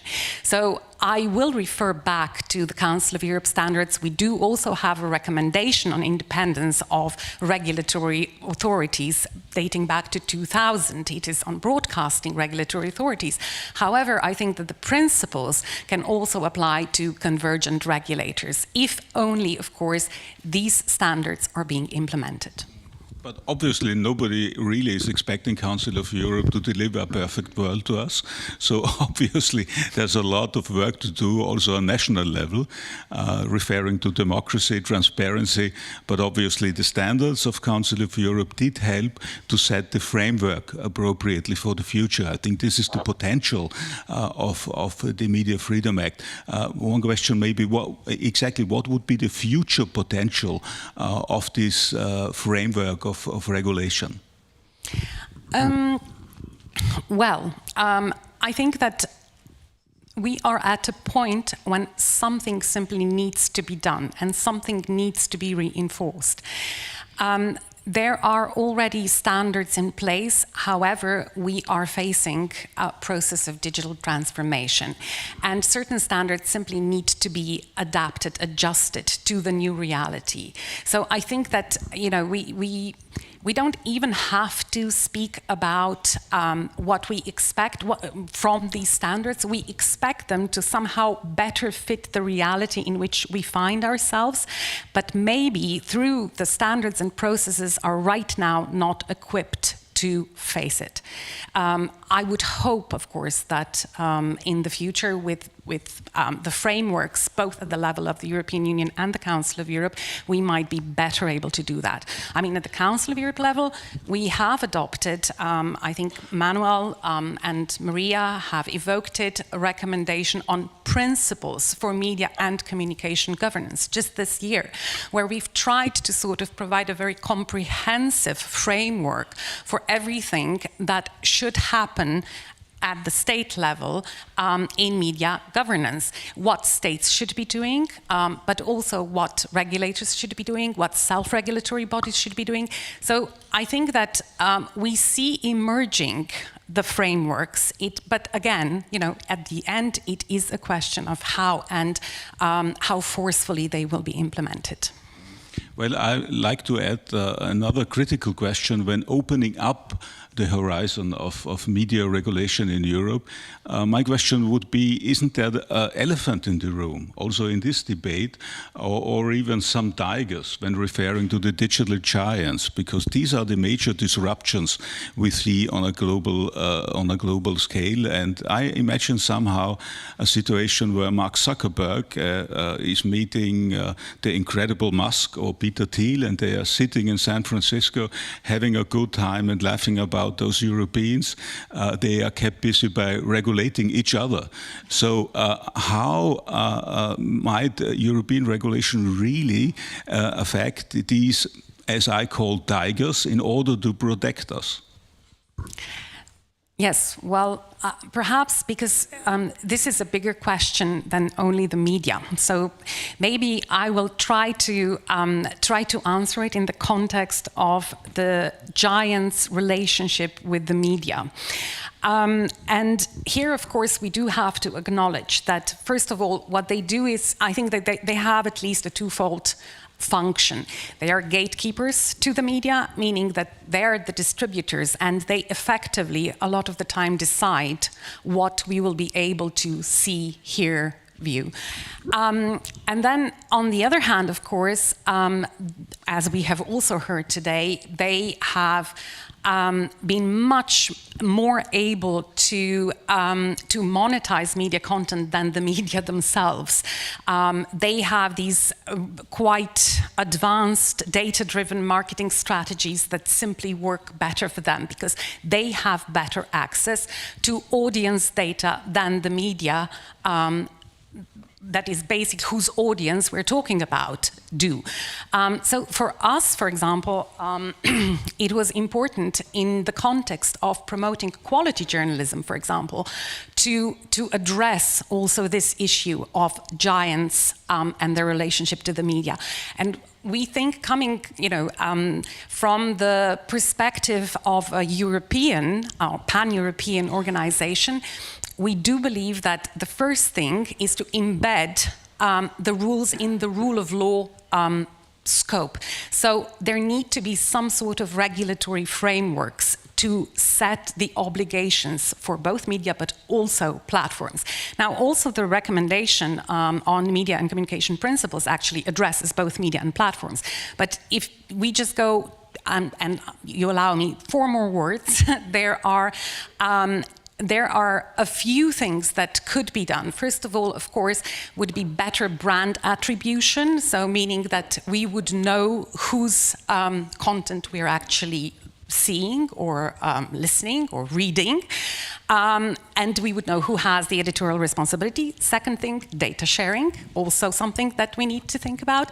Then better transparency of ads on platforms, and then we could think about redistribution mechanisms as well. Well, I learned here that there are some visions why the digital giants actually should worry about European regulation, and that's good news for me as well. Yeah, but I'm relating now to the real reality of media production when coming to public service media in action.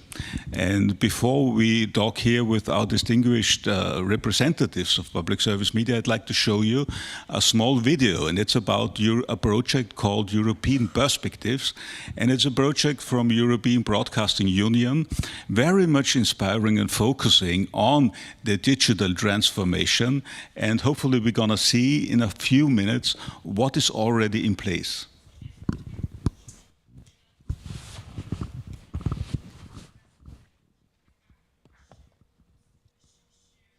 Okay. Together, public service media make up Europe's largest newsroom.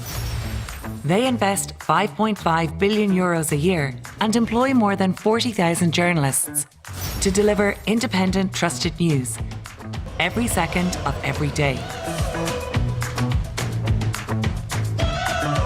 And now, they're driving a unique editorial and technical collaboration, a European perspective, harnessing the scale and power of EBU members. A European perspective brings online audiences the best journalism in their own languages. Together, we're throwing light on the issues affecting all European citizens and putting our own journalism into perspective by seeing how those issues are reported elsewhere.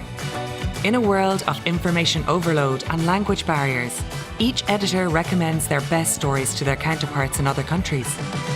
This is made possible by a state-of-the-art software platform using the latest machine learning. It's powered by Peach, the EBU's personalization and recommendation system, and Eurovox for transcribing, translating, revoicing, and subtitling multilingual content. Text, video, and audio news, all translated into several different languages. A European perspective is embedded directly into members' own websites. It will enable us to build a culture of mutual understanding, helping to inform the public by guiding them to trusted news sources and countering disinformation. By innovating together at EBU Brussels, we can create a truly European perspective.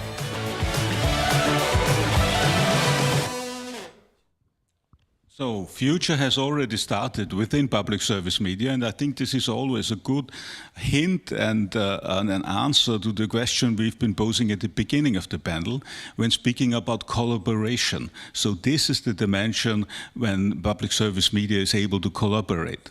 When it comes to innovation, I might introduce our next panelist because it's home territory for Jean-Paul Philippot, because he's been president for EBU for quite a while. Now he's Finance Director General of RTBF, the Belgian public service media for the French-speaking communities.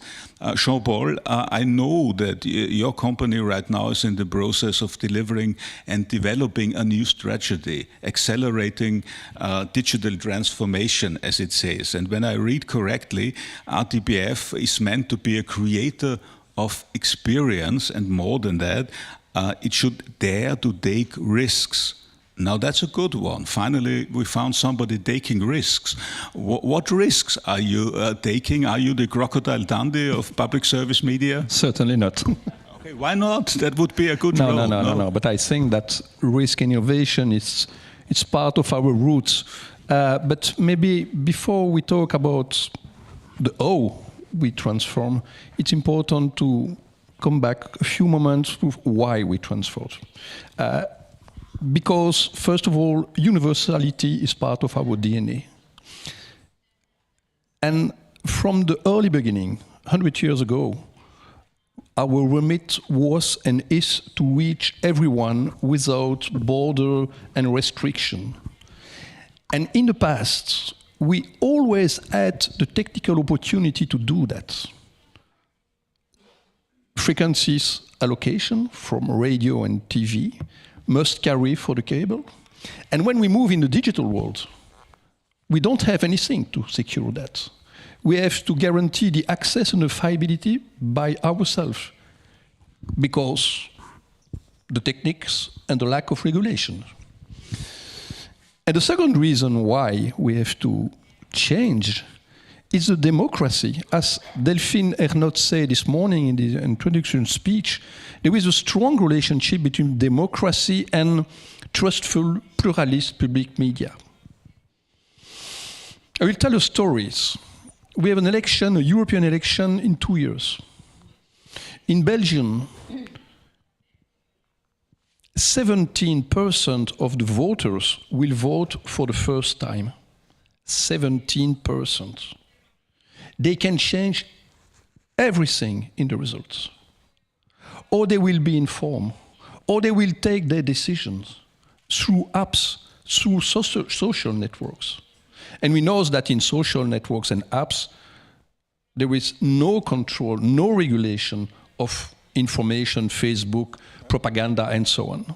For these two reasons, universality and capacity to take the key information for everyone, the youngest and the oldest, to do them active citizens, we need to change. And it's really important, from my perspective, to strongly link the why and the how.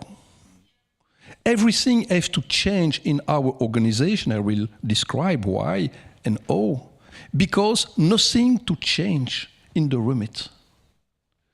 And it's important to connect the vision, the mission with the strategy. Because everyone in the organization has to be convinced. Everyone in the organization will be ambassador, will be part of the change. And so, when we go in the strategy of the new strategy, we can discuss during days, but I will underline 6 topics. First of all, we have to change the model. And we move in our organization from a historical model based on technology, a director of radio, a director of TV, which is no sense now. In an organization focused on 2 pillars, the audience and the content. And we address the audience through different platforms, radio, TV, web apps, third party. And we produce content for everyone in every kind of formats. Deeply change. 80% of the management positions have to change. We don't fire them. We change deeply the job description. 80%. That means that all the organization has to be reshaped. And the budget has to be reoriented. We move the budget to invest more for young audience. We invest more today, more or less a third of all the budget for young audience. It was less than 10% 5 years ago. Second topics, the content, obviously. As Tim said this morning, we have to be creative, but we have skills. We were really experimented to produce linear content. We have leveraged these skills to be innovative in the digital world. But we have also to learn what means interactivity, which is not part of our core business. We never know, we never be in contact with the audience. And now the audience came in the studios. So we have to be completely new in our approach in that way. Third things, we have to learn what means marketing, which is a horrible world in the PSM historical mindset. But it's part of our reality. We were in a way in which we produce one content for many. And now we have to produce many one-to-one content. That means that we have to know better and deeper what's the audience, what's the needs, what's the way she uses, what's the habit. We have to collect data. We have to deal with new tools for that. Fourth topics is the distribution. You say we have a lot of platforms and so on. First of all, we have to develop our own platforms and our own apps. The battlefield today is this stupid little screen in which we have several apps. We have to be in the first screen of each smartphone of the audience. That's the new battlefield. Completely new for us. And we struggle with giants. They have 100,000 of people. They have billion and billion. And we have to provide the same experience for the user. That's challenging, and we will come back in the solution. We have to cooperate strongly to achieve this goal. Fifth, leverage. We have to be more efficient because we will not receive more from the government or from the citizens. So we have to save to invest. We have to invest in a new media factory. And we have the chance to have new tools, new process, new device. We can produce faster. We can produce easier than before. So we have to invest. And it's horrible for us. Change the model, invest in new tools, invest in new content, and finally, recruit new skills. Recruit new skills because there are new jobs, a data analyst. What we deal with that in a newsroom before.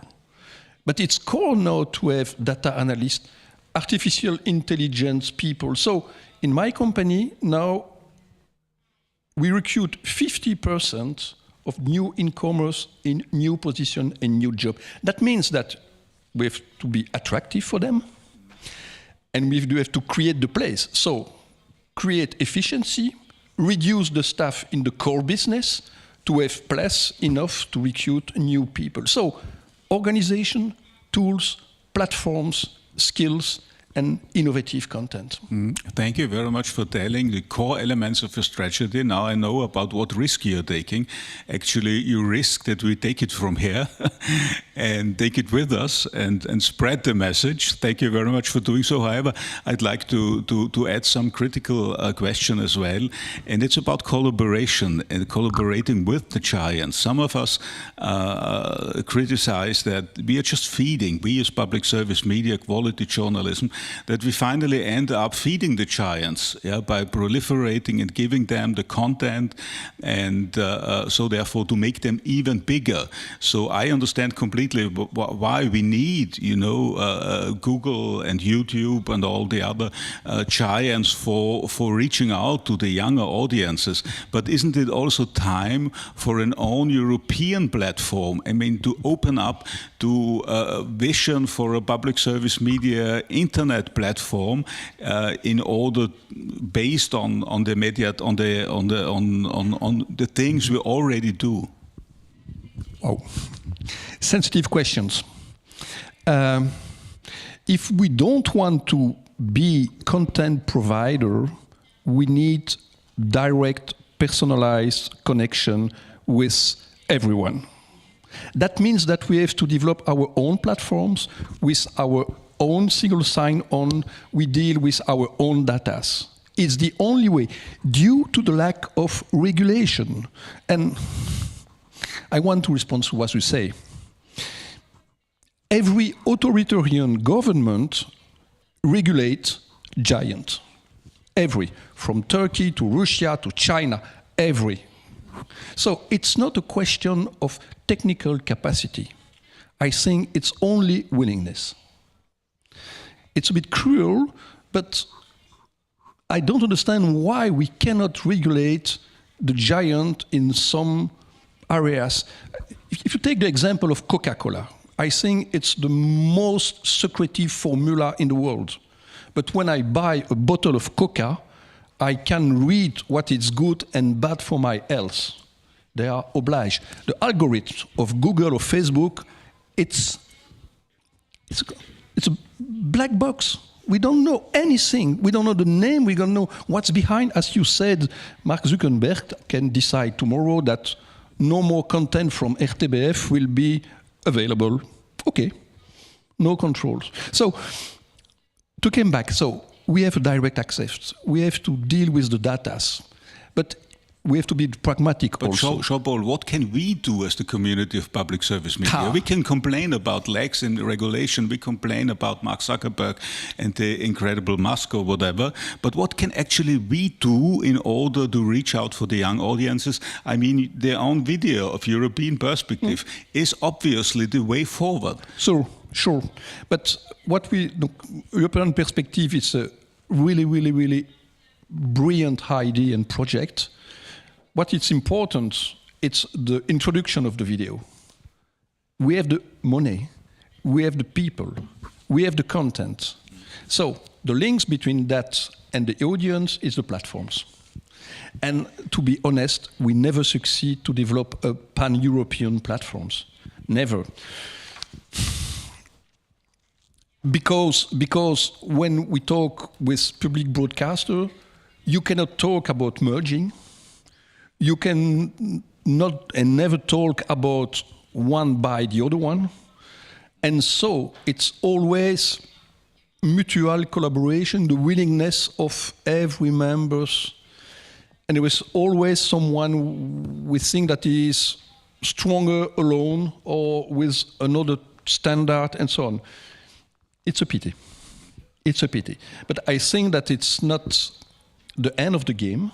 There are several initiatives. This is one of them, and maybe we cannot embrace all at the first, but we can go step by step, works with colleagues who want to work together, because there is another reality. We don't have enough capacity, skills, and money to develop and maintain platforms which bring the same experience than the giants. So we have to work together. Okay, this much for collaboration. However, hopefully public service media will have the energy for the big picture, for the vision. After all, it's a multi-billion enterprise we're having here. We are having a big infrastructure throughout Europe, and actually the vision is to use it, yeah. So therefore, hopefully, the vision will be upright. We are getting closer in terms of real reality. Closer. I mean, we landed safe and sound now in Lithuania. Here is Monica. Here comes the challenge. Garbačiauskaitė Budrienė. Did I spell that out correctly? Well done. Okay. She's Director General of LRT, and transformation, as far as I understand, is your daily business. Can you give us a little bit of insight what you are up to right now? So hello everybody, and referring to what Jean-Paul Philippot just said, we are also, well, today our supervisory board confirmed our new strategy for upcoming 5 years. And you are, in fact, you will be the first ones to learn about it. And I can briefly tell what it is in it. And it is very much related to what Jean-Paul spoke about, and I'm also glad that we were able to use the knowledge and skills of other EBU members in this strategy.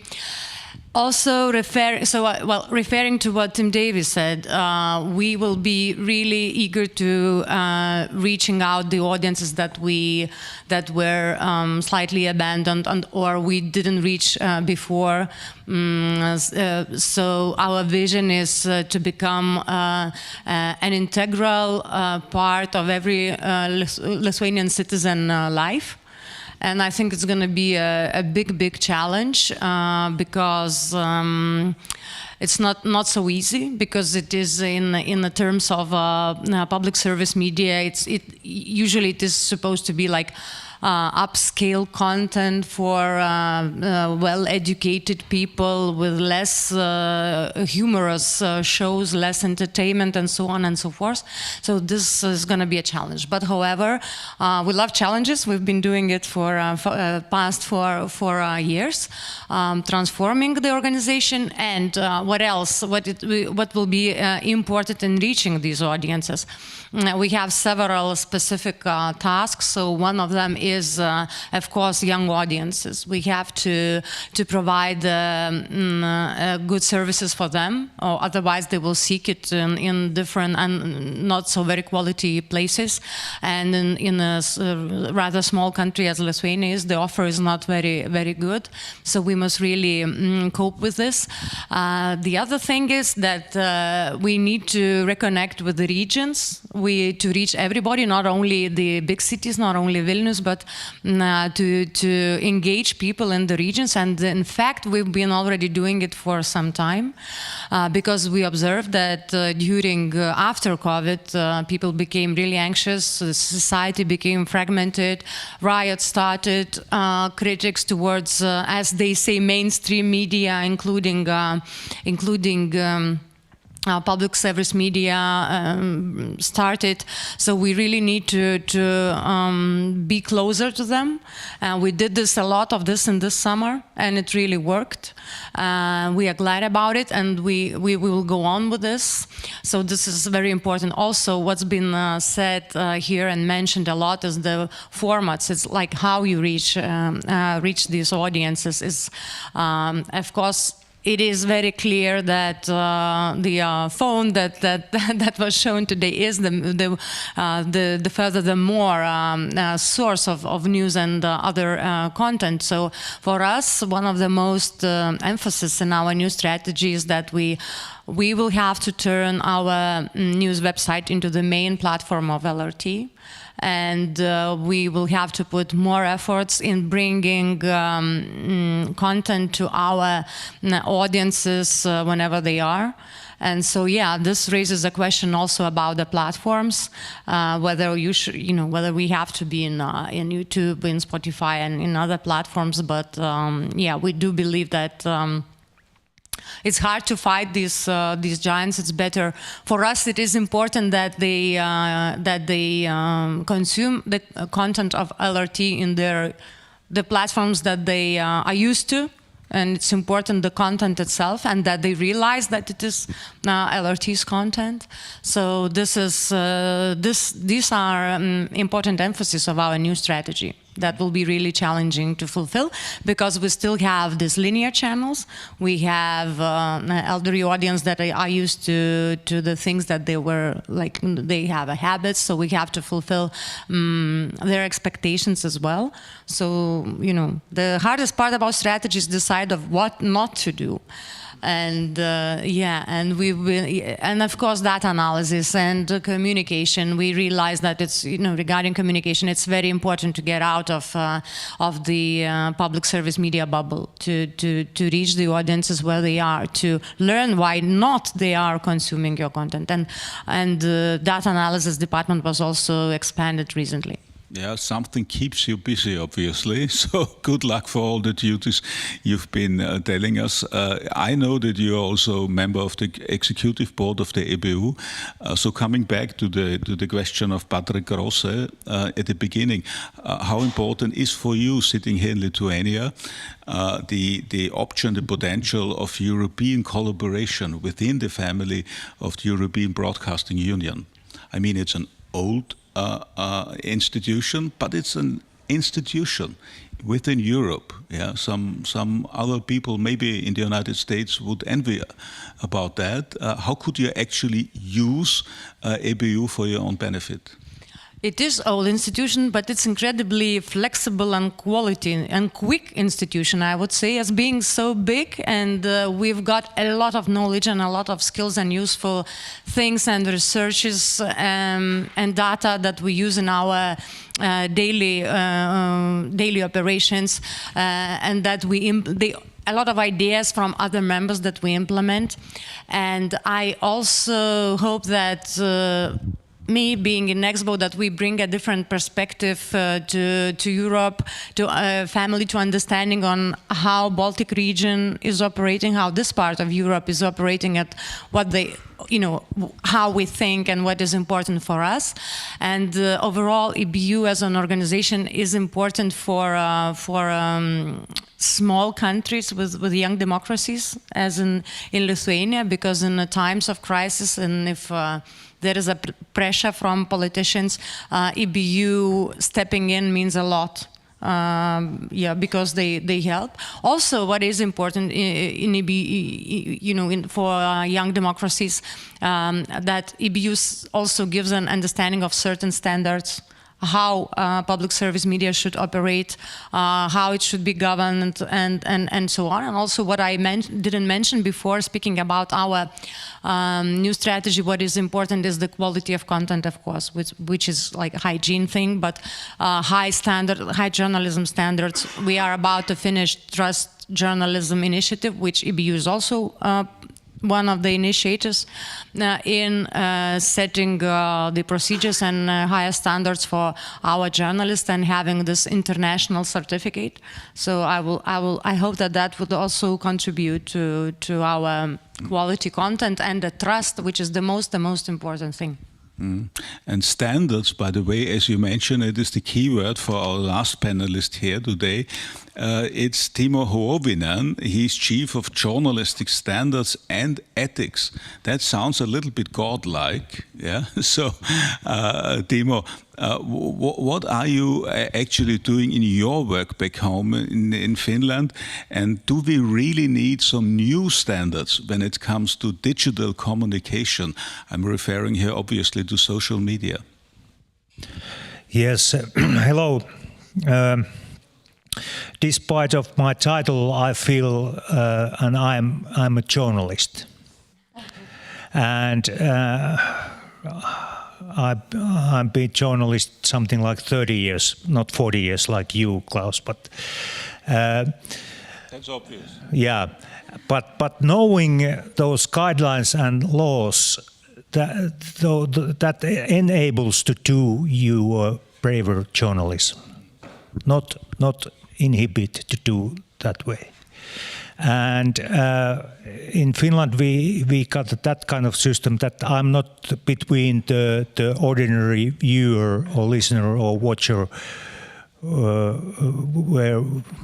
to whom we are doing our job, but I'm try to help the journalist before the publishing to do their job in the proper way and do the journalism braver way. And we have been talking about laws here and guidelines, and like I said, knowing those laws and guidelines, you can do a braver journalism. Okay, but also critical question to you. What are you doing in case of misbehaving? Because I know that because I'm always a member of the board of ethics back home at Austrian Broadcasting Corporation, and I know for sure you can't always be the good guy. You're praising our glory. There is misbehaving. So therefore, what actually are you doing? Do you have a Finnish police cap on, or how can we imagine your job? Doing a mistake, it's a human thing to do, and it's human that you try to cover if you are doing a mistake. But according to journalistic rules, guidance of journalists, if you have done a mistake which is big enough, you have to raise your hand and do like on basketball, that you admit that you have make a mistake. And I try to help the journalist to follow the guidelines of journalists and admitting to if they have done a mistake. And that's one part of my job. But first of all, I would like to do my job that way, that I will help the journalist not to do the mistakes, for instance. Okay, but before the publishing. But after all, could you actually recommend other public service media to have a job like you? I mean, is it really having an impact? It is. I only make wishes to the journalists and to the news desks, because if I would say that you have to do this and this way, then I would go over the line that it's over the line of journalistic independence. But if I say something and wish something, 90% they follow my wishes. However, we should not forget that accountability is one of the core values of public service media throughout Europe, and accountability is about checks and balances. So therefore, we appreciate very much this kind of distinctive quality of public service media. And we should not forget, I mean, I'm not sure if I'm here correct, but other commercial media don't have this kind of quality assurance and ethical standards and checks and balances. But obviously, there is still a lot of work to do when it comes to check on our own accountability in quality journalism. Now, just saying that they have this kind of system also, but it's named the other way. So at least they try, commercial media, they try to do this way also. And sometimes they succeed and sometimes they don't. So they have this ombudsman system also. Okay. Not in all countries, but we learn in Finland they do. Yeah, so hopefully it is a role model for whole Europe. Patrick, is he still online? You have listened now to some very intensive and extensive statements here. Do you have any kind of reflection? Did we forget something? What's your feedback on the statements here? Yes, I listened carefully because I heard many very positive signals when it comes to the development of public service media, especially by reaching young audiences.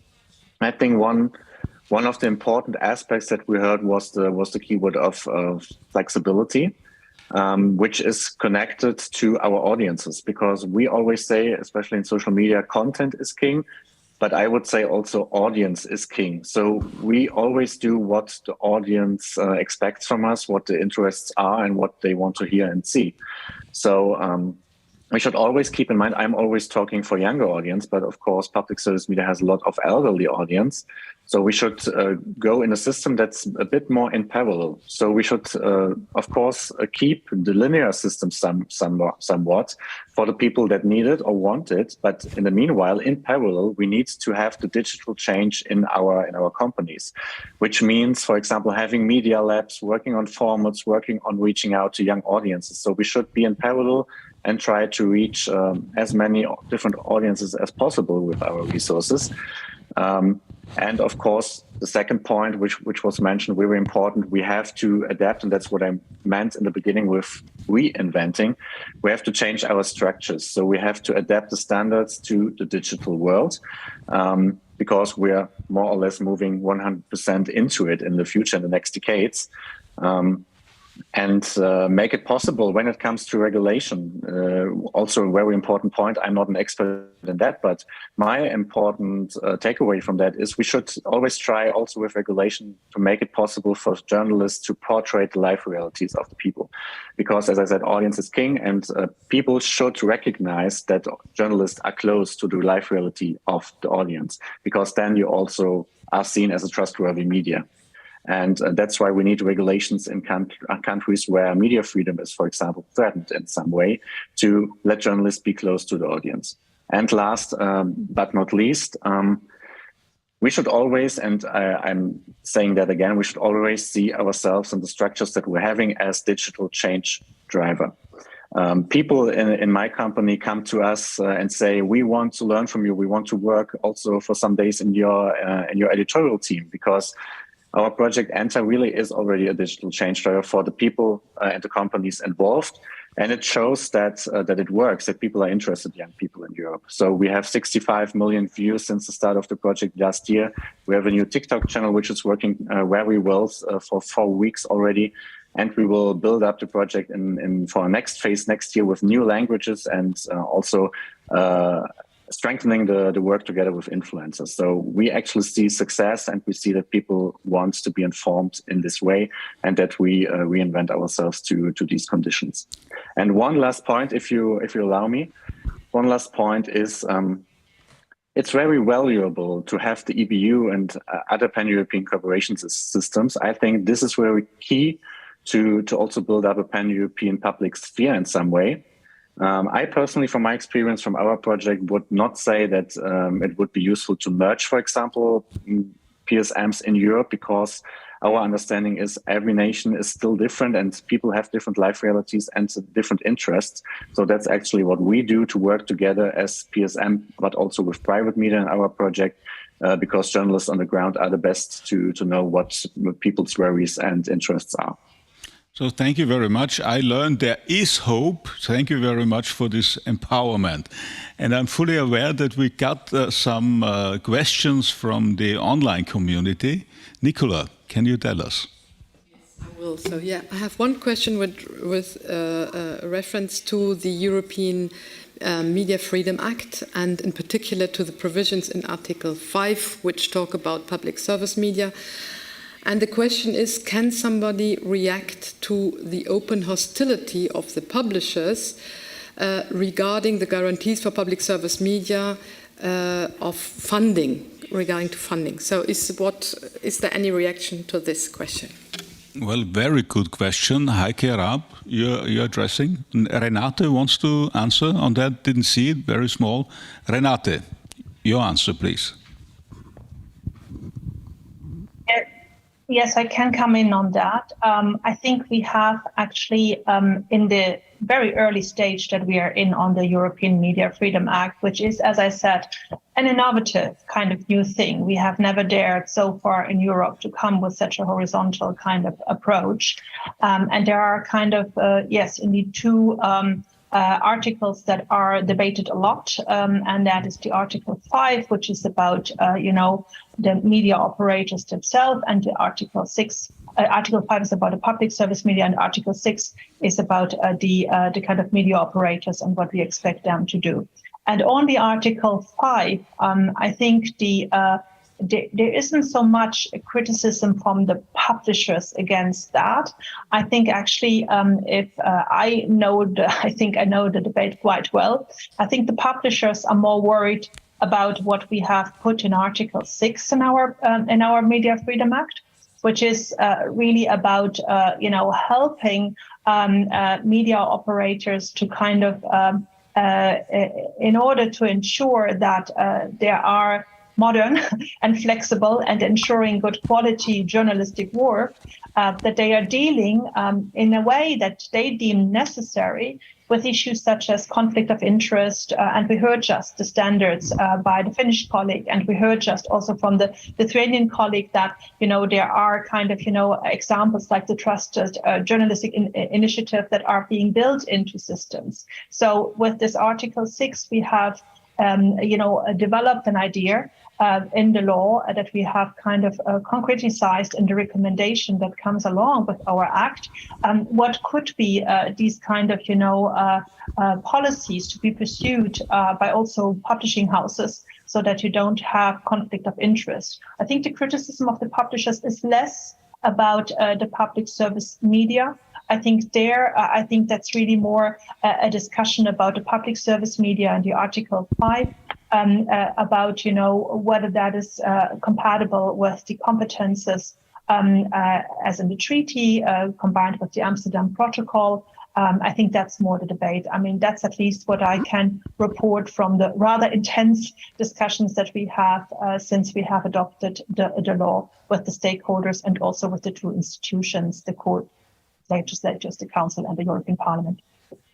Thank you very much. Heike, do you want to give some comment from the real reality of media policy? Yes, sure.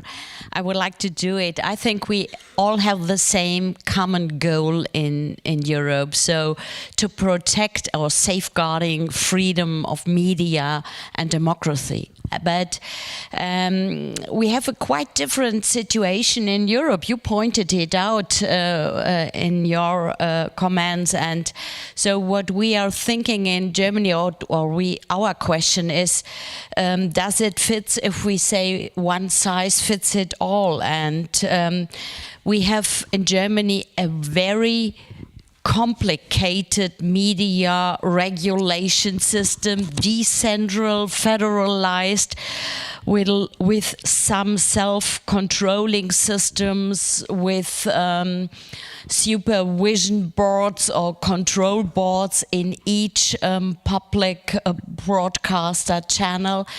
And this doesn't exist in Hungary or in other states. And so we, please understand us in Germany, we like to save this high self-guarding level in media controlling and media regulation what we have. And so, but I'm so grateful and thankful that Renate and Vera Jourova, we have such an early opportunity to talk together. And what Patrick says, we need interaction with the audience, we need interaction with the member states and with a lot of shareholders, and so participation is so and a constructive participation. That what we try to do at the moment. We are at the early beginning of legislative progress, and we in Germany we made a lot of things what you pointed out. So we have the media treaty, so we have non-discrimination, transparency, we have public value regulation in our media treaty.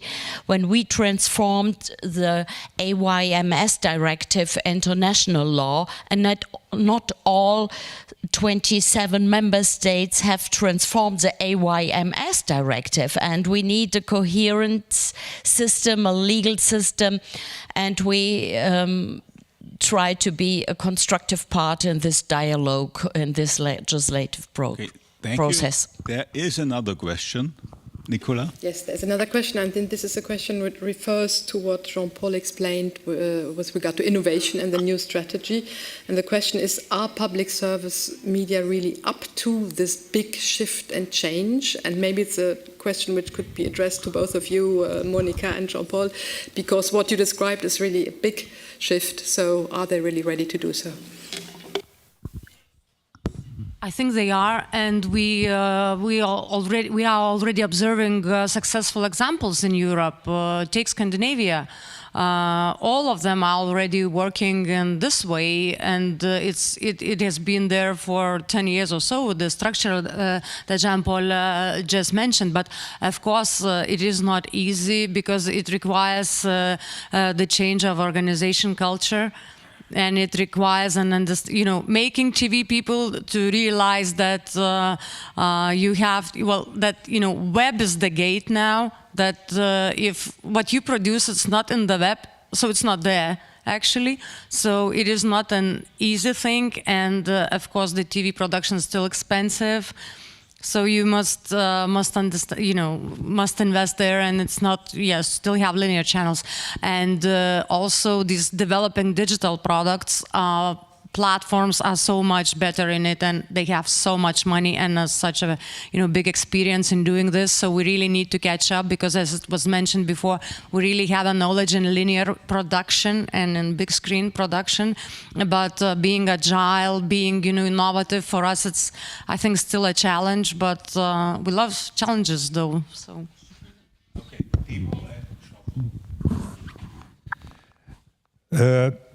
If you think about the values of the public service media, is it on the change? The answer is no, because we have done our job through the values since 100 years. But if you think about the platforms where we publish our content, yes, we are in a big change, and we have been.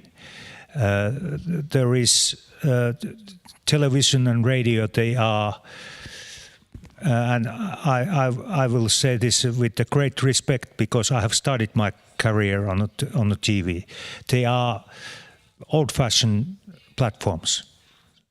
Internet and social media are the thing. Has been and will be the thing. Jean-Paul, your answer to the question would be? It's obvious. Are you ready to go? Fulfill your own strategy? It's ongoing. Yeah. It's already done in part of it. And what I would say, it's a moment of opportunity. It's a moment for the public broadcaster to be better, to bring more value for the society. It's not a moment in which we have to shrink. We are not in a corner. In the majority of the country in Europe, we are the most trustful source of information. So we have a lot of leverage. But in the other hand, I give you an image. In my company, the average age of the staff is 46.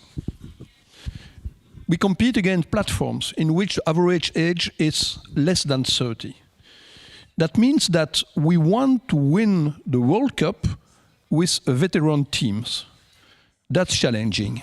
So it's a question of people, but in every public broadcasting company, we have teams of passionate professionals.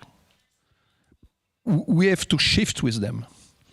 But I'm convinced we have a lot of things to bring better to the society and to the audience. So we have to change, and we will change, and we will succeed. However, I'd like to add that that's definitely good news. However, somebody has to pay the bill. And when I come home, I'm confronted by severe cost cutting. Austrian Broadcasting Corporation did reduce for about 22% since 2007. That's 800 people. So there are a lot of obligation, a lot of risk and chances in transformation. Maybe it's about time to tell media policy and the politician that there's no free lunch. Yeah, we can't just take on obligations more and more and more in reference to democracy, and at the same time reduce. So that's a kind of suffocating moment affecting all BSM, especially the smaller public service media. So we should not forget that. However, for the very last minutes here, we've got another question. So finally, the online community is participating. That's good news. Hello to everybody. Yeah, indeed, that's very good news. And this is another question actually referring to the new RTBF strategy. And it comes from our colleagues from the Lie Detectors Initiative. And they ask whether your new audience pillar should include media literacy activities. Is that something which is foreseen in your strategy? And maybe more generally, should that be something for public service media to pursue? Obviously. I say always, if you have children and you live close to the sea, you have learned your children to swim. That means that media literacy, but also bring ecosystem with education, with culture system. It's crucial for us. But media literacy is one priority. Ethics in journalism, certainly the first one. And the third one is also to connect with ESG goals. The question about environment, about diversity, we have to commit and to demonstrate also our social commitment. So, but media literacy, certainly for the youngest and for the oldest, because there are needs in all part of the audience. Another question. Thank you, online community, for listening to us and for participating. So we've just 1 minute left, so there's no space for more question and answers. So I'm inspiring all of you here in the room, in the conference room, but also those listening online, to take the lead in this debate. If public service media is really meant to be of public interest, so the public should be interested in it. So please participate. I'm not head or president of the EBU, but I kindly invite you to participate. So I think we need empowerment, we need a big vision, we need success in the future. So therefore, we desperately need also your ideas. So that's for now. Thank you very much for all the panelists. Thank you very much for listening to us. And I'm taking over to Annelies, wherever she is, in my back. Right here, Klaus, right here. And thank you, Klaus, and your panelists. So a call to action to the public, but I also retain from your discussion, a call to authorities and political leaders: put the money where your mouth is. If you want a strong PSM, then invest in it and make sure that all these challenges that you're up to and ready to face can be realized. That's what I take, because PSM is full of passionate people wanting to do all kinds of interesting things to serve the audience. Ladies and gentlemen, this has been quite a full day. And we're nearing the end. It was a day packed with testimonies, woes and worries, but also inventiveness, inspiration, courage, and principles. And here to address you with a final word are Patrick Pennings, Head of Information Society Department of the Council of Europe, and Noel Curran, Director General of EBU. First, I give the floor to Patrick Pennings. Yes.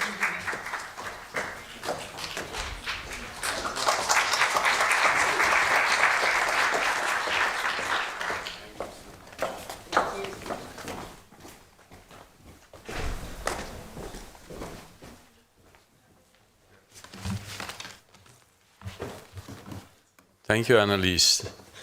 This is the first time in an international conference that my first and last name are pronounced correctly. So thank you so much. That's why I invited Annelies, of course. Let me start with some good news, first of all. That is that the Ukraine, and I I just received the information right now that the Ukraine public radio started to operate again in Kherson. So congratulations to our representative of the Ukrainian public broadcaster here. They know they're very close to my heart and we cooperate very, very directly. So congratulations. Dear members of the Seimas and the Parliamentary Assembly, dear Secretary of State, and thank you for staying, Excellencies, ladies and gentlemen, dear friends, I'm delighted that this conference has brought together so many journalists, broadcasters, experts, politicians and policymakers, both online but also offline here in the room, to explore together solutions to the challenges that public service media are facing today. This dialogue is needed to foster mutual understanding to the diverse perspectives on the public service media, to eliminate also some misunderstandings and to reaffirm our strong commitment to freedom of expression, media freedom and pluralism, and bring more clarity in a fragmented and polarized media environment. But let there be no doubt, I grew up with black and white TV, with access to 2 public broadcasting channels. One was in Flemish and the other in French. If I wanted to change channels, I had to get up from the seat and change those channels. So therefore, I thank the European Broadcasting Union, our organization's valued partner, for proposing the conference for the excellent cooperation in preparing this event. The conference, once again, illustrates how our values are united, how public media are crucial for democracy. I also wish to thank the Lithuanian National Radio and Television and their team for providing first-hand insights into the operation of public service media and for their tireless work, which has enabled the conference to run so smoothly.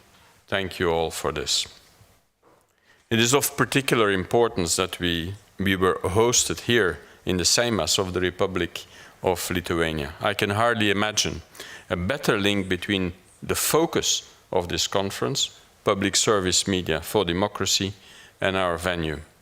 My heartfelt thanks goes to the Seimas speaker, Ms. Victoria Smility-Nielsen, for making this possible, and for the chairman of the Cultural Committee to participate in our discussions, despite the ongoing budget discussions here in the Seimas today, and which of course require all the attention. Last but not least, I'm very pleased that the members of the Council of Europe's Parliamentary Assembly Subcommittee on Media and Information Society were able to hold their meeting back-to-back to this conference, once again linking democratic debate with the commitments to media freedom. Thanks, of course, to our moderators, Annelies, Civil, Klaus, to have guided us through the panels today and the discussions. I'm glad I didn't have to answer some of the very pointed and very pertinent questions that were asked. And I was just laughing in my seat in the back of the room because the panelists were put on the spot. And now Noel and I have the difficult task of wrapping up this content-packed conference with a great lineup of panelists. Thank you all very much for your insightful contributions, and thank you to all participants for your thoughts and comments. They were all very well taken care of and noted. Building on today's discussions, I would like to reiterate a few basic but important points. Points that have been explained, proven time and again, politically endorsed even, and written in laws, but are still often lacking in action. We continue to say that the media play a vital role in our societies, but especially they function as a fourth pillar in our democracies, a pillar as important as the legislative, executive and judicial pillars. The media help the public understand the issues before it. They inform, they educate, they entertain, they enlighten. That is a service to democracy. To quote Dim Davie, we are here to do good. We are here for the public good. Public service media, in particular, have an indispensable mission, that of providing a variety of quality content to the widest range of societal groups. Their contribution is fittingly summed up in the Council of Europe's recent recommendation on promoting a favorable environment for quality journalism, starting with their important social function as a trusted source of information. Trust. They play a central role in portraying events in a comprehensive and inclusive manner. They explain complex situations and changes. This allows the public to distinguish the important from the trivial, highlights constructive solutions to our important challenges. It responds to the right of the citizens to be informed, to receive critical insights. That is certainly true for those public service media that enjoy editorial autonomy, operate independently, and have sufficient resources. The pursuit of their mission to build trust was mentioned in all of the panels today. This is what ensures them a sustainable future. It is a goal that the European Broadcasting Union stands for and that our organization, the Council of Europe, supports through our standards, assistance to individual states, and also through events such as today's conference. It's the states that are ultimately responsible to provide a favorable media environment for ensuring the legal, technical, financial, and organizational conditions for the public service media to thrive, to fulfill its mission. To that end, our member states have agreed to a number of standards. They don't mind agreeing to those standards. Standards that define what independence means and what safeguards are needed to prevent interference of both political and economic powers. Standards that lay down principles for stable and sustainable financing, a public remit which is adapted to technological changes. Standards that provide principles for effective management, transparency, accountability of public service media. Now that we're amongst us, let me tell you a secret. These standards gain their importance not because they are soft law, but from the fact that they have been developed with all the media actors concerned: governments, broadcasters, internet companies, journalists, journalist organizations, and regulatory authorities. And this has led, as Maria Donde put it in our second panel, to a strong working level impact of our recommendations in real life. These standards can and do guide the transition from state to public service. Let's not forget, in many of our countries, the transition from state to public service is very recent and is sometimes still ongoing. From traditional broadcasting to digital content delivery. But as we have heard, there are many more and less successful examples of putting these examples and these standards into practice. The lack of political will, or rather self-restraint, was identified as one reason for that. The economic downturn self-evidently plays a role, and we have also heard about the pressures from both commercial and political circles that oppose the traditional funding models and sometimes even question the very existence of public service media. Certainly, problems vary from country to country, and also the public service media need to live up themselves to the principles that apply to them. and I'm sure that Noel will come back to that later on. We have seen in the world's recent crises that audiences turn to public service media for reliable and trustworthy information. It comes as no surprise that public broadcasters with stronger and more sustainable funding can provide more and also enjoy more relevance and greater trust from the public. For that to happen, states need to honor their responsibilities. The basic conditions of independence, sustainability, governance, and remit have to be incorporated in regulatory and policy frameworks and implemented in practice. In many of our member states, the legal frameworks have not been sufficiently adapted to the new and rapidly evolving reality of the media environment. I think, for example, of artificial intelligence in the newsroom, on which we are working within the Council of Europe right now. Every state is, of course, free to organize its national system of public service that suits its realities and its needs. But they need to remain faithful to the fundamental principles of public service. But let us also be honest, our standards have been developed in view of democratic societies with a shared value system. Unfortunately, and we've seen it in our discussions, not for the post-democratic authoritarian regimes that we see emerging and which require new and resolute responses.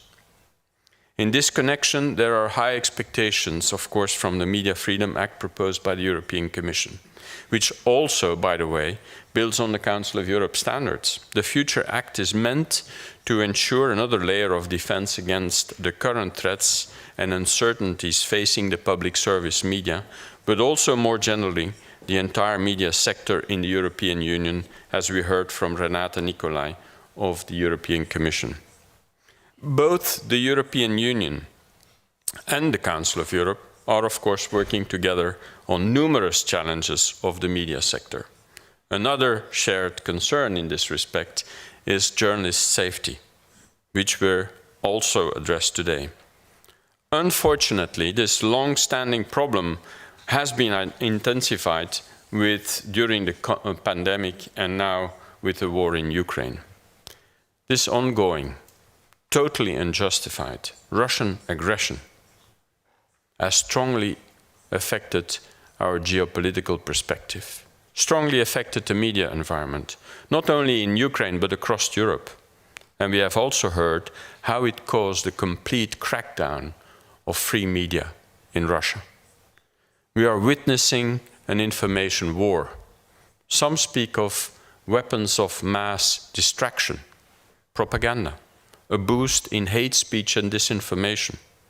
Sadly, also the number of crimes against journalists and media workers due to the Russian aggression is shocking. The Council of Europe's platform for the safety of journalists reported extensively on journalists and media actors killed during the war. Many more have been injured, taken hostage, deported. But despite this, we have been witnessing exceptional work of so many journalists in extremely difficult circumstances of the war. I can only reiterate the threats and attacks against journalists constitute serious violations of human rights, constitute war crimes. Those of the journalists in the first place, but they also deprive the public of its right to receive information. That is why I hope and trust that states will also honor their political commitments.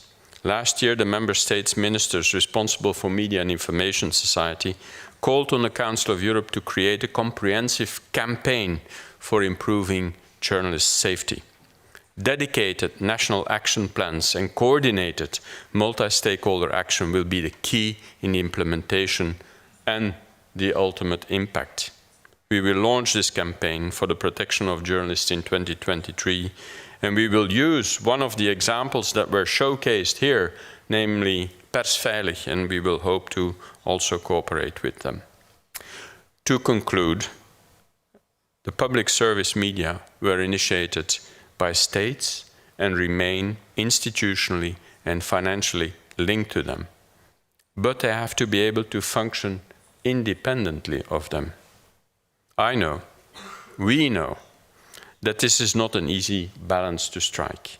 And that is why we should explore the possibilities for a more regular dialogue between all relevant stakeholders, whether that be the public service media organizations, national authorities, journalist associations, and other civil society organizations. While it cannot in itself, of course, solve all the problems, regular dialogue can promote understanding, show a way forward, and hopefully lead to a more transparent, inclusive, and sustainable solutions for the public service media.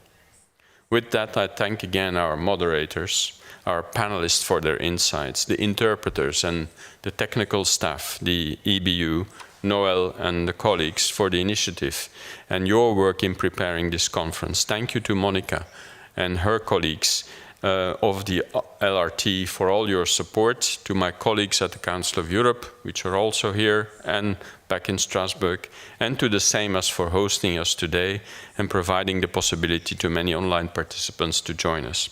One last thing. Don't forget your plastic bag, because it has the transparency bag, has the indications of all our websites and on which you will find all the information that you will need. Thank you so much, and over to you, Noel.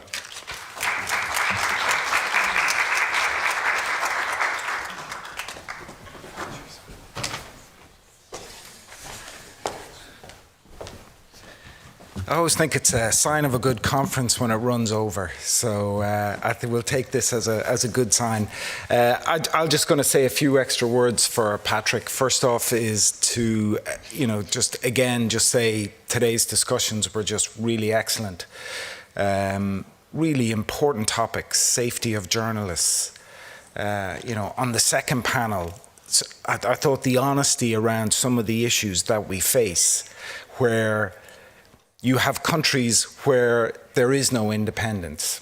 So then you have countries where a regulator is set up. So it looks like there is some independence. But then the regulator is politically appointed. And then you have countries where the regulator is not politically appointed, but they're ignored by the government.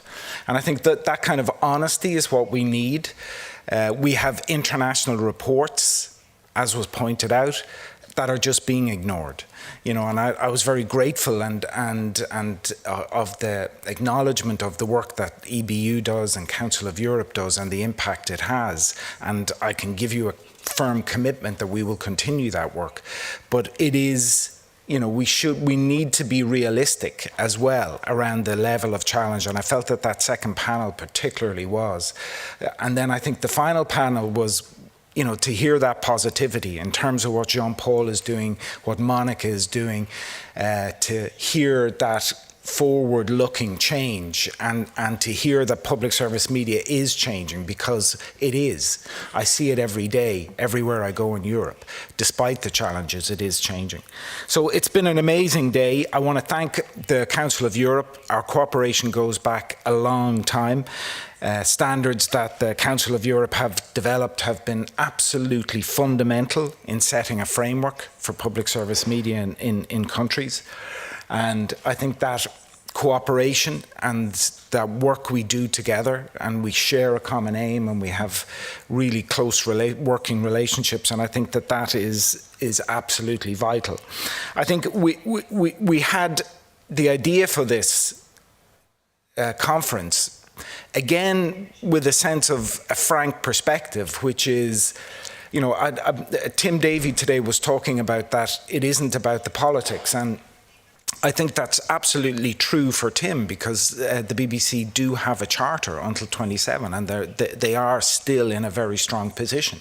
But in so many of the other countries, it is about politics. And it is about issues, basic issues around funding. It is around basic issues around interference. So I think having an event like this where we can discuss those openly and also, as we did in the final panel, begin to look forward is absolutely critical for us. We also acknowledged, and again, it was great to see it come through in the panels, just the massive, massive giant elephant in the room in so much of these discussions, which is the huge international, mainly non-European, tech giants, the platforms. And as well, I was really happy that we began to touch on that discussion as to the tension between domestic commercial enterprises and public service media enterprises in countries. And I describe it as two small fish having a fight to the death while the shark is circling and eating everything else in the ocean. And that's what it feels like. And, anyone who has seen the shifts, and even in the last week, European advertisers announcing the kinds of shifts they're going to see in advertising revenue from linear to digital, where we are the absolute minnows, both of us, both commercial and public, and we need to work together.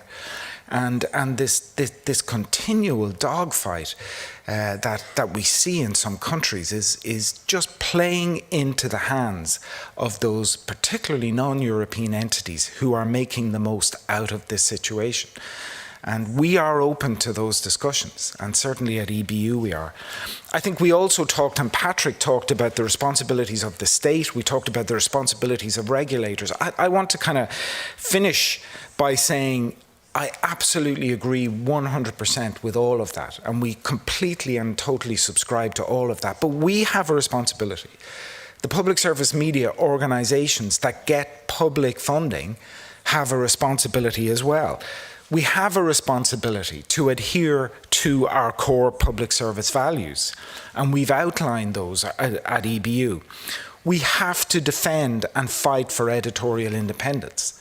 A shrug of the shoulders just doesn't work. We have to fight for it. We have to make decisions. We have to have brave people in editorial positions. We have to serve all segments of society. All segments of society pay for us. We can't get to pick and choose.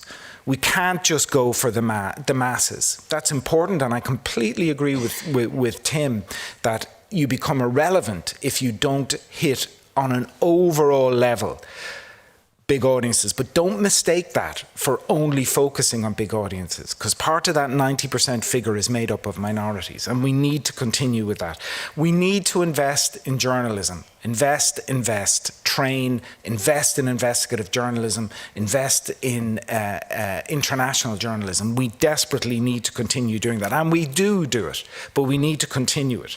And we need to be a driver of innovation and a driver of digital transformation.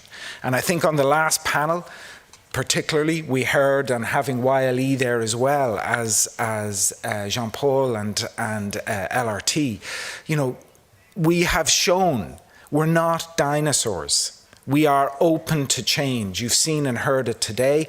And in countries, in Scandinavia and other countries, we are right there on the cutting edge of technology and where audiences want to be. So it is possible. It is possible. Not easy, but it is possible. So I want to thank everyone.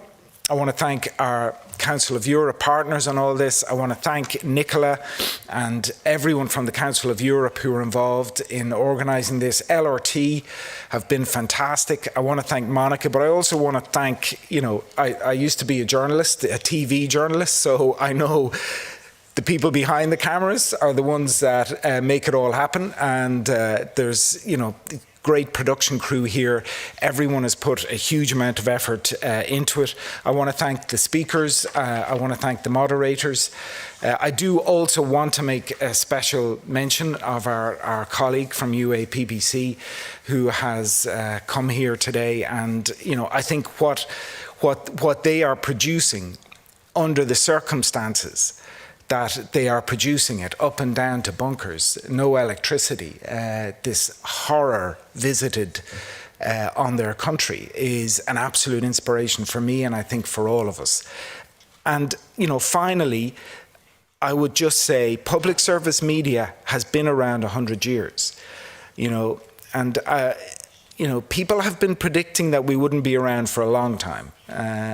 When we had the explosion in commercial media, people predicted it. When new technologies came in, people predicted it. But we're still here, more relevant than ever during this war and during COVID.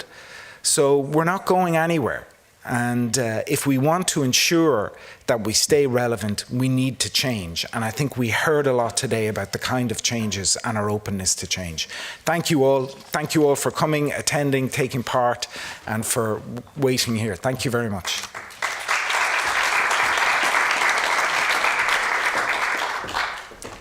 Thank you, Patrick Bennings. Thank you, Noel Curran. And thank you on my behalf and my colleague moderators as well to all the panelists for their time and openness. Thank you for being here with us out there in cyberspace as well, wherever you are tuning in. And let me leave you with final lines from a poem that inspire me personally as a journalist, but that here and today I would very much like to dedicate to our colleagues here from Ukraine, and having Angelina Karyakina in mind and all her colleagues thinking of what she told us about how she does her work, why she does her work, how she keeps doing her work, she and all her colleagues. These are the lines, and then I bid you a good night and safe journey home. This eye is not for weeping. Its vision must be unblurred.